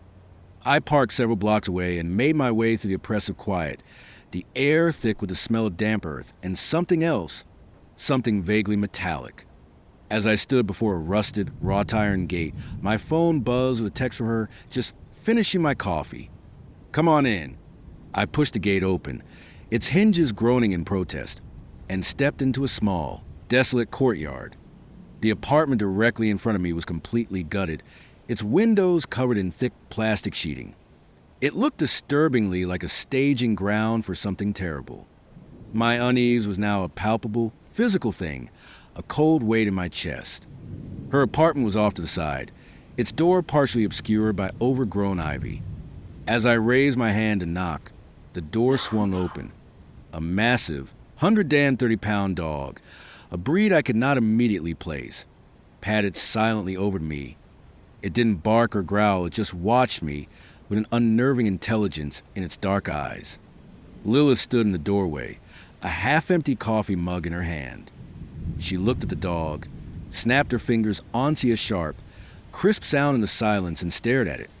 The animal immediately ceased its inspection of me and returned to her side, its obedience absolute and instantaneous. "Good boy," she murmured, her voice flat. Dog owners often use commands to assert dominance, but this was different. There was a level of control in that simple gesture that was deeply unsettling, more like a puppeteer pulling a string than an owner commanding a pet. She invited me inside, and I noted with a growing sense of dread that she was not finishing her coffee, she had just poured it. Her apartment was nicely furnished, a stark contrast to the decay outside. The kitchen was immaculate, with a full set of gleaming knives mounted on a magnetic strip on the wall. She was a psychiatrist, she explained, who saw patients from a home office. Pill bottles were scattered across a side table like fallen soldiers. We sat in an awkward silence as she slowly sipped her coffee, the minutes stretching into an eternity. After what felt like half an hour, her roommate emerged from a downstairs bedroom. He was a large man with a vacant, unsettling stare, and he shared my name, Jacob. He nodded at me once before disappearing into the kitchen. He returned a moment later carrying a black, rolled-up bundle of canvas. There are only two types of people who carry rolls like that: chefs and assassins. I knew in that instant, with a certainty that chilled me to the bone, what it was. A set of knives. I glanced toward the kitchen, my mind racing.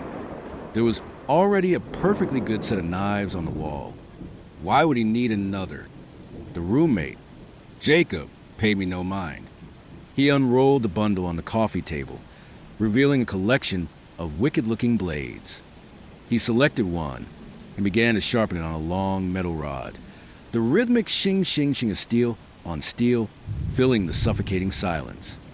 All the while, he stared directly at me, his eyes empty and cold. A real chef. I thought, my heart hammering against my ribs, would use a whetstone.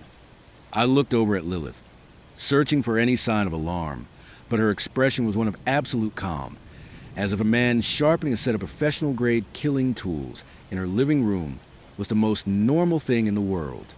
He moved to the kitchen and began to chop an onion, his technique clumsy and inefficient. He had no idea what he was doing. This was not about cooking. This was a performance, a threat. My hand was on the doorknob, my body screaming at me to flee, when Lilith stood up walked to the kitchen, and poured herself another cup of coffee. She sat back down, fixing me with that same disconnected gaze. "Are you sure you do not want a cup?" she asked, her voice a near whisper. I looked at the array of pill bottles on the table, and then back at her and her serial killer in training roommate. I did not know what they were planning, but I knew with absolute certainty that I wanted no part of it. For another 20 minutes, I was paralyzed by fear, my mind a chaotic storm of horrifying possibilities. Finally, under the pretense of our Thai dinner, we left. The restaurant was a loud, vibrant place, a chaotic explosion of life that felt a million miles away from the dead silence of her apartment. 3 seats down from me, I saw a girl I'd dated a few months prior, someone I'd really liked who had abruptly ghosted me. She had blue hair now and looked utterly bored with her own date. It was a surreal, jarring coincidence in an already nightmarish evening. Over dinner, Lila began to open up, and the pieces of her strange, fractured life started to fall into place. She told me about her recent, messy divorce and how she was new to the city. Her roommate, Jacob, was a recovering meth addict she had taken in, letting him stay with her while he tried to piece his life back together. She explained that she had synesthesia and severe AD, which caused her to be overwhelmed by the chaotic visuals of the movie. Suddenly, the weirdness began to seem less sinister and more tragic. But even as she spoke, making a strange kind of sense of the evening's events, I could not shake the chilling memory of that knife, despite the absolute terror I would felt. I saw her, again. I don't know why. Maybe it was the story, or maybe some morbid curiosity had taken root in me, a desire to see how deep this rabbit hole went. We planned to see another movie, one at a theater with a strict no-entry policy. We met at the bar beforehand, and as the time ticked closer to the movie's start, she made no move to leave. She nursed her drink, taking slow, deliberate sips as I grew more and more agitated. "We're going to miss it," I said, trying to keep the frustration out of my voice. She just smiled. We were 5 minutes late. Of course, forced to wait for the next showing. We sat in the bar, the space between us now filled with a palpable tension.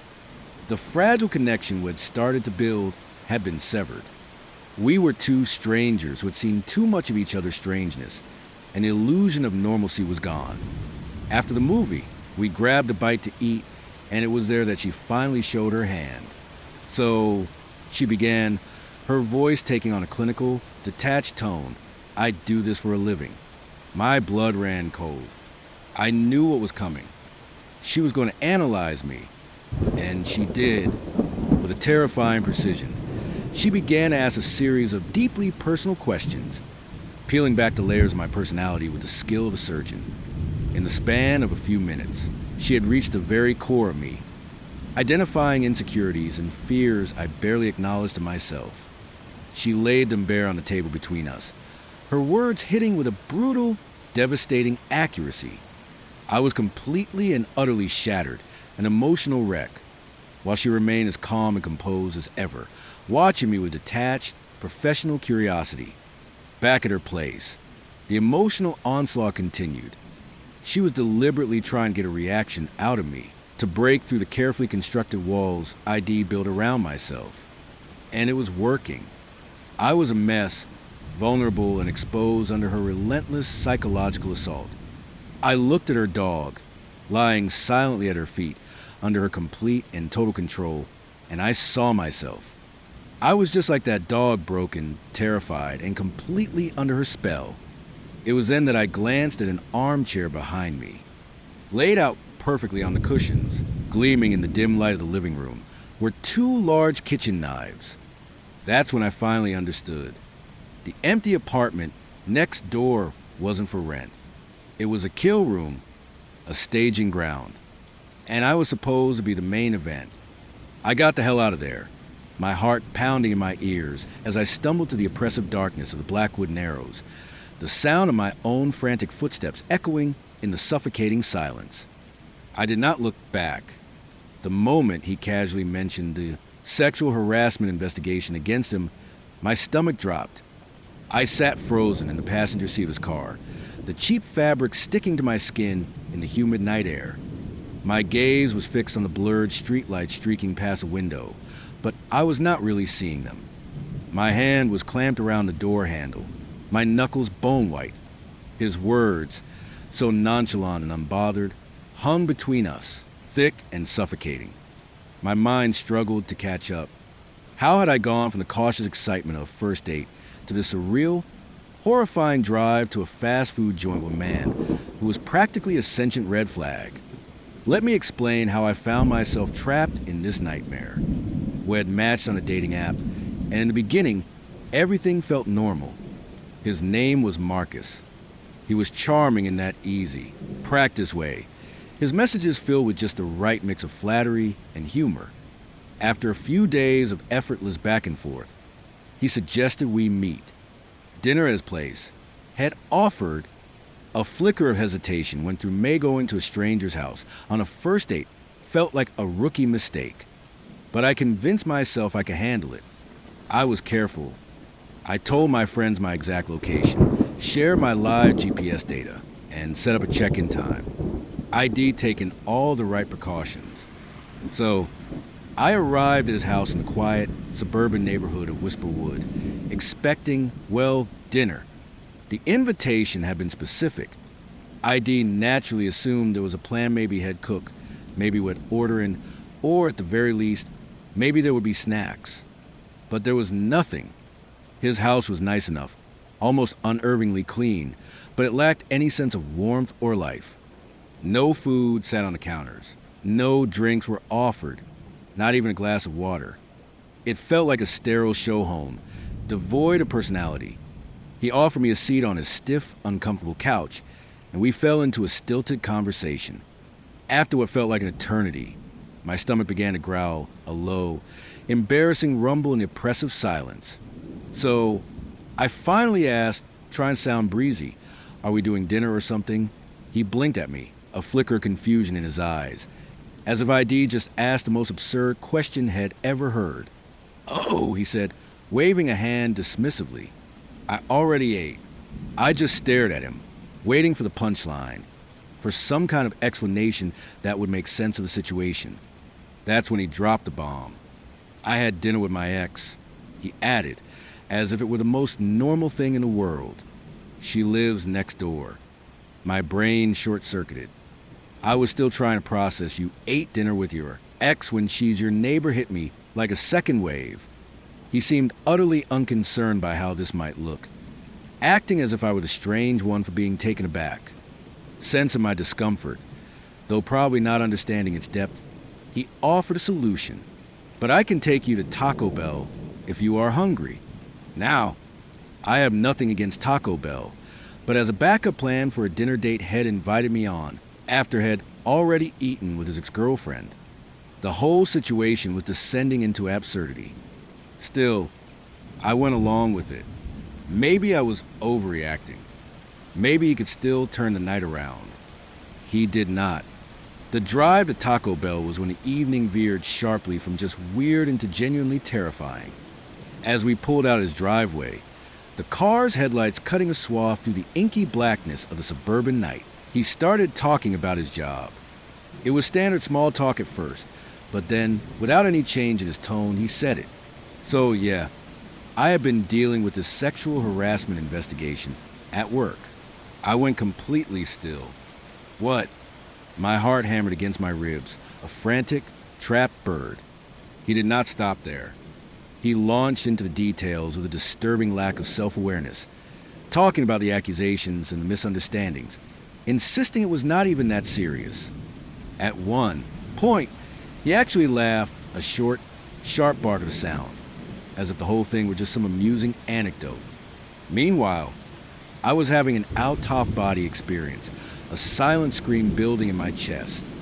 Every instinct I had was shrieking at me to get out, to run. I tried to keep my expression neutral, nodding just enough to avoid setting him off, my mind racing, desperately trying to formulate an escape plan. When we finally pulled into the garish, fluorescent glare of the Taco Bell parking lot, I mumbled something about not being that hungry after all. He insisted on ordering anyway, and I stood there awkwardly by the soda machine, unable to make eye contact, feeling the weight of his presence like a physical pressure. He kept talking, thankfully moving on from the investigation, but it did not matter.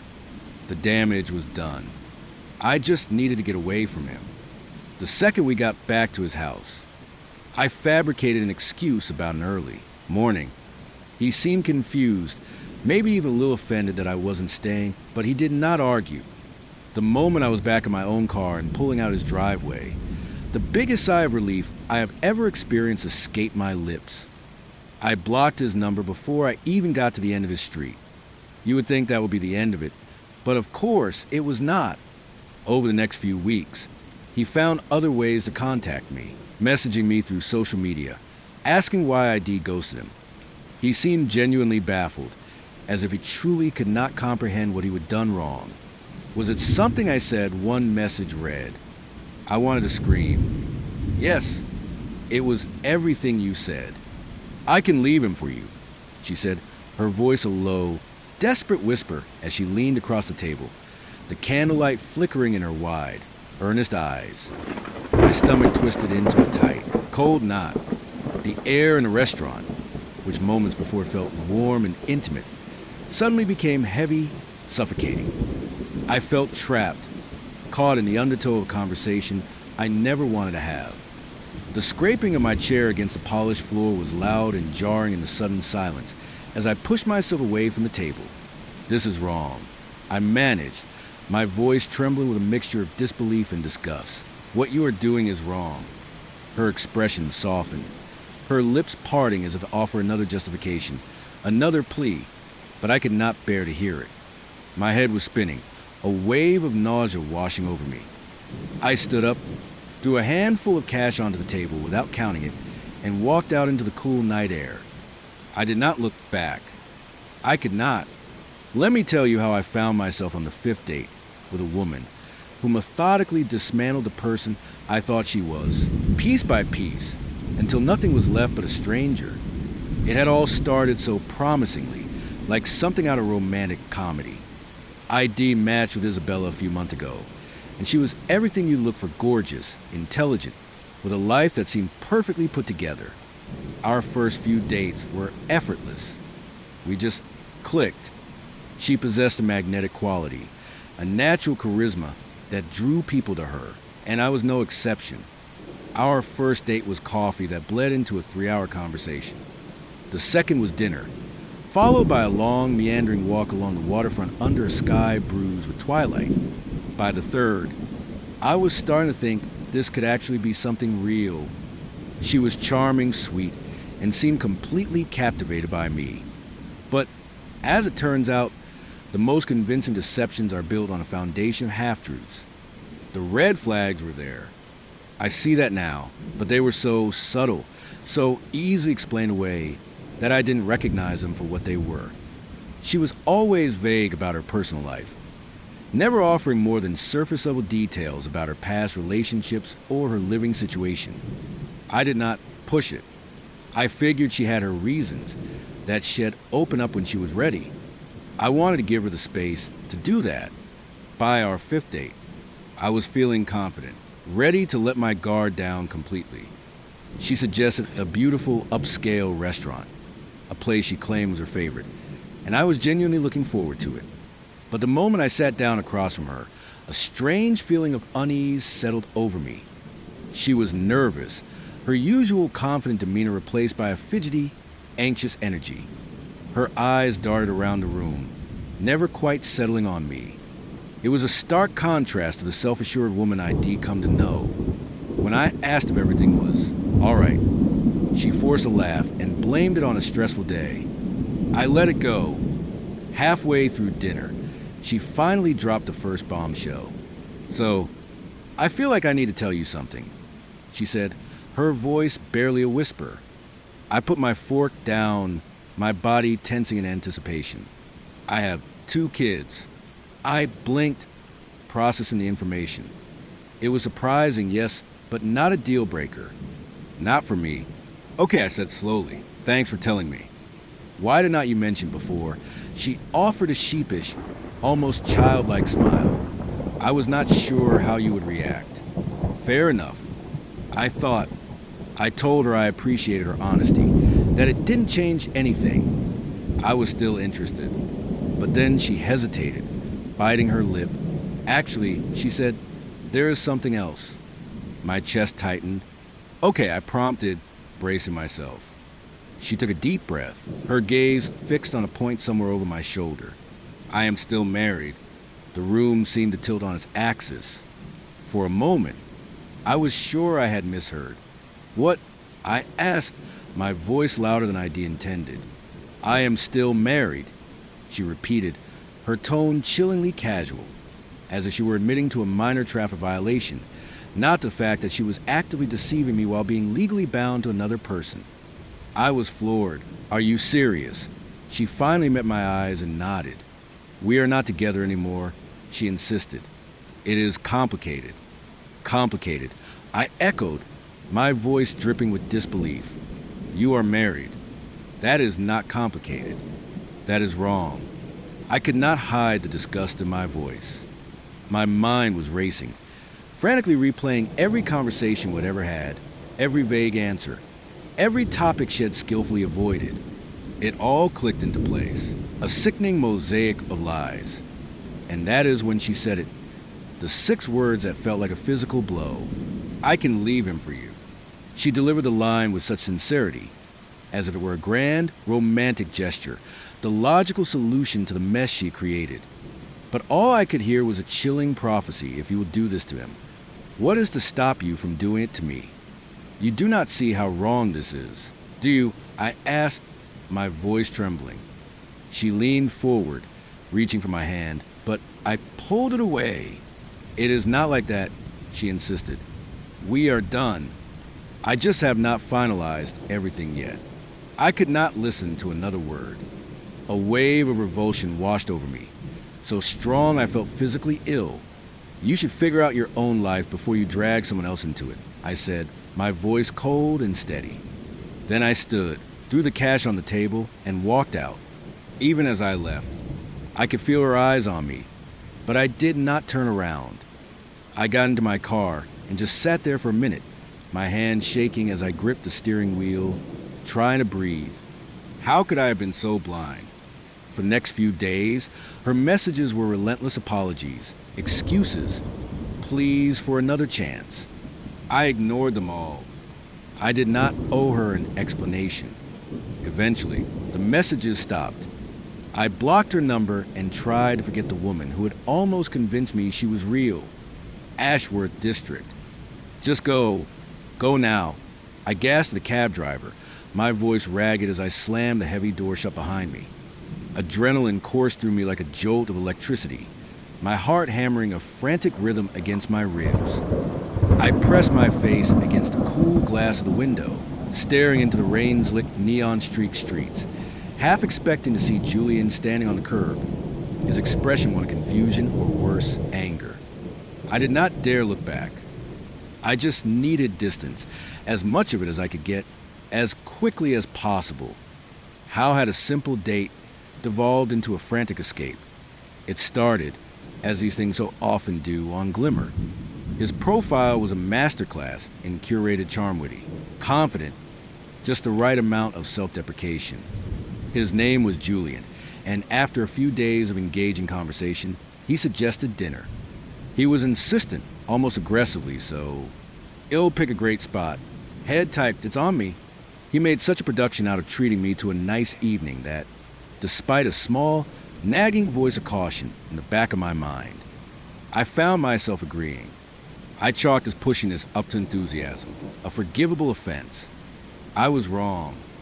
The first crack in his charming facade appeared before I'd even arrived at the restaurant. A text message lit up my phone as I was walking the last 2 blocks, the city lights reflecting off the damp pavement. "By the way, am not eating tonight. Had a massive slice of pizza earlier, so am full." I stopped dead on the sidewalk, rereading the message. Who plans a dinner date, insists on paying, and then decides a pregame with pizza? It was bizarre, a baffling breach of basic social etiquette. But I was already there, so I pushed down my annoyance and tried to keep an open mind. The restaurant had chosen was a warm, inviting space, filled with a low hum of conversation and the clinking of wine glasses. I found him already seated at a small table in the back, a look of smug satisfaction on his face. I sat down, and he immediately launched into an exhaustive monologue about his day at work, barely pausing to let me get a word in. When the server approached, a wave of awkwardness washed over me. I felt strange ordering a full meal while he watched, so I opted for something like a calamari appetizer. He waved the server away with a theatrical gesture. "Oh, I'm good," he announced loudly. Like I said, not hungry. The food arrived, a beautiful plate of golden, crispy calamari. As I picked up my fork, he leaned across the table, his eyes gleaming. Mind if I try one? Before I could form a response, had already plucked a piece from the plate and popped it into his mouth. Then another and another. Within minutes, he had devoured more than half of my appetizer, the one I had ordered specifically because he was not eating. "Wow," he said with a smirk, wiping his mouth with a napkin. "These are actually really good." I just stared, the sheer audacity of it leaving me speechless. If he was not hungry, why was he methodically consuming my dinner? I tried to laugh it off, telling myself he was just socially inept. He was not. He was just the worst. When the bill arrived, the evening somehow managed to get even more uncomfortable. He made a grand spectacle of paying, pulling his wallet out with a dramatic flourish and holding it aloft as if it were a trophy. "Even though you ordered more," he said, his smirk returning, "a gentleman always pays."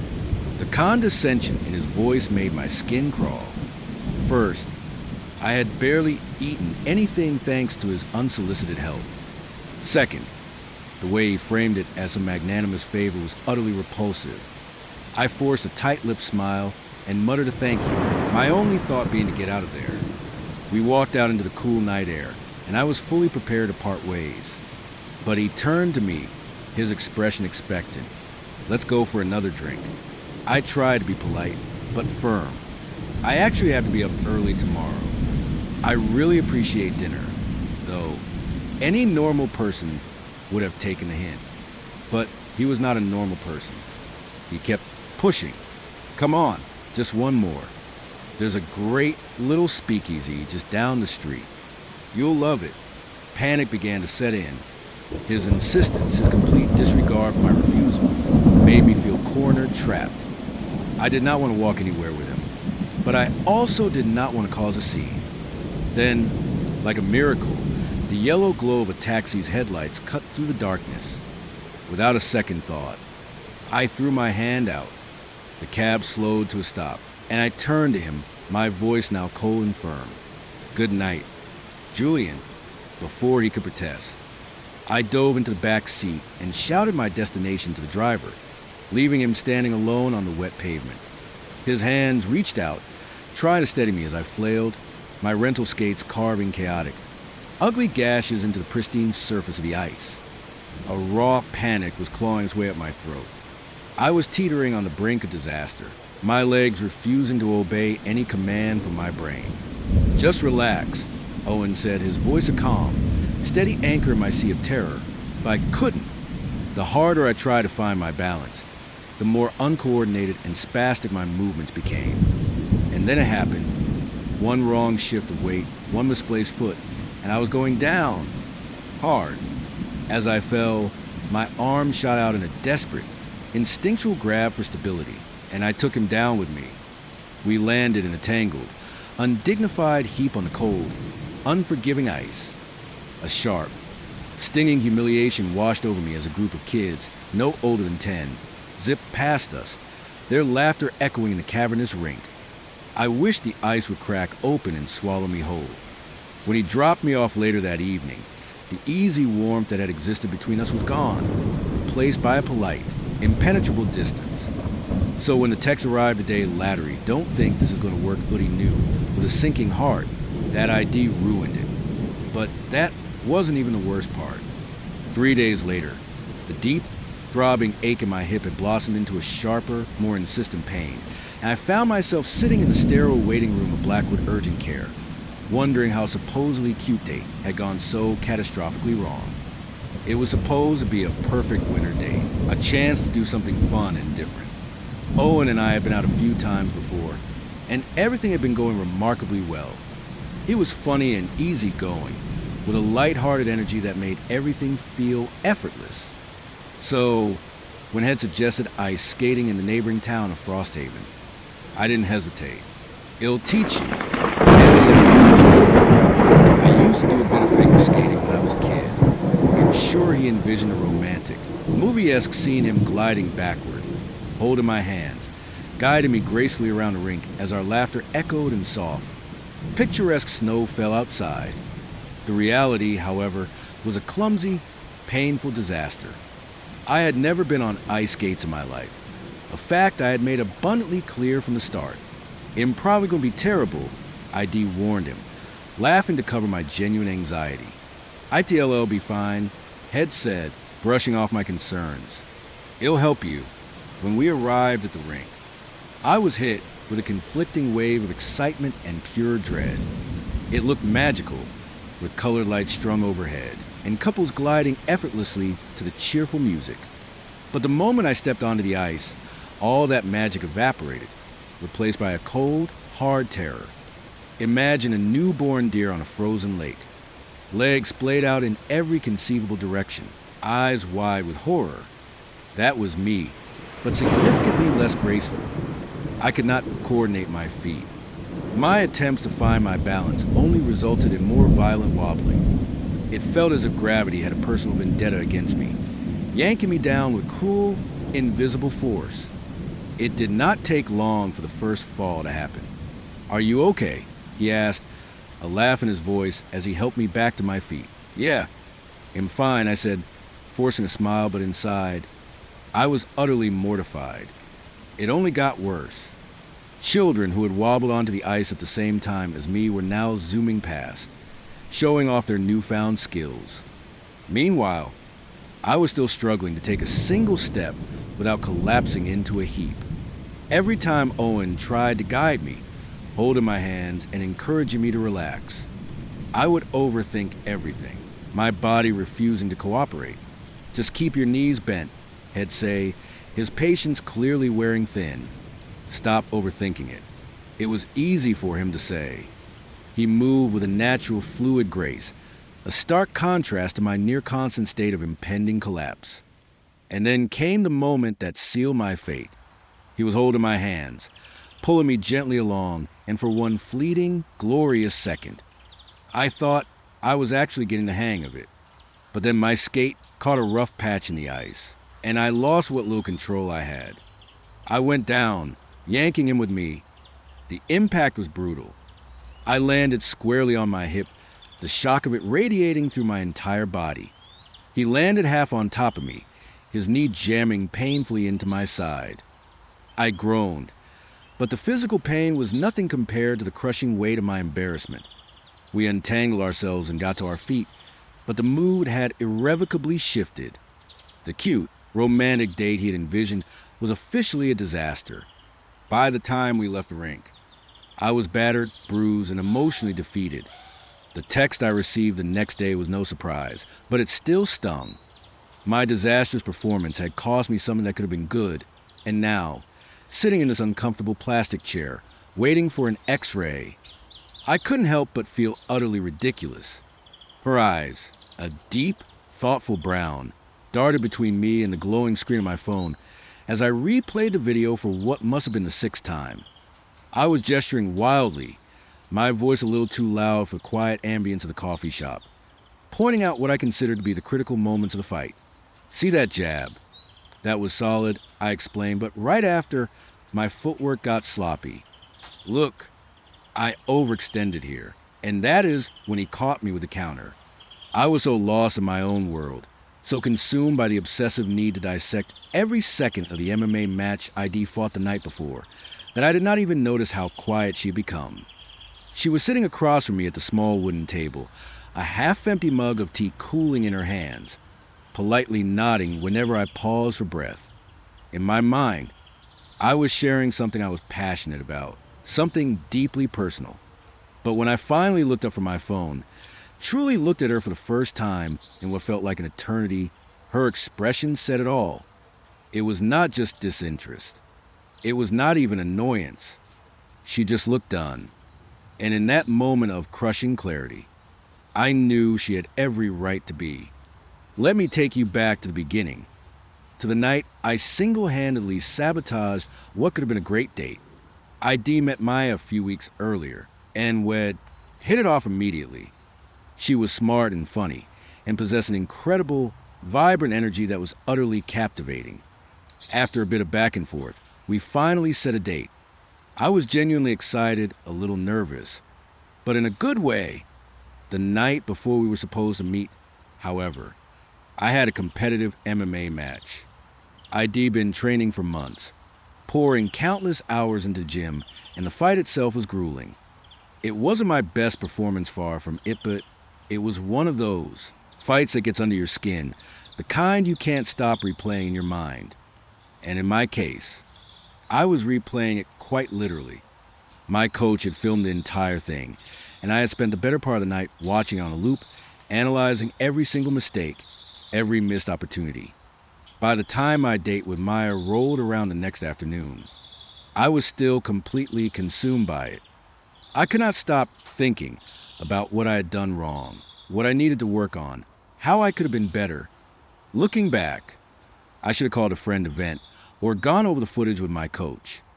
Instead, I brought all of that obsessive, frustrated energy with me to the date. We met at a cozy little spot in the Old Town district called the Daily Grind, the kind of place with low lighting and mismatched armchairs that's perfect for a first date. Except I never really allowed the date to begin. The conversation never had a chance to breathe. She asked how my week had been, and I casually mentioned the fight, intending to share a brief story. But once I started, I could not stop. I told her about the exhausting training camp, the pre-fight nerves, the adrenaline dump of stepping into the cage. Then, I launched into a blow-by-blow account of the fight itself. Before I knew it, I had my phone out, the video playing on the small screen between us. At first, she seemed genuinely interested, or at least polite enough to feign it. But as I went on, narrating every punch and takedown attempt, I could feel her attention drifting. She shifted in her seat, her gaze wandering to the clock on the wall, to the other patrons laughing and talking at the tables around us. Still, I did not get the hint. I thought I was being passionate, sharing an important part of my life. In reality, I was hogging the entire conversation, turning our first date into my own personal post-fight therapy session. She managed to get in maybe 2 sentences the entire time. One was, "That sounds intense," and the other was something about how she would never been to a live fight before. I nodded absently, barely registering her words before diving right back into my obsessive analysis. When the date finally, mercifully ended, I walked her to her car, still blissfully unaware of how badly I had messed up. She smiled politely and said, "Thanks for the coffee," and I genuinely thought we would be setting up a second date soon. But then nothing. No texts, no calls. Complete and total silence. At first, I was confused. What had gone wrong? Had I said something to offend her? And then it hit me with the force of a clean counterpunch. I did not let her talk. I replayed the date in my head just like the fight, and the realization was brutal. I had completely monopolized the conversation, talking at her instead of with her. I had not asked a single question about her, her interests, her life. I'd been so wrapped up in my own world that I had forgotten the entire point of a date to connect with the other person. I deserved to be ghosted, no question. It was a harsh but necessary lesson in self-awareness. "You just described your ideal sexual experience," he said, a sly, predatory grin spreading across his face. He leaned back in his chair, basking in the supposed cleverness of his own line. My stomach coiled into a tight, cold knot. My face must have betrayed my horror, because he quickly tried to smother the comment with a forced, hollow laugh. But the damage was done. The air between us had turned sour, thick with a silent, creeping dread. My brain was screaming. A high-pitched, frantic alarm, get out. Get out now. Yet, for a few agonizing seconds, I remained frozen in my seat, trying to process the sheer, jarring wrongness of what he had just said. Let me take you back to the beginning of one of the weirdest, most unsettling dates of my life. It began on a dating app, as these things so often do. His name was Caleb, and his profile was a masterfully crafted illusion of charm and mystery. He claimed to be from the States, and his photos were a perfect collage of Americana shot at him in a faded plaid shirt, another leaning against a classic muscle car, and one at what looked like a 4th of July barbecue, a half-eaten hot dog in his hand. He had cultivated a rugged, all-American vibe that, I'll admit, intrigued me. We met for drinks at a small, dimly lit bar in the old Port District of Black Harbor, the kind of place that smelled of salt and old wood. He greeted me with a wide, confident smile and that unmistakable American accent I'd heard in his voice messages. It was almost too perfect. As we settled into a secluded booth, he began to pepper me with questions, his focus intense and unwavering. Then, out of nowhere, the conversation pivoted to amusement parks. "Do you like roller coasters?" he asked, his eyes lighting up with a strange intensity. I was caught off guard but answered honestly, "I suppose so. I like the ones that are fast and a little bit scary," ID said, thinking nothing of it. That's when his charming facade cracked, and the grinning predator underneath looked out, as if his grotesque comment was not enough. He then launched into what could only be described as a full-blown confession, his tone shifting to one of mock seriousness.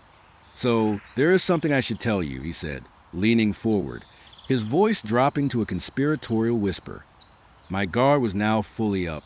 "I am not actually from the US." I just blinked at him, the words not quite registering. "Yeah," he said, grinning as if he were sharing the punchline to a hilarious joke. "I am from Oak Haven. I have never even been to America." I was stunned. His entire persona, his voice, his stories, his meticulously crafted dating profile was a complete fabrication. He had not just stretched the truth, he had constructed an elaborate, detailed lie about his entire identity. "So the accent?" I asked, my voice dripping with disbelief.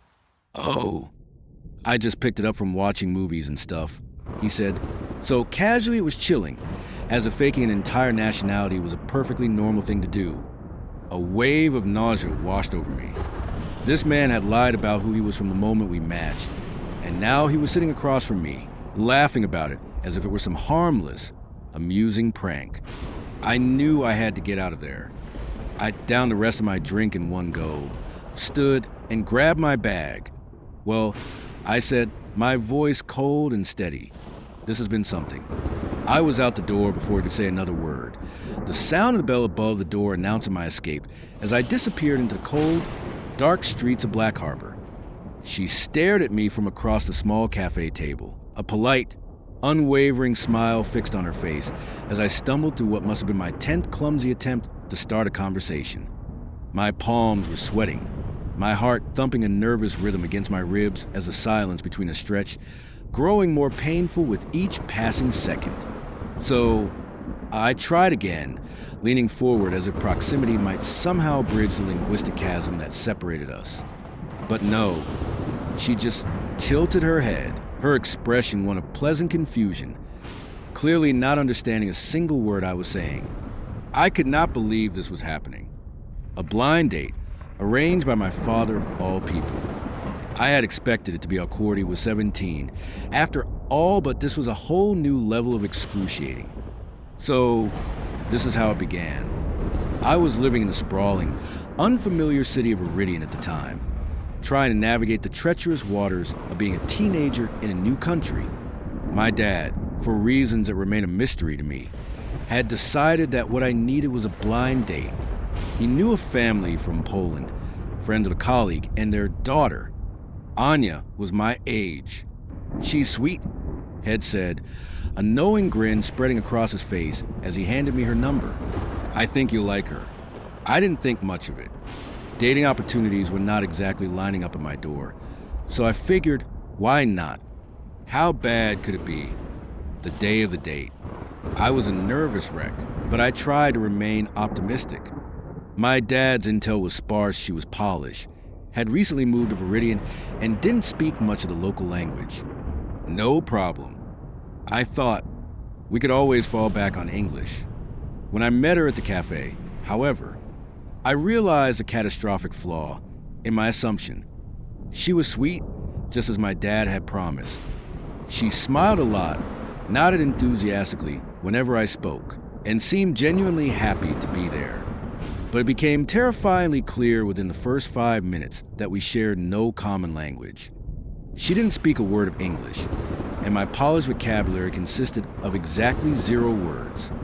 The date quickly devolved into a painful, protracted comedy of errors. I tried everything I could think of to communicate. I gestured wildly, pointing at items on the menu and saying their names in our local dialect, hoping for a flicker of recognition. She would just nod and smile, probably wondering why I was behaving like a contestant in a high-stakes game of charades. At one point, in a fit of desperation, I resorted to using a translation app on my phone, typing out basic questions and holding the screen up for her to read. She would giggle and nod, but the conversation was a sterile, robotic exchange that went absolutely nowhere. It was like trying to have a heart-to-heart through a thick, soundproof wall. To make matters worse, the cafe was bustling, and I could feel the curious stares of the other patrons. They must have thought they were witnessing the most awkward first date in human history. And they were right. But Hayres, the strange thing, Anya, seemed to be having a wonderful time. Every time I dared to look up from my phone, she was beaming at me, her eyes bright with what looked like genuine excitement. It was as if she was completely oblivious to the cringe-inducing awkwardness of it all. Or maybe she just didn't care. Either way, she wasn't the one sweating through his shirt and mentally counting down the seconds until he could make a polite escape. When the date finally, mercifully ended, I walked her to the bus stop. She said something in Polish, which I assumed was thank you, and waved cheerfully as she boarded the bus, her smile as bright as ever.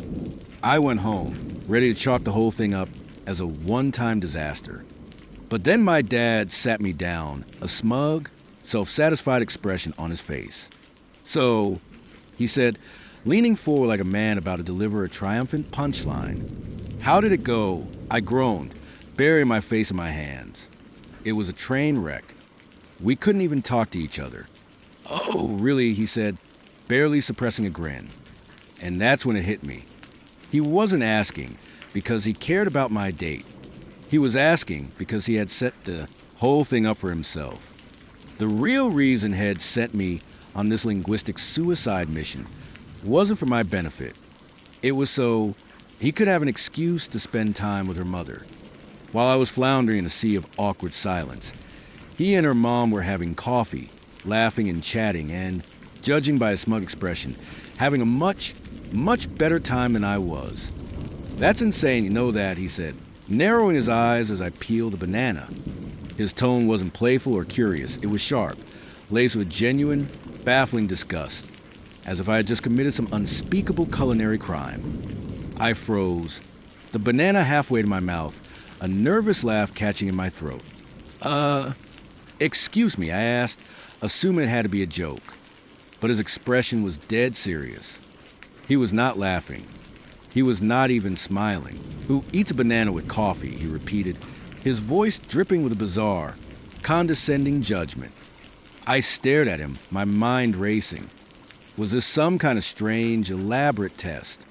The way he looked at me, as if I had just sprouted a second head, was deeply unsettling. It was just a banana, for crying out loud, not a live scorpion. Let me backtrack. I matched with Reese on a dating app, and his profile was a curated masterpiece of everything I thought I was looking for. He presented himself as open-minded, politically progressive, and adventurous. His bio was a poetic ode to travel, learning about new cultures, and embracing the richness of human experience. His photos showed him hiking in remote, exotic landscapes, sampling street food in bustling foreign markets, and smiling with locals from around the globe. He came across as someone deeply curious about the world, someone who welcomed and celebrated differences. Our initial conversations were charming. He asked thoughtful questions, shared captivating stories from his travels, and seemed genuinely interested in getting to know me. So, when he suggested we meet for lunch, I readily agreed. The cafe he chose was a trendy little spot in the arts district of Greystone, with mismatched furniture and a menu handwritten on a large chalkboard. When I arrived, he was already there, sitting at a table by the window, and he waved me over with a warm, inviting smile. At first, everything seemed fine. We ordered our food, made the usual small talk, and traded travel anecdotes. But as the conversation wore on, a subtle but persistent feeling of unease began to creep in. It started with the way he constantly interrupted me. Every time I began to share a story or an opinion, he would cut me off, either to offer his own, somehow superior story, or to subtly correct my perspective. I tried to ignore it, chalking it up to first date nerves, but the dismissive pattern became more and more obvious. And then came the banana incident. ID ordered a coffee with my lunch, and I brought a banana from home as a quick snack. It was not a statement, just a simple, practical choice. But when I pulled the banana out of my bag, he stared at it as if I had just unveiled a live hand grenade. "You're gonna eat that with coffee?" he asked, his tone incredulous. "Yeah," I said, peeling it. "Why not?" He shook his head, letting out a short, condescending laugh. "That is just weird." I shrugged, trying to keep the mood light. "I guess, but it works for me." "No, it is insane," he insisted, leaning back in his chair with an air of finality. Like, who does that? The way he said it, with such genuine, unironic judgment, caught me completely off guard. It was as though my simple snack choice was a final piece of evidence he needed to confirm that I was a fundamentally flawed and possibly deranged human being. I tried to laugh it off, but the atmosphere had soured. He kept bringing it up throughout the rest of our lunch, making little comments about how wild I was, how I had never met anyone so out there. It wasn't flattering. It was deeply unnerving. After lunch, I left feeling unsettled, but immensely relieved that it was over. I assumed that would be the end of it, but about an hour later, my phone buzzed with a text from him. "Hey, I do not think this is going to work out. You are a little too out there for me. Honestly, I find you kind of intimidating." I stared at the message, a hot flush of anger rising in my chest. Intimidating. For eating a banana with coffee. For having opinions he could not control. The hypocrisy was staggering. The man whose profile screamed open-minded global adventurer was, in reality, so rigid and judgmental that he could not handle a snack choice that deviated from his own narrow view of what was acceptable. I sat there, my phone clutched in my hand, the screen casting a pale, ghostly light on my face in the dim coffee shop. The message ID just sent you okay floated in the digital void, unanswered. A cold, heavy feeling began to settle in my chest, a slow-dawning realization that was far worse than simple rejection. I glanced towards a glass door where she had disappeared minutes earlier, arm in arm with a ghost from her past. What was happening? Was this some kind of cruel, elaborate prank? I replayed the last hour in my mind, a frantic, desperate search for the exact moment everything had gone so horribly wrong. This was my first date. Ever. I was 18, fresh out of my junior year of high school in the sprawling, indifferent city of Crestfall, and completely clueless about the intricate, unspoken rules of dating. Her name was Clara, a friend of a friend, and she was smart, funny, and so beautiful it made my stomach ache. I thought she was completely out of my league. Our conversations leading up to this night had been electric, filled with easy laughter and late-night texts. When I finally worked up the courage to ask her out, she had said yes, and I was ecstatic. She suggested a cozy coffee house called the Steam Shadow Cafe, and it seemed perfect. A low-pressure place where we could just talk. ID even planned a whole series of mini-dates for afterward ice cream, a walk through Willow Creek Park, maybe even a browse to the old bookstore on the corner. When I arrived, she was already there, a silhouette against the rain-streaked window. She smiled when she saw me, and for a fleeting, perfect moment, All my nervous energy dissolved. But the feeling did not last. The first red flag, small but insistent, appeared almost immediately. With a sheepish, almost practiced laugh, she mentioned that her former fling, a guy named Dante, worked at this very coffee shop. I totally forgot, she said, brushing it off with an awkward wave of her hand. I remember forcing a laugh, trying to play it cool. No big deal, I said, even as a tight knot formed in my stomach. She had chosen this place. It felt like too much of a coincidence, a calculated move, but I did not want to seem paranoid or insecure, so I let it go. We ordered our coffees and sat down, and for a little while, it was fine. She told me about her summer plans and her dream of traveling. But then, about halfway through the conversation, her attention began to drift, her focus shifting from me to the bright screen of her phone. I tried not to let it bother me, but the silences between us grew longer, more cavernous. Was I boring her? Was she texting her friends about how badly the date was going? My gut was screaming that this was a bad sign, but I was so desperate for my first date to be a success that I ignored it. The moment the evening truly began to unravel came about an hour in. She asked if I wanted anything else, and I shook my head, assuming she was just going to the restroom or making a call.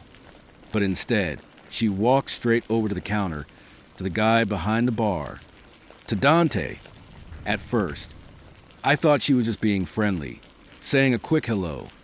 But then they stepped outside together, into the deepening twilight.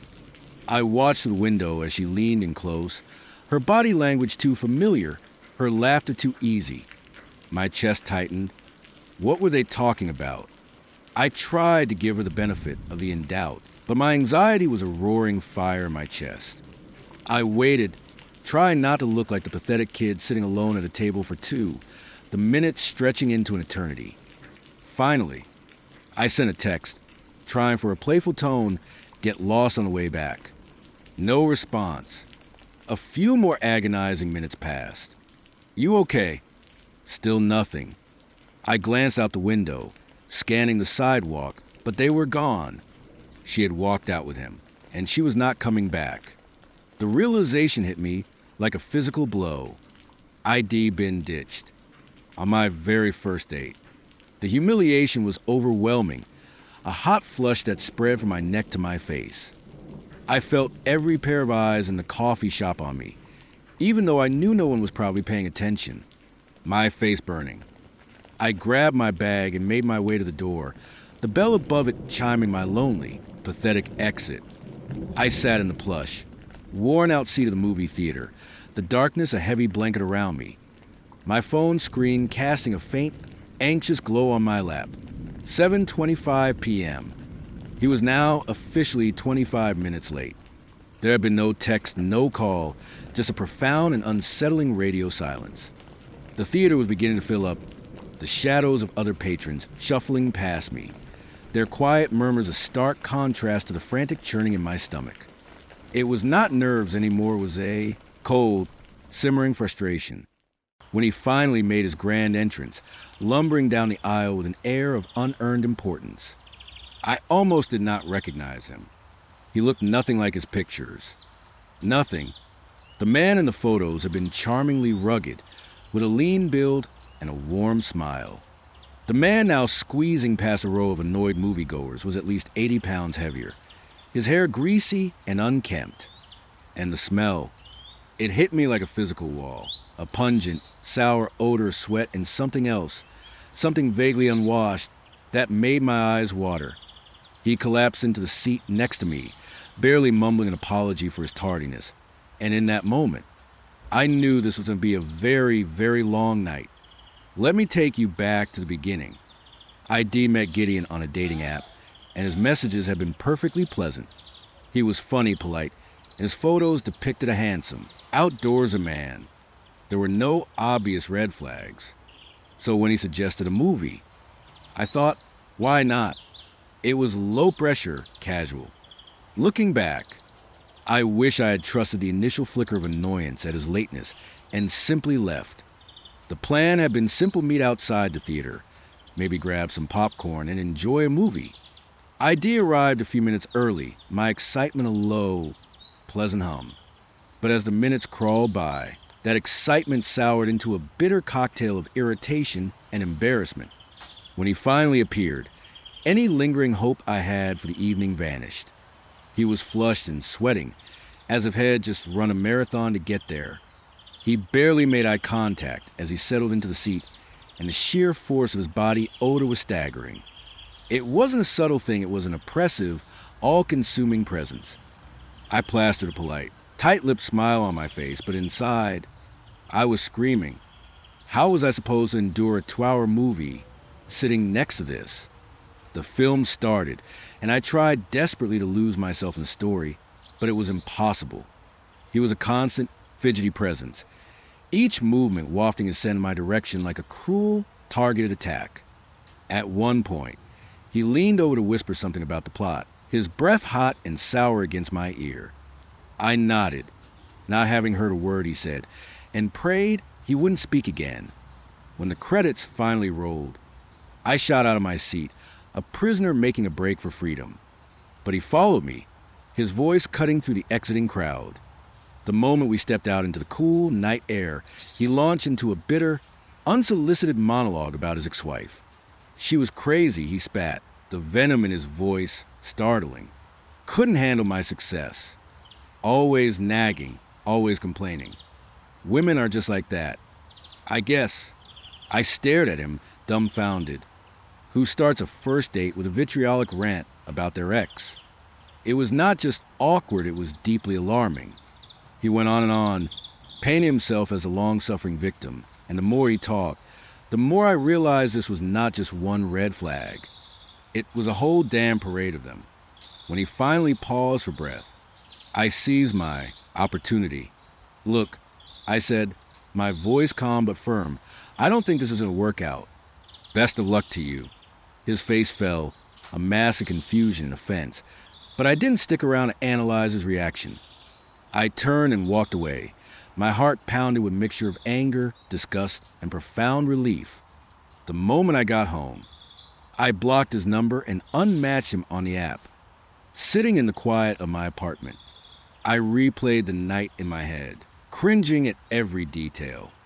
The lateness, the deception of his photos, the smell, the unhinged rant about his ex. What still chills me is his complete and utter lack of self-awareness. He genuinely seemed to believe his behavior was acceptable. It wasn't just a disappointing date. It was a terrifying glimpse into how easily people can hide their true, monstrous self behind a carefully curated online persona. I just want to punch their teeth in, he said, his voice a low, menacing rumble, as if he were confessing a dark, intimate secret he expected me to understand, to agree with. I froze, my hands wrapped so tightly around my coffee cup that my knuckles ached. His words seemed to hang in the air, a toxic cloud that drowned out the cheerful hum of the bustling cafe. Did I hear him right? I glanced around, half expecting anyone, to have overheard, to intervene. But of course, no one had. I was alone in this with him. I forced a nervous, brittle laugh, the kind you use when you are too shocked to do anything else. He did not even notice.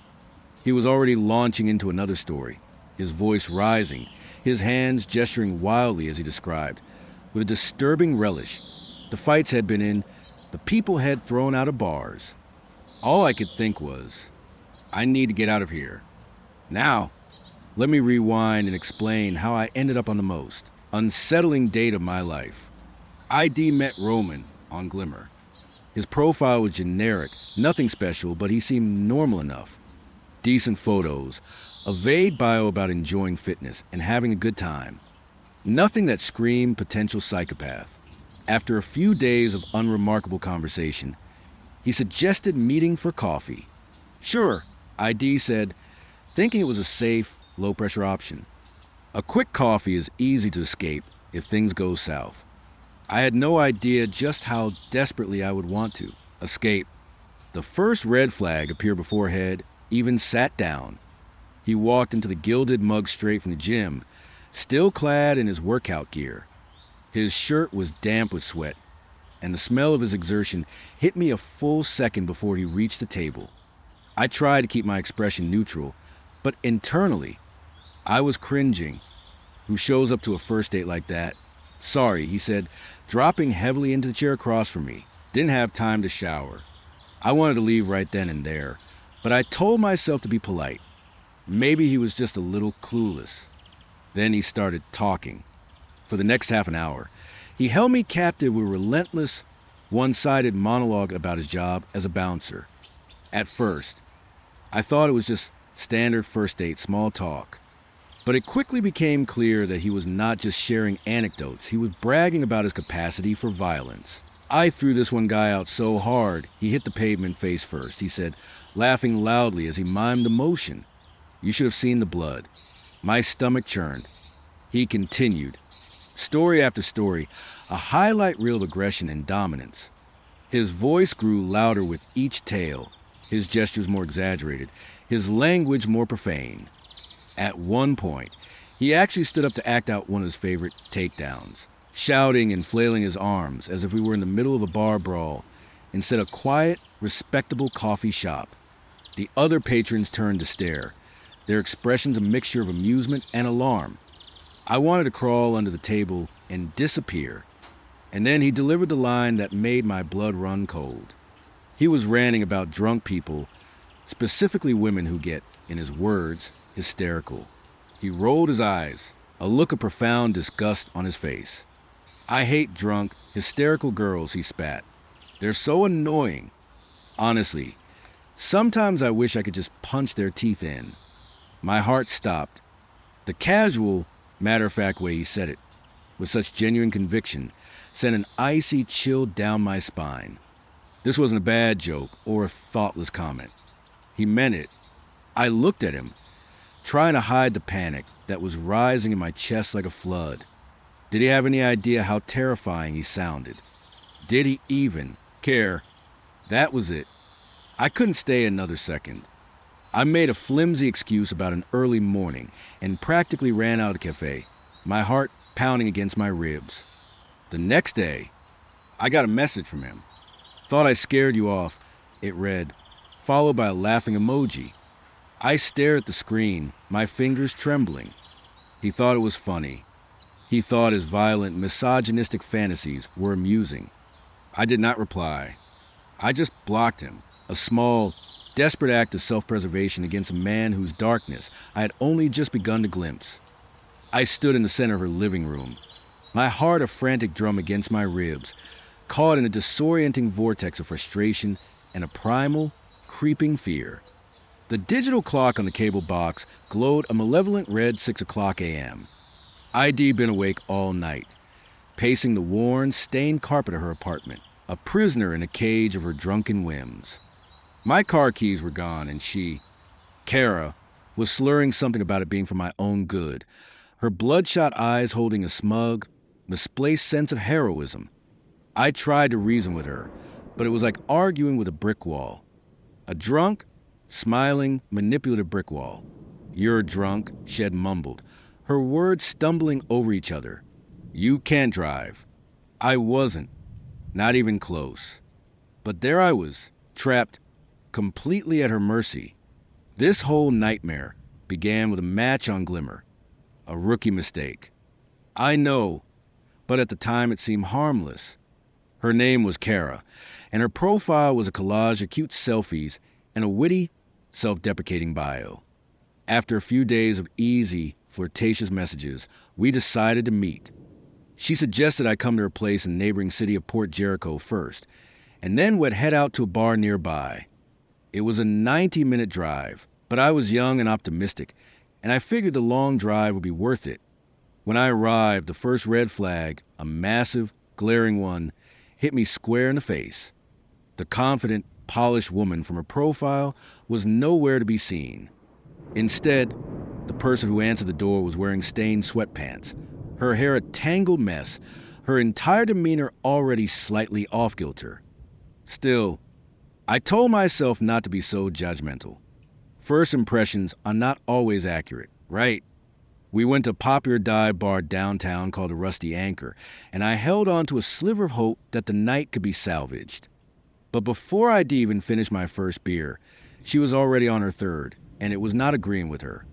By her fourth drink, she was a sloppy, slurring mess, stumbling in her chair and laughing too loudly at her own jokes. Other patrons were starting to stare. It was at that point I knew I had to remain completely sober if I was going to navigate this situation safely. I switched to water, subtly trying to suggest she slow down. "Maybe take it easy," I said, forcing a smile. "I'm fine," she snapped, her voice sharp and defensive, before waving down the bartender for another round. It wasn't fine. Not even close. When it became clear she was on a one-way trip to oblivion, I decided to call it a night. I managed to coax her back to her apartment, the entire time reassuring myself that this waking nightmare would soon be over. After getting her inside, I told her I needed to use the restroom before I started the long drive home. While I was in there, I could hear her shuffling around in the living room, the sound of a drawer opening and closing, but I did not think much of it. When I came out, I grabbed my jacket and reached for my keys on the small table by the door, only to find them gone. I froze, a cold dread washing over me. Where are my keys? "Kara," she crossed her arms, a smug, drunken grin spreading across her face. "You're not driving anywhere," she said, her voice a triumphant slur. "You're drunk." I couldn't believe what I was hearing. "I'm not drunk," I said, my voice tight with a mixture of anger and disbelief. "Eve been drinking water for the last 2 hours because you're drunk. Give me my keys." But she just shook her head, her self-righteousness impenetrable. For the next hour, we went back and forth, my calm reasoning met with her drunken, circular logic. "You have 2 options," she finally declared, swaying slightly. "You can sleep in my bed, or you can sleep on the couch."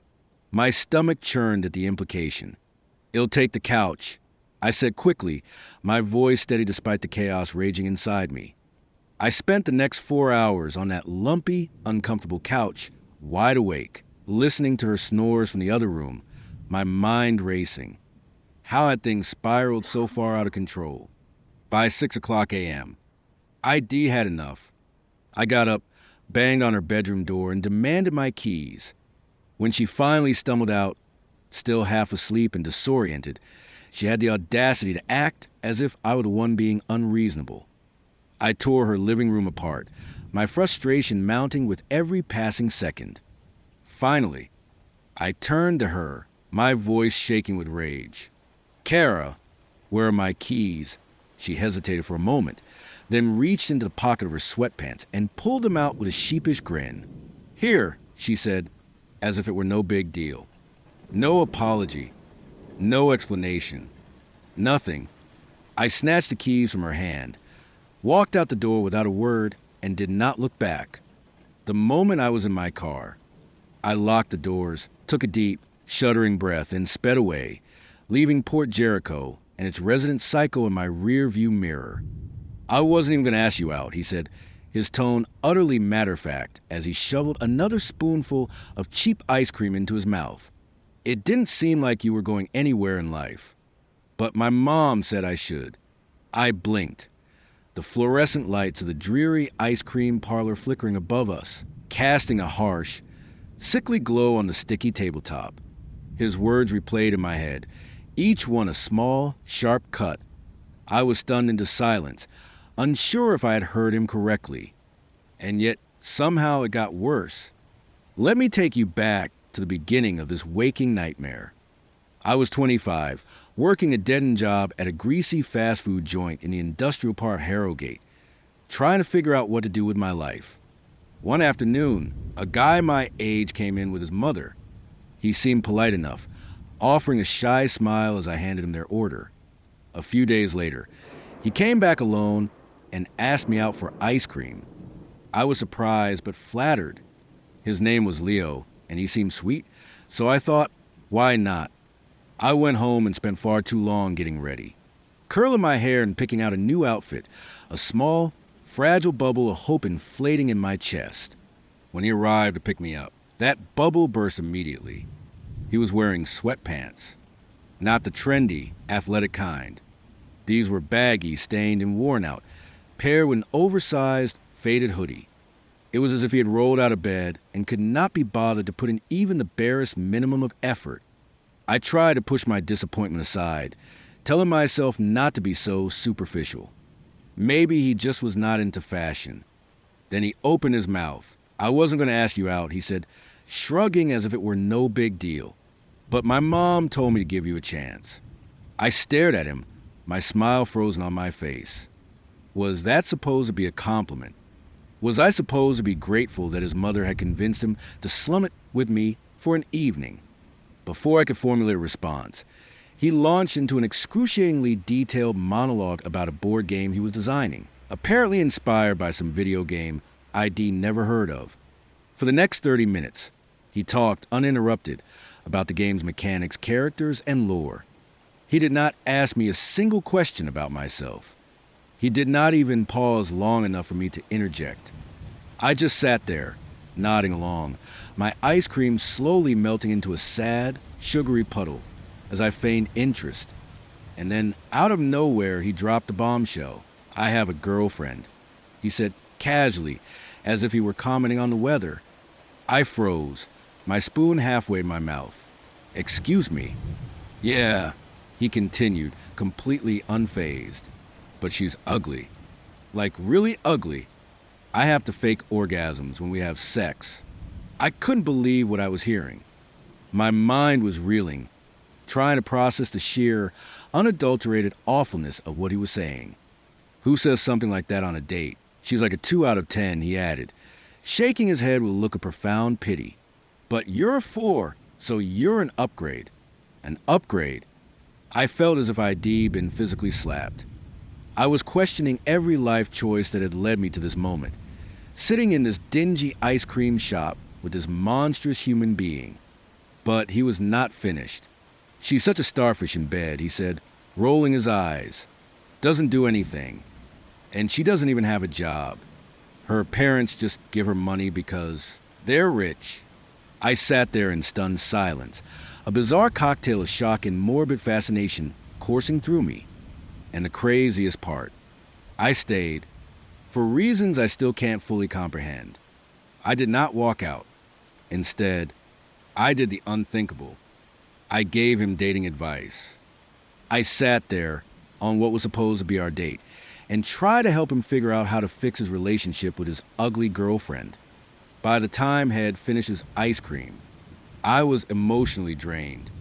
I thought it couldn't possibly get any worse, but of course, it did. "I have to go," he said, glancing at his phone. "Told my friends I'd be online to play video games."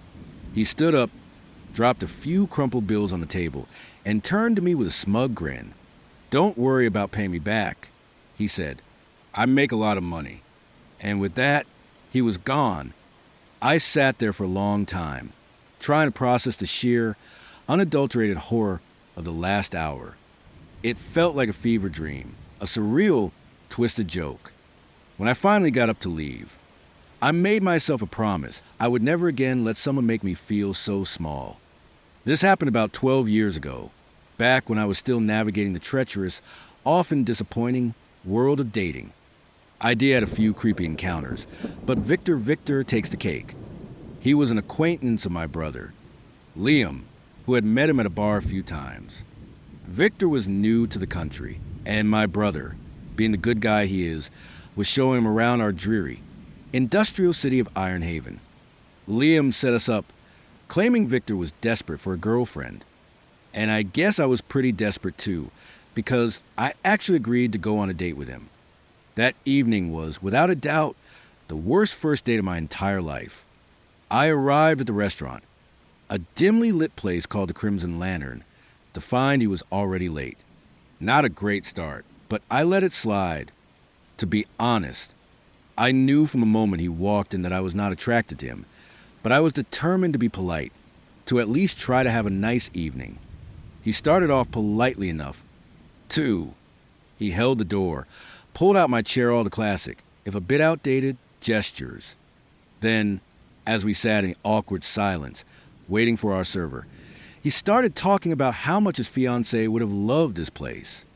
The comment took me by surprise, and I, of course, asked about her. He revealed that Head had a fiancée before moving here, but that he had simply left her behind. When I asked why they'd broken up, he said, with a chilling lack of emotion, that they hadn't really. Had just gotten tired of her nagging and decided to move to another country without telling her. I was so stunned I did not know what to say, so I quickly changed the subject. Eventually, our waiter, a kind man with a warm smile and an accent that was unusual for our region, came to take our order. Victor stared at him blankly for a long moment, then turned to me and said, his voice loud and condescending, "Can you understand this guy?" I said that yes. I could understand him just fine, and gave the waiter both of our orders. After he left, my lovely date continued to shock me. "I wouldn't normally leave ordering to the lady," he said, "but that brown guy talked so weirdly." "I didn't get a word," he said. Wow, a racist and a sexist in one breathtakingly offensive sentence. Again, I was speechless for a few moments before a hot wave of anger washed over me. I don't remember my exact words, but it was something along the lines of, "Well, I'm not a lady, so I can order for myself just fine. Thanks. And why are you making racist remarks?" He had the audacity to get annoyed with me, insisting he was not being racist. He just was not used to that kind of person. I pointed out that he would not have met me either if he would just stuck to the people he was used to in his own country. He actually calmed down then and told me he was glad Head met me, which was, given the circumstances, one of the creepiest things he could have said, but we had already ordered. So I decided to see the meal through and then disappear from this man's life forever. I answered a few of his questions, basic small talk, but then he veered into deeply uncomfortable territory, asking about my previous partners, if I was a virgin, and whether or not I would be willing to be a submissive wife. It was then that I realized I was on a date with a religious zealot, and all the pieces of misogyny, the racism, the weirdly controlling attitude clicked into place. "That's none of your business," I said, my voice cold. "And now, I need to leave." I put cash on the table for my half of the meal, plus a tip, and stood up. He told me I was being unreasonable, and that he could not possibly accept my money, as it was an insult to his manhood. Fine. I took my money back and walked out. I thought that would be the end of it. I was wrong. I wasn't even home when my brother started texting me, frantic, saying Victor had called him, sobbing, claiming I had run off for no reason. I explained the whole sordid mess to Liam, and he was just as shocked as I was. After that night, we both tried to cut contact. We blocked him on social media, and Liam blocked his number. But the harassment escalated. He created an endless stream of fake accounts, posting bizarre, detailed descriptions of me, followed by strings of vile insults. Then it got worse. He found my address. One day he was just there, standing outside my house. He begged me to let him in, and when I refused, he grabbed my arm, his grip like iron. He told me I would never find a man who would love me like he did, that I would regret walking away from him, that I would die old and lonely. I screamed at him to get off of me and kicked him hard in the shin. He let go, cursing at me, and I ran inside, locking the door behind me. He started banging on the door, throwing his weight against it, trying to force it open. I was terrified. I called the police, but 20, then 30 minutes passed, and they still hadn't arrived. The lock was beginning to strain. In a panic, I called my brother. About 15 minutes later, he was there. I heard muffled shouting, the sound of a brief struggle, and then silence. The pressure on the door was gone. The next thing I heard were sirens. When I went outside, the police were there, and my brother was standing on the lawn, out of breath and shaken. Victor was gone. Apparently, a neighbor had called the police to report 2 men fighting on my lawn. My brother explained that he had tried to get Victor to leave, and Victor had attacked him. The marks on my door and the testimony of my neighbors were enough to confirm my story. I never saw him again, but the memory of that night, of his face twisted with rage, still haunts me. This was about 6 years ago. I was 22, and the wreckage of my first and only serious relationship was still smoldering around me. That boy had been my first everything, and when he left, he took a part of me with him, leaving behind a hollow, aching void. After a year of aimless drifting and a series of meaningless, self-destructive encounters, I decided to try my hand at actual dating. I met a man named Jax on a dating website. He was a few years older, an ex-Marine with a rugged, handsome face and an easy, confident way with words. After a few days of talking, we decided to meet. I drove to his house, and that's when the first subtle tremor of unease went through me. He lived in a nice, manicured neighborhood called Serenity Hills, but the house itself felt off. It was a rental he shared with a few other guys, and they were the kind of men who seemed to be perpetually shrouded in shadow, their eyes lingering on you a second too long. The house was messy and smelled of stale beer and something else, something vaguely unpleasant. It was my first red flag, a quiet warning that a naive, inexperienced girl like me did not belong in his world. But I was tired of being sad, and he was charming, so I stayed. He greeted me with a warm hug and handed me a motorcycle helmet. I had never been on a motorcycle before, but a part of me, the part that was desperate for a new experience, for anything to feel alive again, was thrilled. I thought, why not? And climbed on behind him. The road he chose was a long, winding ribbon of asphalt known locally as the Devil's Backbone, a notoriously secluded stretch of road that snaked its way through the dense, dark woods outside the city. It was late afternoon, the sun beginning its slow, bloody descent toward the horizon, painting the sky in violent shades of orange and purple.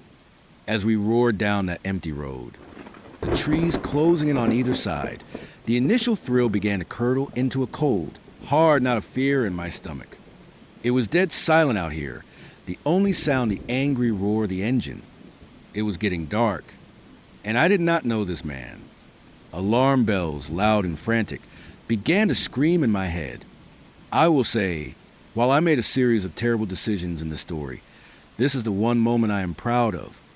As the anxiety tightened its icy grip on my chest, I leaned forward and shouted over the wind, "I think we should turn around."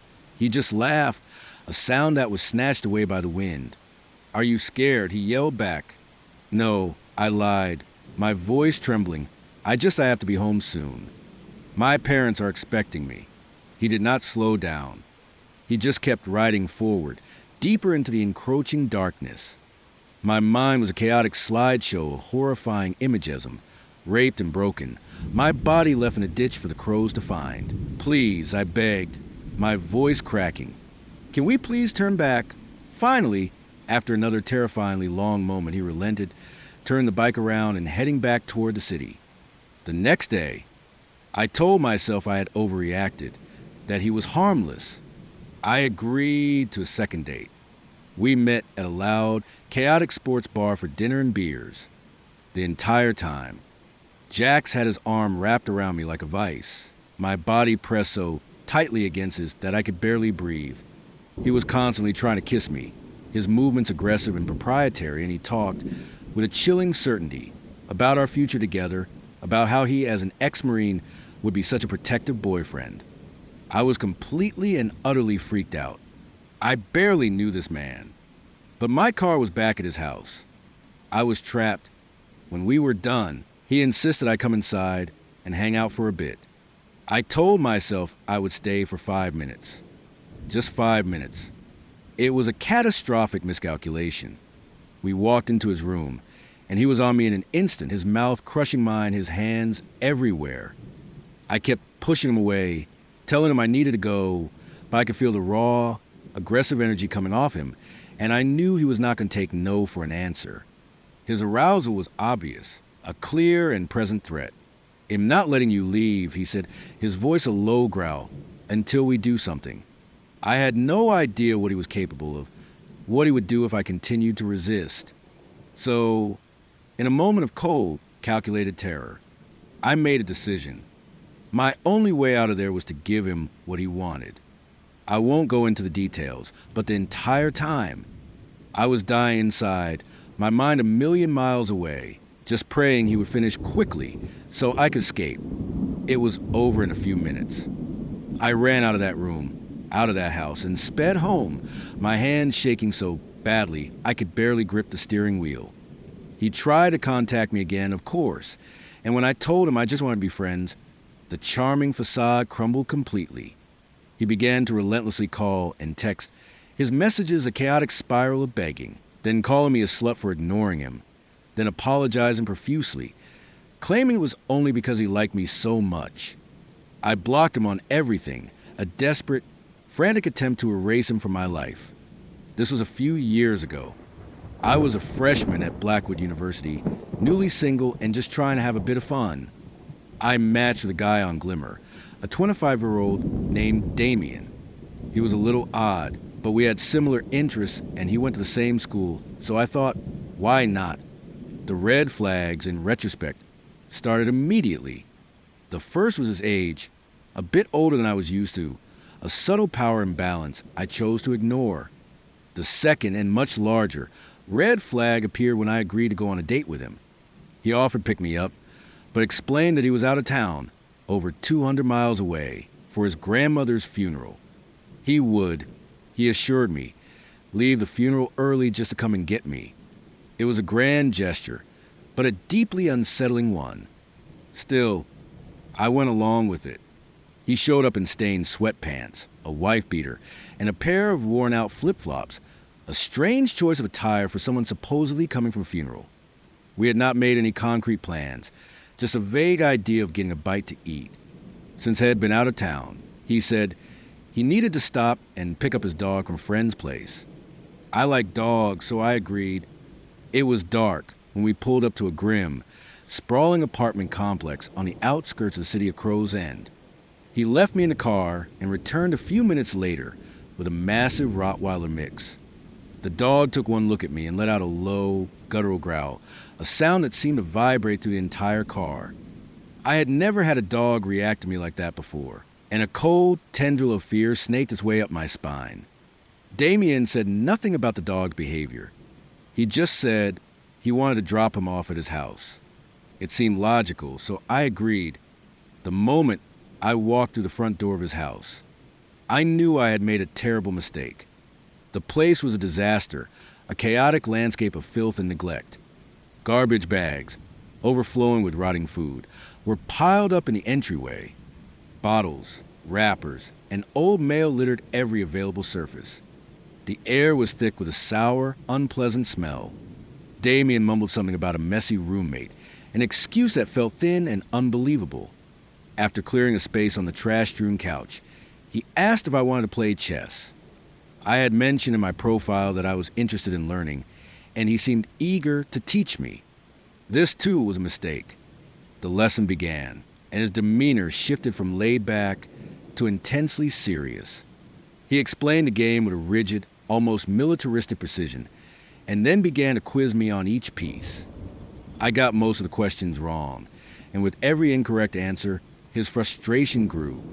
He would yell the correct answer at me, his voice sharp and angry. Try again, he would snap, his patience worn down to a nub. I was no longer a date, I was a disappointing student, and his anger was making me deeply uncomfortable. I suggested we do something else, and he proposed watching a movie. The idea of leaving, of going to a neutral, public space to get food, seemed to have been completely forgotten. He told me we could watch the movie in his room, and I, not wanting to anger him further, obliged.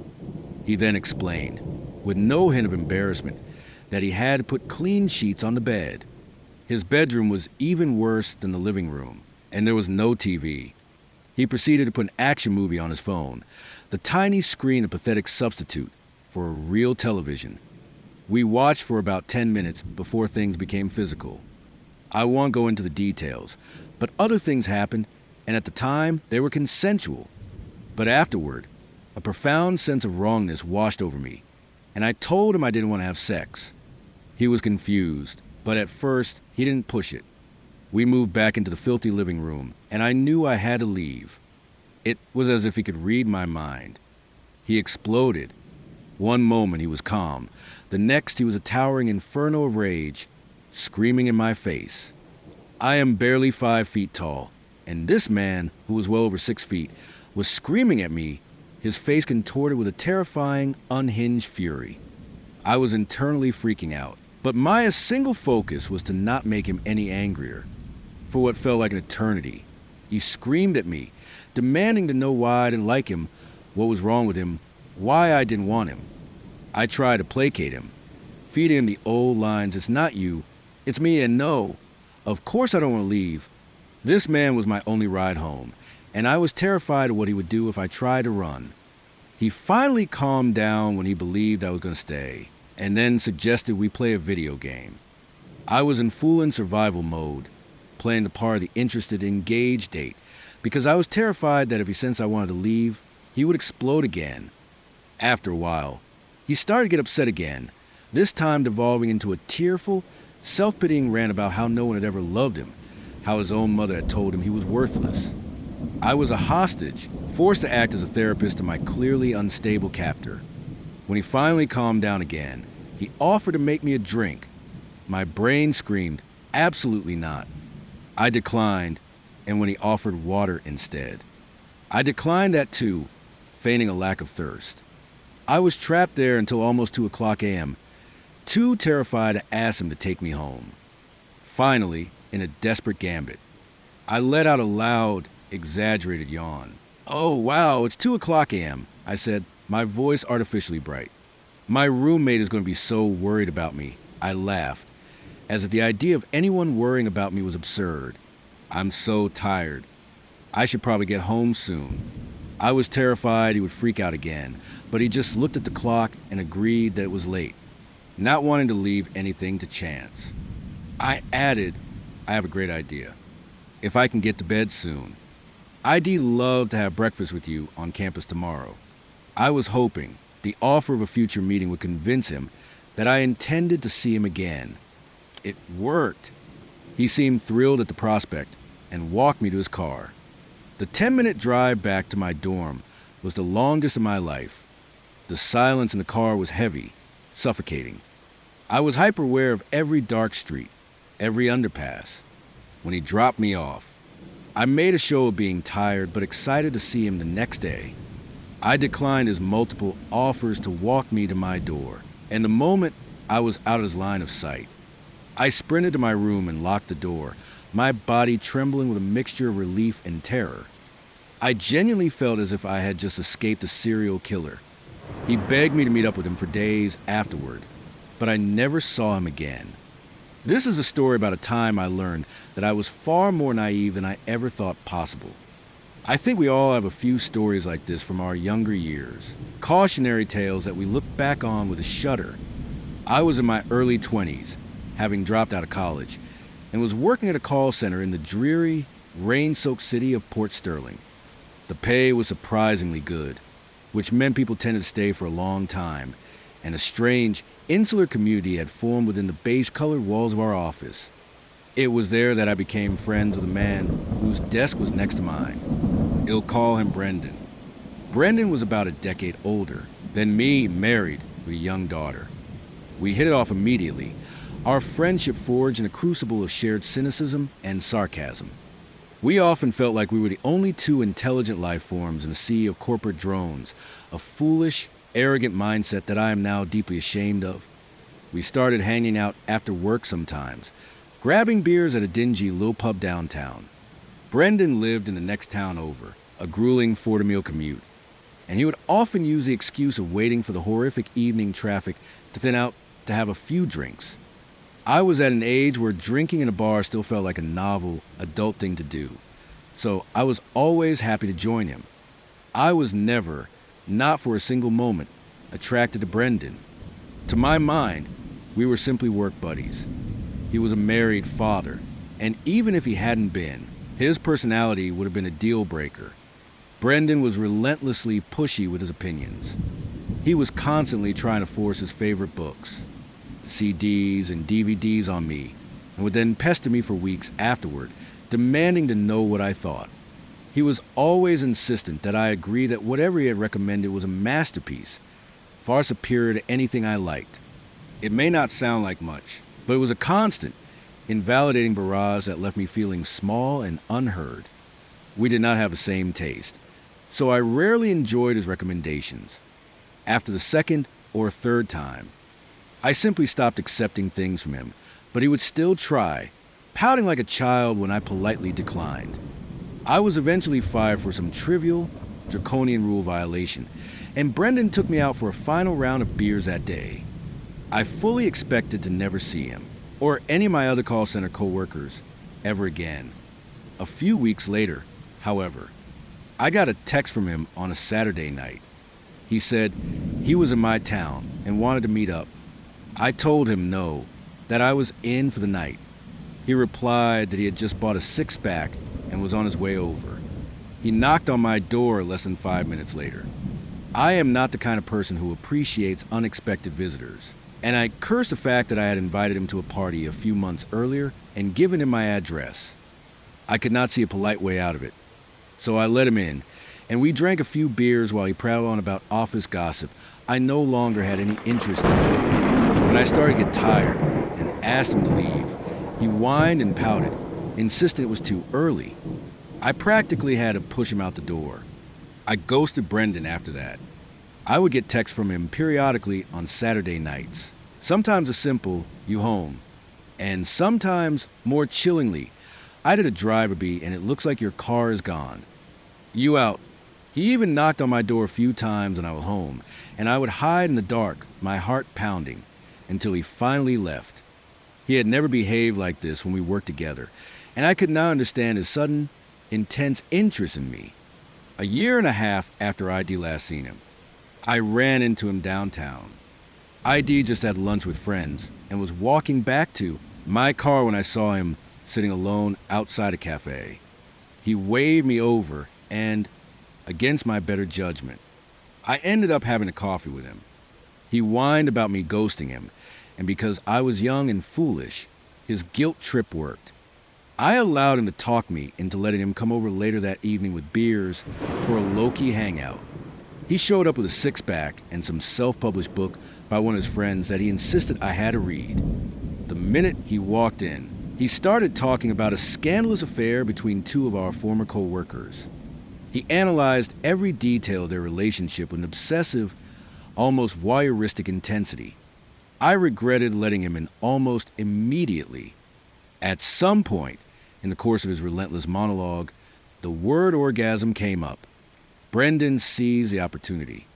He leaned forward, a strange, expectant look in his eyes, and said, "When was the last time you had an orgasm that was given to you by someone else?" All the air went out of the room. In that single, horrifying moment, I understood everything. The late-night texts, the unannounced visits, the relentless persistence. He hadn't seen me as a friend.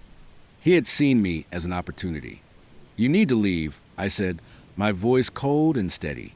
"I messed up," he replied, a look of surprise on his face. I didn't mean anything by it. I was just wondering. "You need to leave," I repeated. I walked to the front door and opened it. "Leave. Now. Don't call me. Don't text me. Don't show up here ever again." He continued to stare at me, a look of genuine disbelief on his face. "Wow," he said, "you're actually mad." I just glared at him, and he finally got the message. He walked slowly to the door, still looking at me as if I were the one who behaved inappropriately. The moment he was over the threshold, I shut the door in his face. He called and left a long, rambling voicemail, which I immediately deleted. He continued to text and call for weeks, and even had the audacity to invite me to a Halloween party he and his wife were throwing. I never spoke to him again. I know this story isn't as overtly terrifying as some, but it could have gone differently. He was in my house, and nobody knew he was there. He had systematically ignored my boundaries for months, and I had foolishly let him back into my life. I thought we were friends. He thought we were going to have an affair. I hope his wife left his dumbit.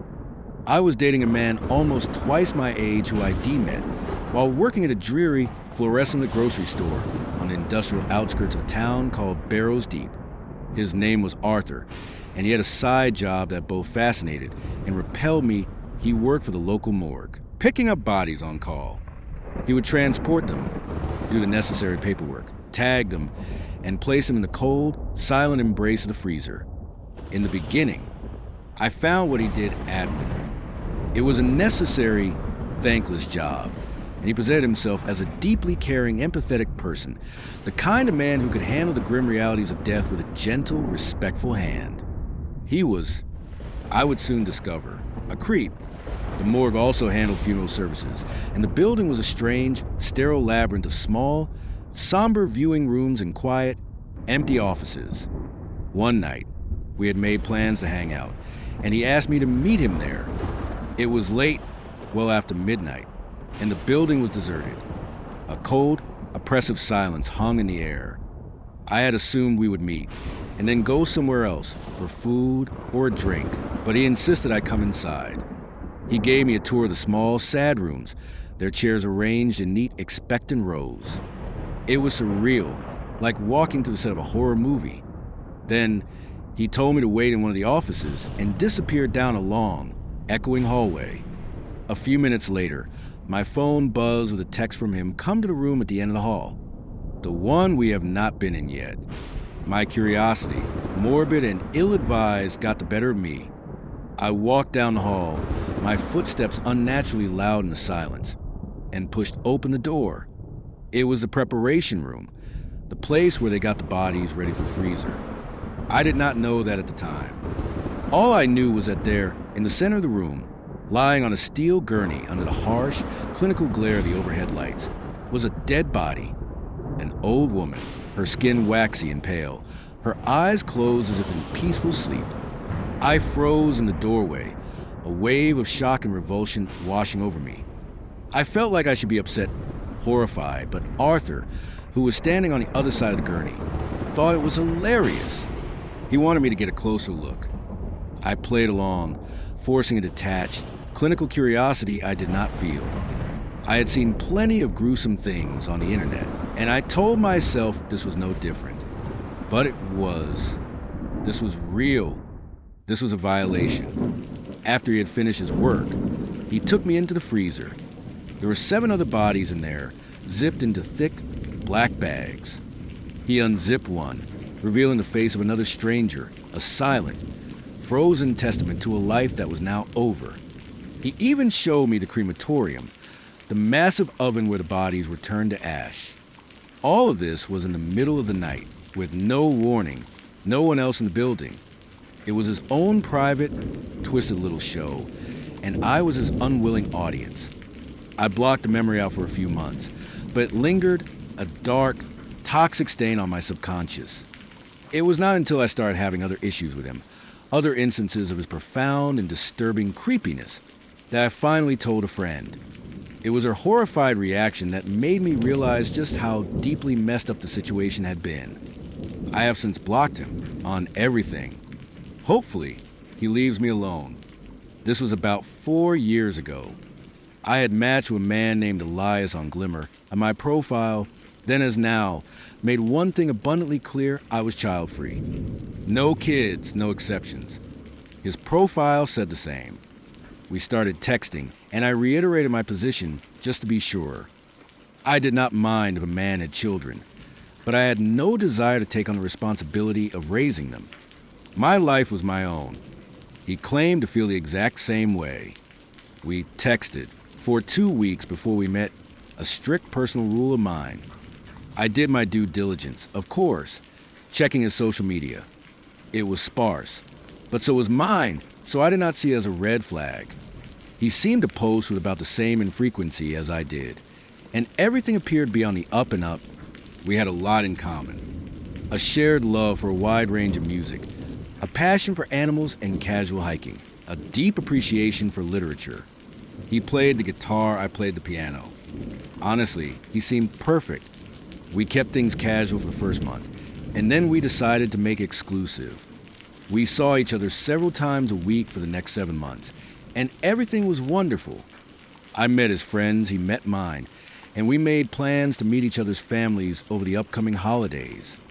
And then came the talk, the one where you realize you were starting to think about a future with this person, and you need to make sure you are both on the same page about the big things. We were having dinner at his condo, a sleek, modern place in the heart of the city of Silver Creek. I told him about my financial goals, my plan to retire in my early 40s and move to Europe to travel and write and paint. I was trying to delicately broach the subject of his own financial situation. If he was drowning in debt, I needed to know. And then it happened. He took my hand, looked deep into my eyes, and told me there was something he had been keeping from me. My mind immediately went to the worst case scenario, crippling debt. But it was so much worse than that. He had kids, 3 of them. And not only that, he had sole custody. I was stunned into a thick, suffocating silence as he explained that the condo we were currently sitting in was not his, but his single brother's, who had agreed to let him use it for our dates, so his parents could watch his children at his own house. I remained speechless as he explained that he had not told me earlier because he was afraid I would leave him, that he could not bear to lose me because I was the most amazing woman he would ever met. He told me he wanted to spend the rest of his life with me, that I would be an amazing mother to his children because I was so smart and level-headed. This man, this stranger who I thought I knew, then went on to suggest that instead of retiring early, I should sell my house and help him pay off his mortgage, and then we could save to put all 3 of his kids through college. Once they graduated, he explained they could get good jobs and send us to Europe on vacation.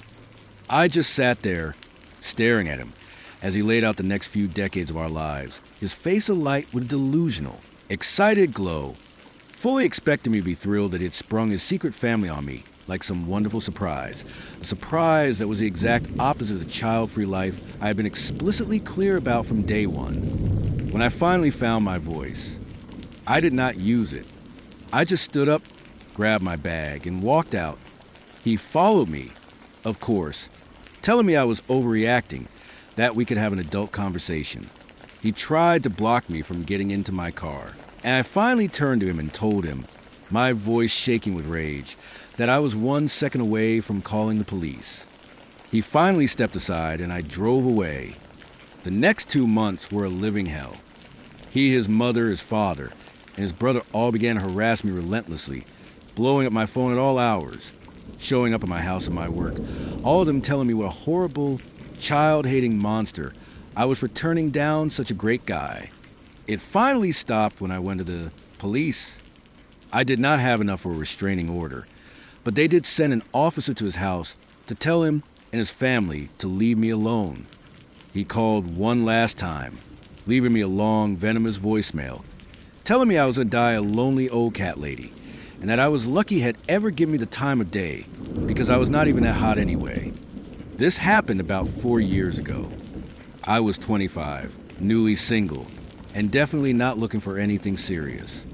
I'd been on Glimmer for a couple weeks, and most of the dates had been fine. Awkward, dull, but nothing that made the hairs on the back of my neck stand up. That all changed when I met Adrian. He messaged me one night with a pretty standard opener, and while he was not the best looking guy on the app, he had an easy, charming vibe in his messages that I liked. He was funny and attentive, and he did not come on too strong. He told me he had recently moved to my city, a sprawling, anonymous place called Ashworth, and did not know many people. I felt a pang of sympathy for him, and I thought, why not? He seems nice enough. We agreed to meet for drinks at a bar not too far from my place. The date started out well. Adrian looked exactly like his photo's average height, dark hair, a little scruffy in a way that was actually quite cute. The conversation flowed easily, and after a couple of drinks, I started to feel comfortable around him. Too comfortable, maybe. After about an hour, he asked if I want to come back to his place. He said it was not far, and that he'd make me one of his famous cocktails. I hesitated. I do not normally go back to a stranger's place on a first date, but he seemed so harmless, so genuine. I had a little to drink, and my judgment wasn't at its sharpest. I told myself it would be fine. I texted my roommate my location, just in case, and got into his car. The drive was short, maybe 15 minutes, but the further we went, the darker and more desolate the streets became. His apartment turned out to be a small, isolated house at the end of a dark cul-de-sac in a neighborhood called Shadow Creek. There were no lights on in any of the neighboring houses, no cars in the driveways. It felt abandoned. We walked inside, and the first thing I noticed was how unnervingly empty it was. There were no pictures on the walls, no books on the shelves, no clutter of any kind. Just a couch, a coffee table, and a TV in the living room. The kitchen counters were spotless, devoid of even a coffee maker or a toaster. I joked that he was either a minimalist or he had just moved in. He smiled but didn't answer. I sat down on the couch while he went to the kitchen to make our drinks. That's when a profound sense of unease began to creep over me. The silence in the house was deafening, as if the very walls were absorbing all sound. I pulled out my phone to text my roommate again, but I noticed something strange. My last text to her, the one with his address, had never sent. There was no signal. "Hey, do you have Wi-Fi?" I called out, trying to keep my voice light and casual. There was a pause in the kitchen before he poked his head around the corner. "Oh, yeah, sorry," he said. "The Wi-Fi's been out for a few days. Something about the storm last week messing it up." There had not been a storm last week. My stomach dropped. I wanted to leave, but I did not want him to know I was scared. Then I started noticing other things. The cocktail he made me was just a glass of water with ice. He handed it to me with a flourish, smiling as if he expected me not to notice. The windows in the living room had no curtains or blinds, just large, dark panes of glass that looked out into the inky blackness of the night. And all three of the doors leading off the living room were closed, tightly closed.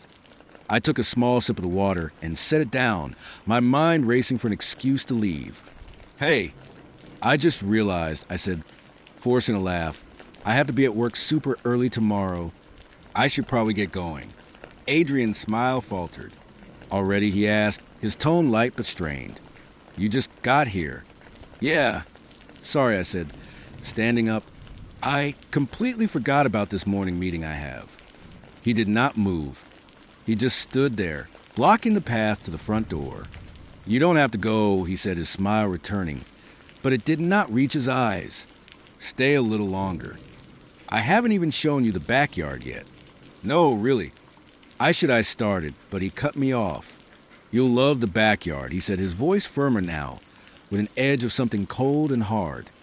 As I tried to step around him, he grabbed my arm, his grip surprisingly strong. "Just one more drink," he said, his voice a low, menacing whisper.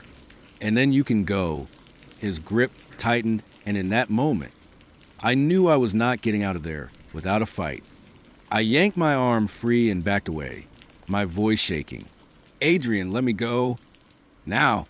For a second, he just stared at me, his face a blank, unreadable mask. Then he smiled again, a slow, chilling smile that made my blood run cold. "You're not going anywhere," he said. I did not think. I just reacted. I grabbed a glass of water from the coffee table and threw it in his face, while he was momentarily stunned. I bolted for the door, fumbled with the lock, and ran out into the night. I did not stop running until I reached the main road, where I flagged down a passing car and begged the driver to take me to the nearest gas station. From there, I called the police. When they arrived at the house, it was completely empty. No furniture, no Adrian, nothing. Just an abandoned house at the end of a dark, forgotten street. The neighbors told the police no one had lived there for years. Of course, I will continue with the next batch of your stories, rewritten in the requested style. Before I get into the story, I need to explain the atmosphere of my life at the time. Over preceding weeks, I deep in the subject of a series of strange, unsettling events, attempted break-ins, things going missing from my apartment, the constant, unnerving feeling of being watched. It had gotten so bad that ID installed motion-activated cameras on every possible entry point, just so I could have some peace of mind. One of the first incidents involved coming home in the middle of the day to find a man standing silently in my bedroom. He fled before I could get a good look at him, but the violation of it, the sheer audacity, left me shaken. My roommate, Leo, had mentioned feeling like he was being watched in that very room just days earlier. So, I'm on my way home from a night out, scrolling through my phone in the back of the cab, the city lights of Etheria blurring into a neon smear outside the window. I see a notification from Glimmer and open it. The girl, Delara, is attractive, but her eagerness to meet up immediately sets off my internal alarm bells. My recent experiences had left me paranoid, and I knew, with a weary certainty, that when something sounds too good to be true, it always is. I get home, and she sends me her address. It's a 5-minute walk from my place. I'm a little drunk, and the proximity is appealing, but my gut is screaming at me that this is a bad idea. So, I send a message video call me. To my surprise, she agrees. A moment later, my phone is ringing, and it's her, looking just as she did in her pictures. She seems nice, a little high, and says she just wants to smoke and have some company.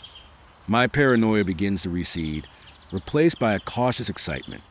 I take a shower, grab a flask of whiskey, and head over. As I'm nearing her place, I see an arched walkway leading into the courtyard of an old apartment block. At the far end of the darkened corridor, I see a man's silhouette. He glances out at me, then quickly looks down at his phone, feigning distraction. I walk past, but that now familiar feeling of being watched makes me stop. I turn and walk back. As I approach the archway again, I see the man's head peek out from around the corner. We make eye contact, and he jerks back out of sight. A moment later, he emerges, seemingly engrossed in his phone, and walks away down the street. Before I have time to process this, I hear a voice behind me. Hey, it's Alara. Come on in. The whole thing feels like a setup, but she's clearly in her early 30s, not a teenager. So I try to relax. We walk up a flight of stairs, but then she veers off, leading me down another flight into the building's basement. I have a basement apartment, she explains. I follow her, my unease returning with a vengeance the moment I step into her living room. There was nothing overtly threatening about the space, but that was precisely the problem. It was too bare, too sterile. Just a sofa, a small kitchen table, and nothing else. It didn't feel like a woman's apartment, it felt like a stage. Come into my room, she says, and a wave of pure, primal fear washes over me. It's a trap, my mind screams. Don't do it. But I tell myself I'm being paranoid, and I follow her. Her room is a tiny, featureless box. A bed, an empty nightstand, and another door which I assume leads to a bathroom. The door is closed, but there's a dark, obvious pool of water seeping out from underneath it. Before I can ask about the water, her hand is on me, her touch surprisingly aggressive. She kisses me, guiding my hand down the front of her sweatpants. Take your clothes off, she whispers. Before I can even unbutton my shirt, she's completely naked. She pulls me onto bed, and her eagerness feels performative. It's not passion, it's a distraction. Then, I hear it. A faint sound from the living room. The rustle of clothing, the soft, deliberate scuff of a shoe on the floor. Someone is out there trying to be quiet. As we're kissing, she tells me my watch is scratching her and asks me to take it off. I use the opportunity to sit up and gather my thoughts. I ask her about the water leaking from the bathroom. She either mishears me or deliberately ignores the question. Yes, I have water here, she says, grabbing a bottle from the nightstand. I take a sip, and I hear the sound again, closer this time. I can feel in my bones there is someone standing right outside the door. My heart is a frantic hammer in my chest. Inexplicably, my lips begin to burn. She can sense my unease and starts kissing the back of my neck, whispering for me to have sex with her. A part of me, the lonely, foolish part, wants this to be real. But my survival instinct is screaming. I grab my phone, pretending to check the time. I open a messaging app and send a fake audio message, my voice loud and clear. Hey guys, I'm at 314 Blackwood Lane, basement apartment. I need one of you to come and get me. Right now. If I'm not outside in 5 minutes, I'm in trouble. Call the cops. I see the look of wide-eyed shock on her face. She's speechless for a moment, then asks why I'm being so paranoid. Who's outside, I ask, and she doesn't deny it. Just a friend, she says, offering no explanation. I start to get dressed. I open the bedroom door, and the living room is darker now. The shadows deeper, more menacing. I don't see anyone, but I have the distinct feeling that I am not alone. I rush to the front door, my hands fumbling with the unfamiliar lock. I can hear someone coming up the stairs behind me. My adrenaline is surging. It's her. She opens the door, and I'm out, not looking back. When I get home, I check my security cameras. No one has triggered them. I sit in my kitchen, my mind racing. Was I just being crazy? I get a call from her. She tells me to stop being so paranoid and come back. I'm actually half considering it, thinking maybe I had imagined the whole thing. But then, a theory that had been forming in the back of my mind clicks into place. I tell her. My roommate is on the phone with the cops. I have cameras everywhere. Stay away from my apartment. There's a pause, and then she says, her voice a low, chilling whisper, I know your roommate isn't home from work yet. And then she hangs up. It all made sense. The people who had been breaking into my building had been using the apartment of my elderly, senile neighbor, whose unit was next to mine on the top floor. They were coming in through his unlocked window, using his place as a base of operations, and that night they had decided to rob me, knowing my roommate's schedule. When I came home early, they had tried to distract me, to lure me into a trap. When I was 18, my two best friends and I decided to go out for a night in the city of Althena. One of my friends, Chloe, had been chatting with a 19-year-old guy named Joris on Glimmer, and he had invited us to meet him at a trendy bar downtown. The idea of free drinks with a handsome stranger seemed like a great adventure. We got ready, took the train, and arrived in the city, the night air buzzing with a kinetic energy. We did a little shopping, grabbed a bite to eat, and then made our way to the bar. It was a stylish, dimly lit place with high ceilings and a long, polished bar. We found a few empty stools and waited. We didn't see anyone who matched Joris' profile pictures, so we ordered some sodas and waited some more. After a while, Chloe got a message from him saying he was delayed. We waited. She tried to message him again, but her texts went unanswered. It was then that a man who had been sitting at the bar the whole time, a few seats down from us, turned and asked if he could buy us a drink. He was older, maybe in his mid-30s, but there were three of us, and we had come for free drinks. So we said yes. He ordered us a round of shots, and then another. He eventually moved down the bar and joined our conversation, and after a while, we all moved to a more comfortable lounge area in the corner. We were all a little tipsy, laughing and having a good time. But then, the man's questions started to take on a sleazy, sexually suggestive tone. He was not attractive at all, and his advances were making us all deeply uncomfortable. I was starting to feel a little too drunk and decided to get some water. As I stood at the bar, the waitress leaned in close and told me, her voice a low, urgent whisper, that we should absolutely not go home with the man we were with. She explained that it was a known pattern at their bar a young woman would be sitting alone, having been stood up, and this same man, who was always conveniently there, would swoop in, buy her drinks, get her drunk, and then try to take her home with him. And the man she was describing was the man we were sitting with. I did not make the connection immediately, but I understood that this man was not the kind, generous stranger he appeared to be. I went back to our table and told my friends I wanted to go home. They agreed immediately. We tried to say our goodbyes, but the man was relentless, pressuring us to have another drink, to go to another bar.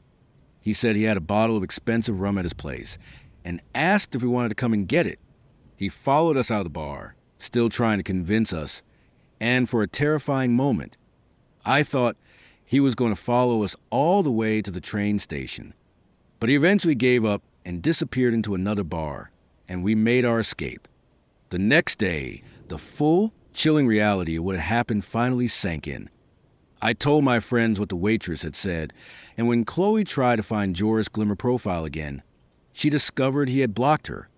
I am 100% certain that the 30-something man who had so conveniently been there to rescue us when we got stood up was, in fact, the 19-year-old Joris we were supposed to meet.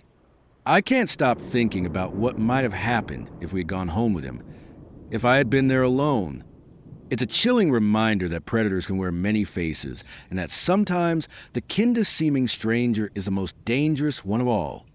The restaurant buzzed with the warm, comforting chatter of other diners, a pleasant, anonymous sound that usually would have put me at ease. But tonight, I sat stiffly at the table, my nerves a tangled, chaotic knot in my stomach. It had been a long time since I'd been on a date, a full 3 years since the fiery, emotionally devastating end of a long-term relationship. But here I was, pushing myself back out into the terrifying, unpredictable world of dating. For 2 weeks, I'd been talking to a guy named Ethan. On paper, he seemed perfect, funny, charming, with no glaring red flags. Our conversations had been light and easy, and he had managed to coax a fragile, tentative hope out of the wreckage of my past. He arrived a little late, a whirlwind of smiles and easy confidence as he slid into the booth across from me. The dim, intimate lighting of the restaurant cast soft shadows across his face, making him seem almost too handsome to be real. "Sorry I'm late," he said with a wink. Traffic was a nightmare. We started with the usual awkward small talk, the kind that feels like wading through thick mud. Then, somewhere in the middle of me explaining why I had not been out much lately, I mentioned that I'd been saving up for a new washer and dryer. He leaned back in his chair, a smug, knowing smirk on his face. "You know," he said, his voice casual but laced with sharp, cruel edge. "Instead of saving for that, you should save for a boob job." For a moment, I was sure I had misheard him. The words hung in the air between us, a grotesque, unfunny joke waiting for a punchline that never came. He was dead serious. I stared at him, my mind a complete blank, a hot flush of shame and anger creeping up my neck. Before I could even begin to formulate a response, he doubled down. No. It's not a bad thing," he said, waving his hand dismissively as if he were doing me a favor. "My sister and my mom both had small chests, and they got boob jobs. They look amazing now." My mind was reeling. Did he really just say that to me on a first date, before we had even ordered our drinks? My throat tightened, a lump of pure, unadulterated indignation forming as I tried to comprehend the sheer, breathtaking audacity of this man. He just sat there, looking at me as if he had just imparted some profound, life-altering wisdom, as if he expected me to thank him for his thoughtful, unsolicited critique of my body. My heart was pounding, a frantic, panic rhythm in my ears. I didn't say a word. I didn't argue. I didn't demand an explanation.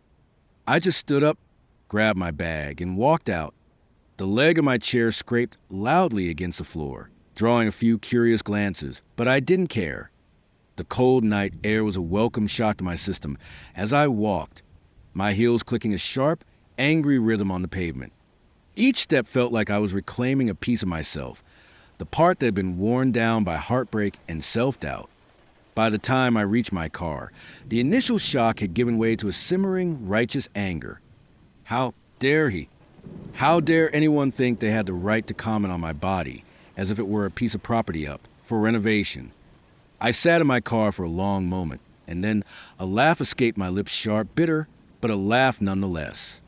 This was not to start a new love story, but maybe, just maybe, it was the start of something better, a reminder that I did not have to settle, that I did not have to endure anyone's thoughtless cruelty just to feel wanted.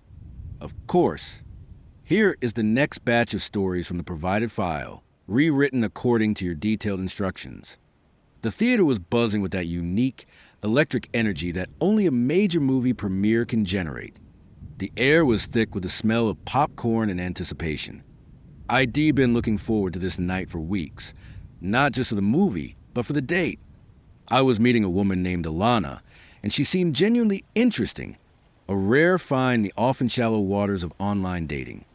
The film was the new Star Wars, a perfect excuse for shared popcorn and whispered jokes in the dark. At least, that's how I had pictured it. What I had not pictured was the surprise waiting for me when I arrived. Alana was standing by the ticket counter, just as we'd arranged, but she wasn't alone. Standing beside her, a nervous, awkward grin plastered on her face, was another woman. "This is my sister, Beth," Alana said, her tone so casual it was jarring, as if bringing a chaperone on a first date was the most natural thing in the world. I blinked, my mind struggling to catch up. My gut was screaming that something was deeply wrong, but I pushed the feeling down. Maybe they're just really close. I told myself, play it cool.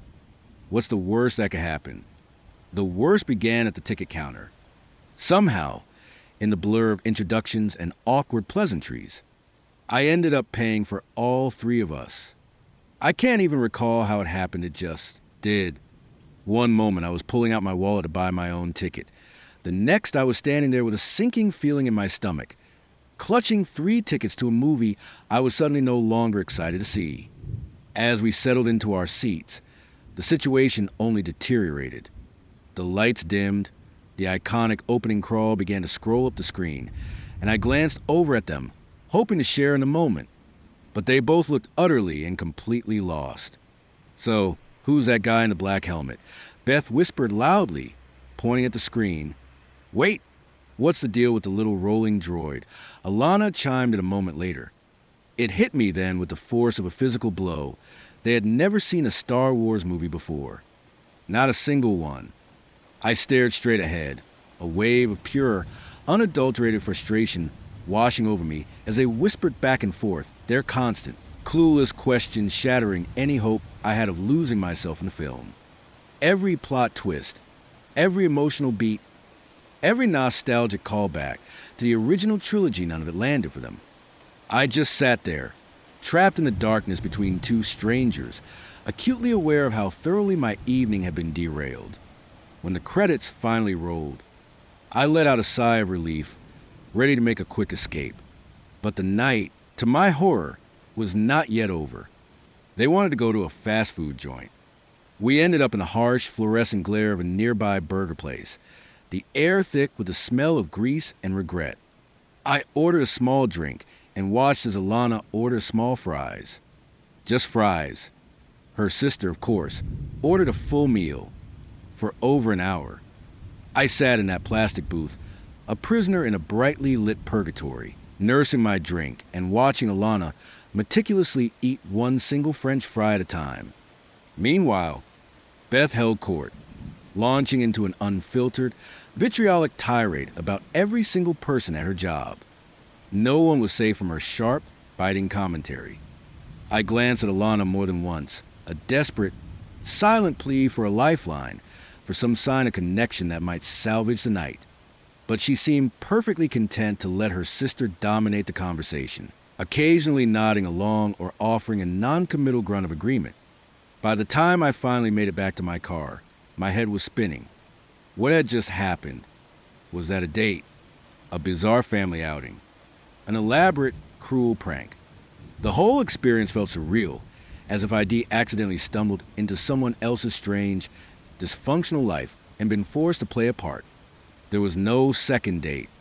She never reached out, and neither did I. To this day, I still think about that night. And the only conclusion I can draw is this: if someone brings an unexpected guest on a first date, it's a red flag the size of a Death Star, and next time, I'm only paying for one ticket. I was scrolling through Glimmer late one night, the blue light of my phone's screen, the only illumination in my dark dorm room at Northgate University. A notification popped up. A match had messaged me. Her name was Serena, and her profile had caught my eye earlier. She had a sharp, sarcastic wit in her bio and a mischievous, intelligent glint in her eyes. ID been hopeful. "Hey, what's up?" I typed, keeping it simple. Her response came almost immediately, and it was unexpected. "Don't talk to me unless you meet certain standards," she wrote. I froze, rereading the message. The tone wasn't playful or flirtatious. It was just bizarre. I replied with something equally nonsensical, and she never responded. I chalked it up to the inherent strangeness of online dating and promptly forgot about it. A week passed. It was late. ID been cramming for a midterm, and a familiar, gnawing hunger began to set in. I decided to make a quick run to a 24-hour fast food place, a greasy beacon of hope in the dead of night. The restaurant was buzzing with its usual late-night clientele students, third-shift workers, and the generally inebriated. I shuffled into line, placed my order, and waited, my mind already drifting back to the dense, boring textbook waiting for me at home. The employee behind the counter called my number, and I stepped forward, reaching for my bag of food. But the moment she handed it to me, the air between us seemed to crackle and shift. Our eyes met, and in that split second, I recognized her. It was the girl from Glimmer. Serena. Recognition, followed by a wave of pure, unadulterated panic, flashed across her face. She looked at me as if I were a ghost, a monster from a nightmare she had thought she had escaped. Her hand, the one holding out my bag of food, was visibly trembling. For a moment, I was too stunned to react. And then the horrifying realization hit me. She thought I had come here on purpose. She thought I had tracked her down to confront her about that one ridiculous, forgotten message.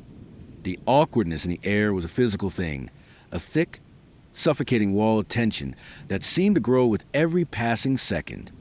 I wanted to say something, to clear up the insane misunderstanding, but my brain refused to cooperate. What could I possibly say? "Hey, I didn't know you worked here. This is just a crazy coincidence." It sounded like the world's worst, most obvious lie. Her eyes darted to the door, then back to me, as if she were calculating the fastest possible escape route. My face was burning with a hot, prickly embarrassment. This was not just awkward, it was surreal. Finally, I did the only thing I could think of. I grabbed the bag, mumbled a quick thanks, and walked out of there as fast as I could without breaking into a fool-in sprint. My heart was pounding, my mind racing. I didn't look back. I did not dare. The cool night air hit me like a splash of cold water, but the tension in my chest did not begin to ease until I was safely back in my car. I could not shake the image of her face, her eyes wide with genuine, palpable fear. She probably thought I was some kind of stalker, and the thought made me cringe. In reality, I had barely remembered her existence until that very moment. The next day, I deleted Glimmer. ID had enough of the strange, unpredictable world of online dating.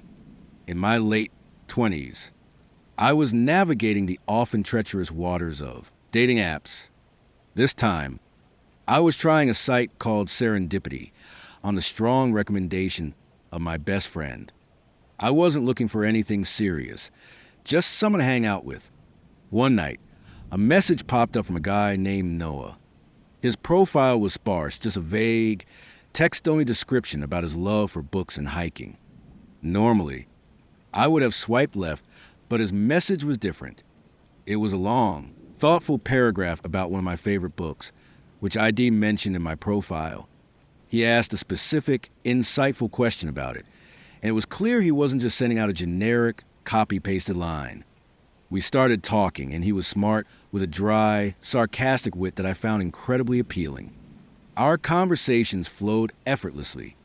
The only strange thing was his refusal to send a picture of himself.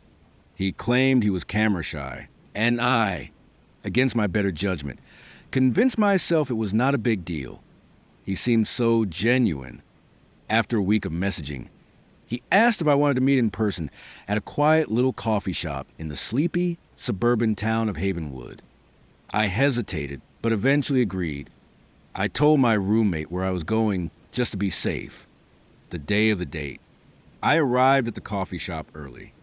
It was a small, unassuming place tucked into the corner of a strip mall. But when I walked in, it was completely empty. No baristas, no customers, just a faint, sad smell of old coffee grounds. I checked the address Noah had sent me. I was in the right place. I took a seat by the window and waited. About 5 minutes later, a man walked in.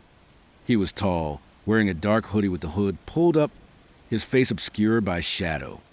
He brushed past my table and sat in the far corner, facing the wall. I kept waiting. 10 more minutes passed. Then, I got a text from Noah. "Are you here?" It read. "Yeah," I replied.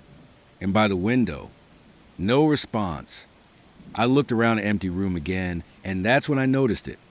The man in the hoodie was turned slightly, just enough that I could see he was holding a phone, his thumb moving across the screen.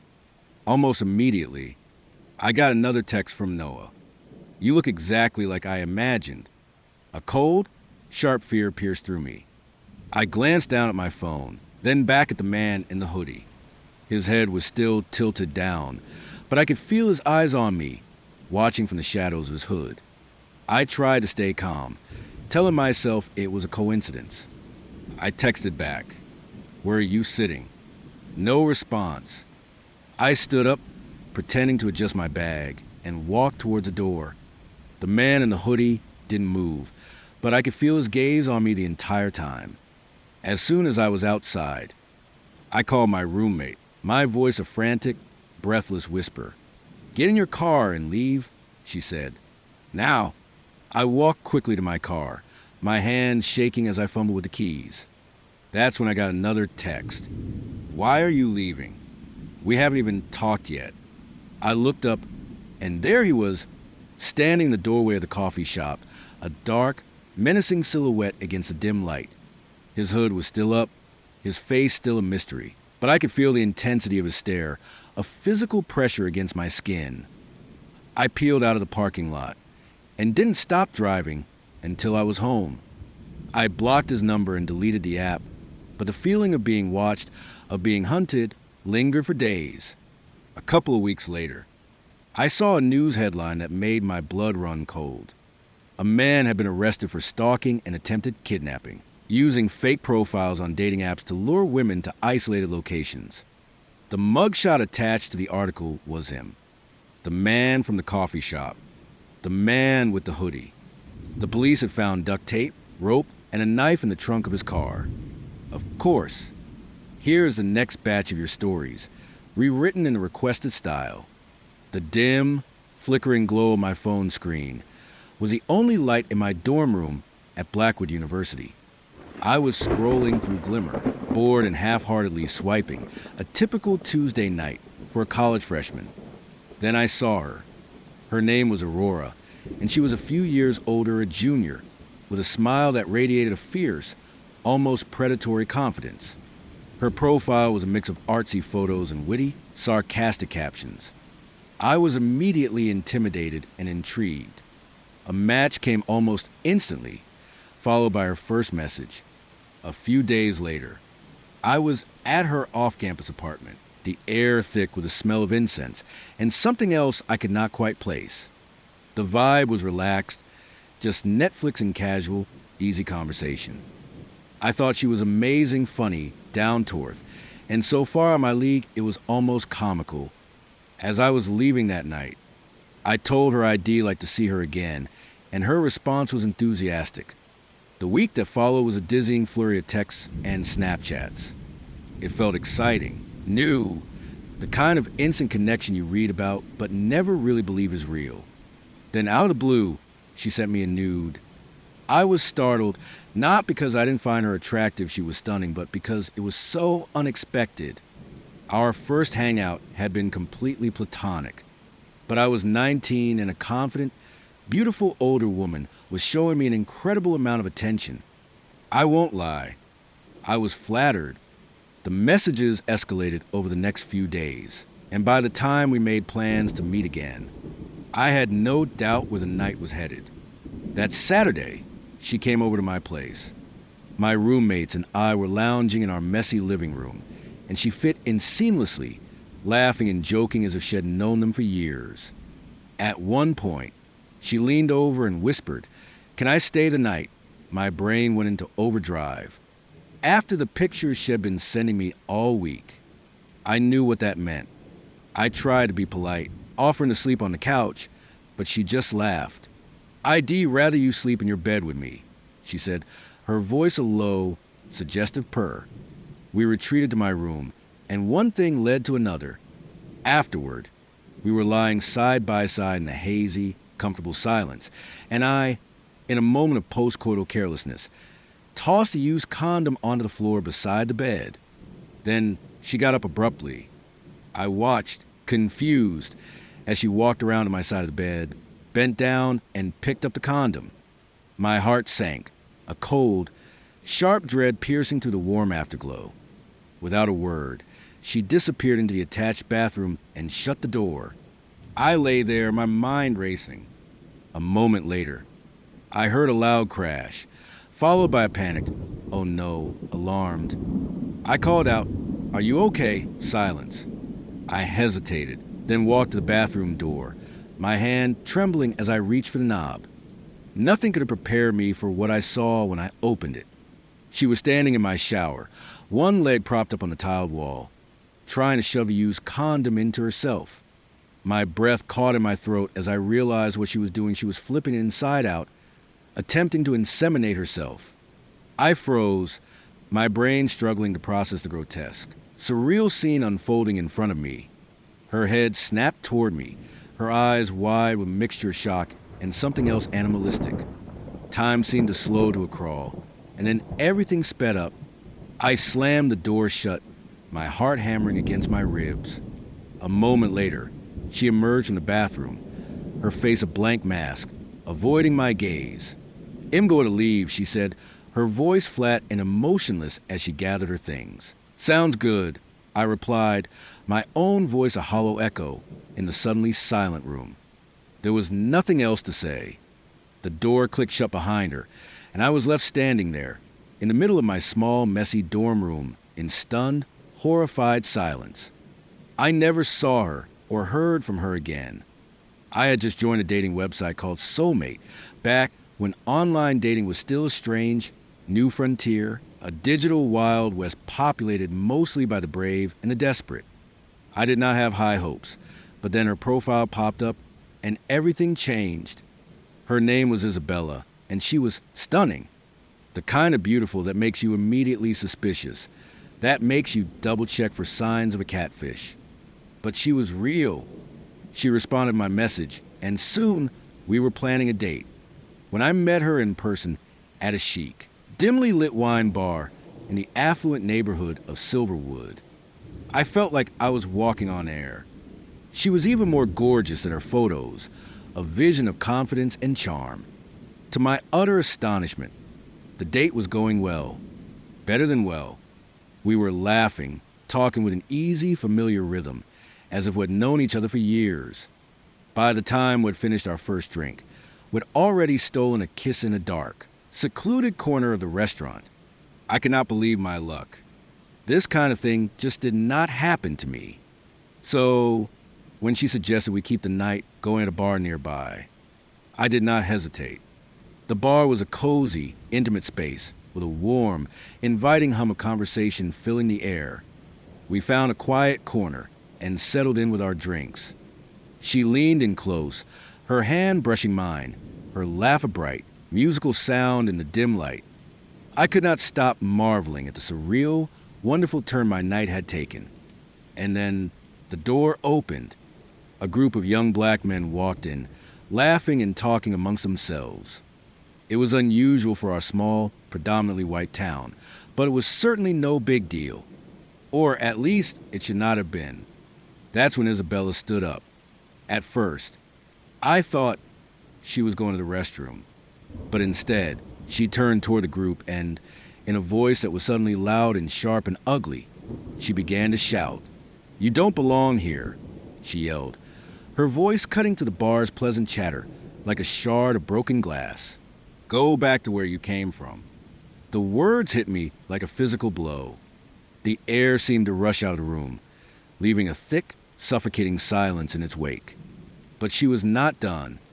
She kept going. Her beautiful face twisted into a grotesque mass of hatred as she hurled a torrent of racial slurs, including the worst one, over and over again. The group of men froze, their laughter replaced by stunned, incredulous silence. The entire bar had turned to watch, a ripple of disbelief and unease spreading to the crowd. It felt like a scene from a horror movie, a sudden, violent tear in the fabric of reality. My mind was racing, every cell in my body screaming, what is happening right now? I stare at her, this gorgeous, charming woman who I had, just moments before, thought was perfect, and I felt a sickening, visceral revulsion. My skin crawled. The shock quickly curdled into a hot, bitter shame. I could not sit there a second longer. I stood up, grabbed my coat, and walked straight out the door without a word, without a backward glance. The cold night air was a welcome slap in the face, but it did little to cool the fire of disgust and anger raging inside me. The next day, she sent me a message asking for a second date, as if nothing had happened. I didn't reply. There was no explanation she could offer, no excuse I could ever accept. Some things you just can't unsee. And her true, ugly self was one of them. The gamer bar was a chaotic, beautiful symphony of neon lights and electronic sounds, a nostalgic haven for nerds like me. It was a perfect setting for a first date with a guy named Leo, who, from our online conversations, seemed to be my geeky soulmate. We had bonded over obscure video games and a shared, sarcastic sense of humor.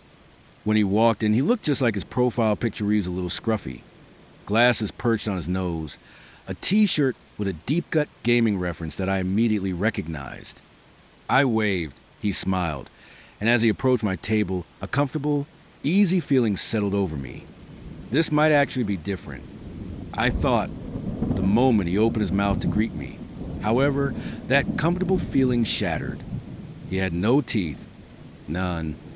I struggled to mask my shock, my brain scrambling to reconcile the man in front of me with the one I had been talking to for weeks.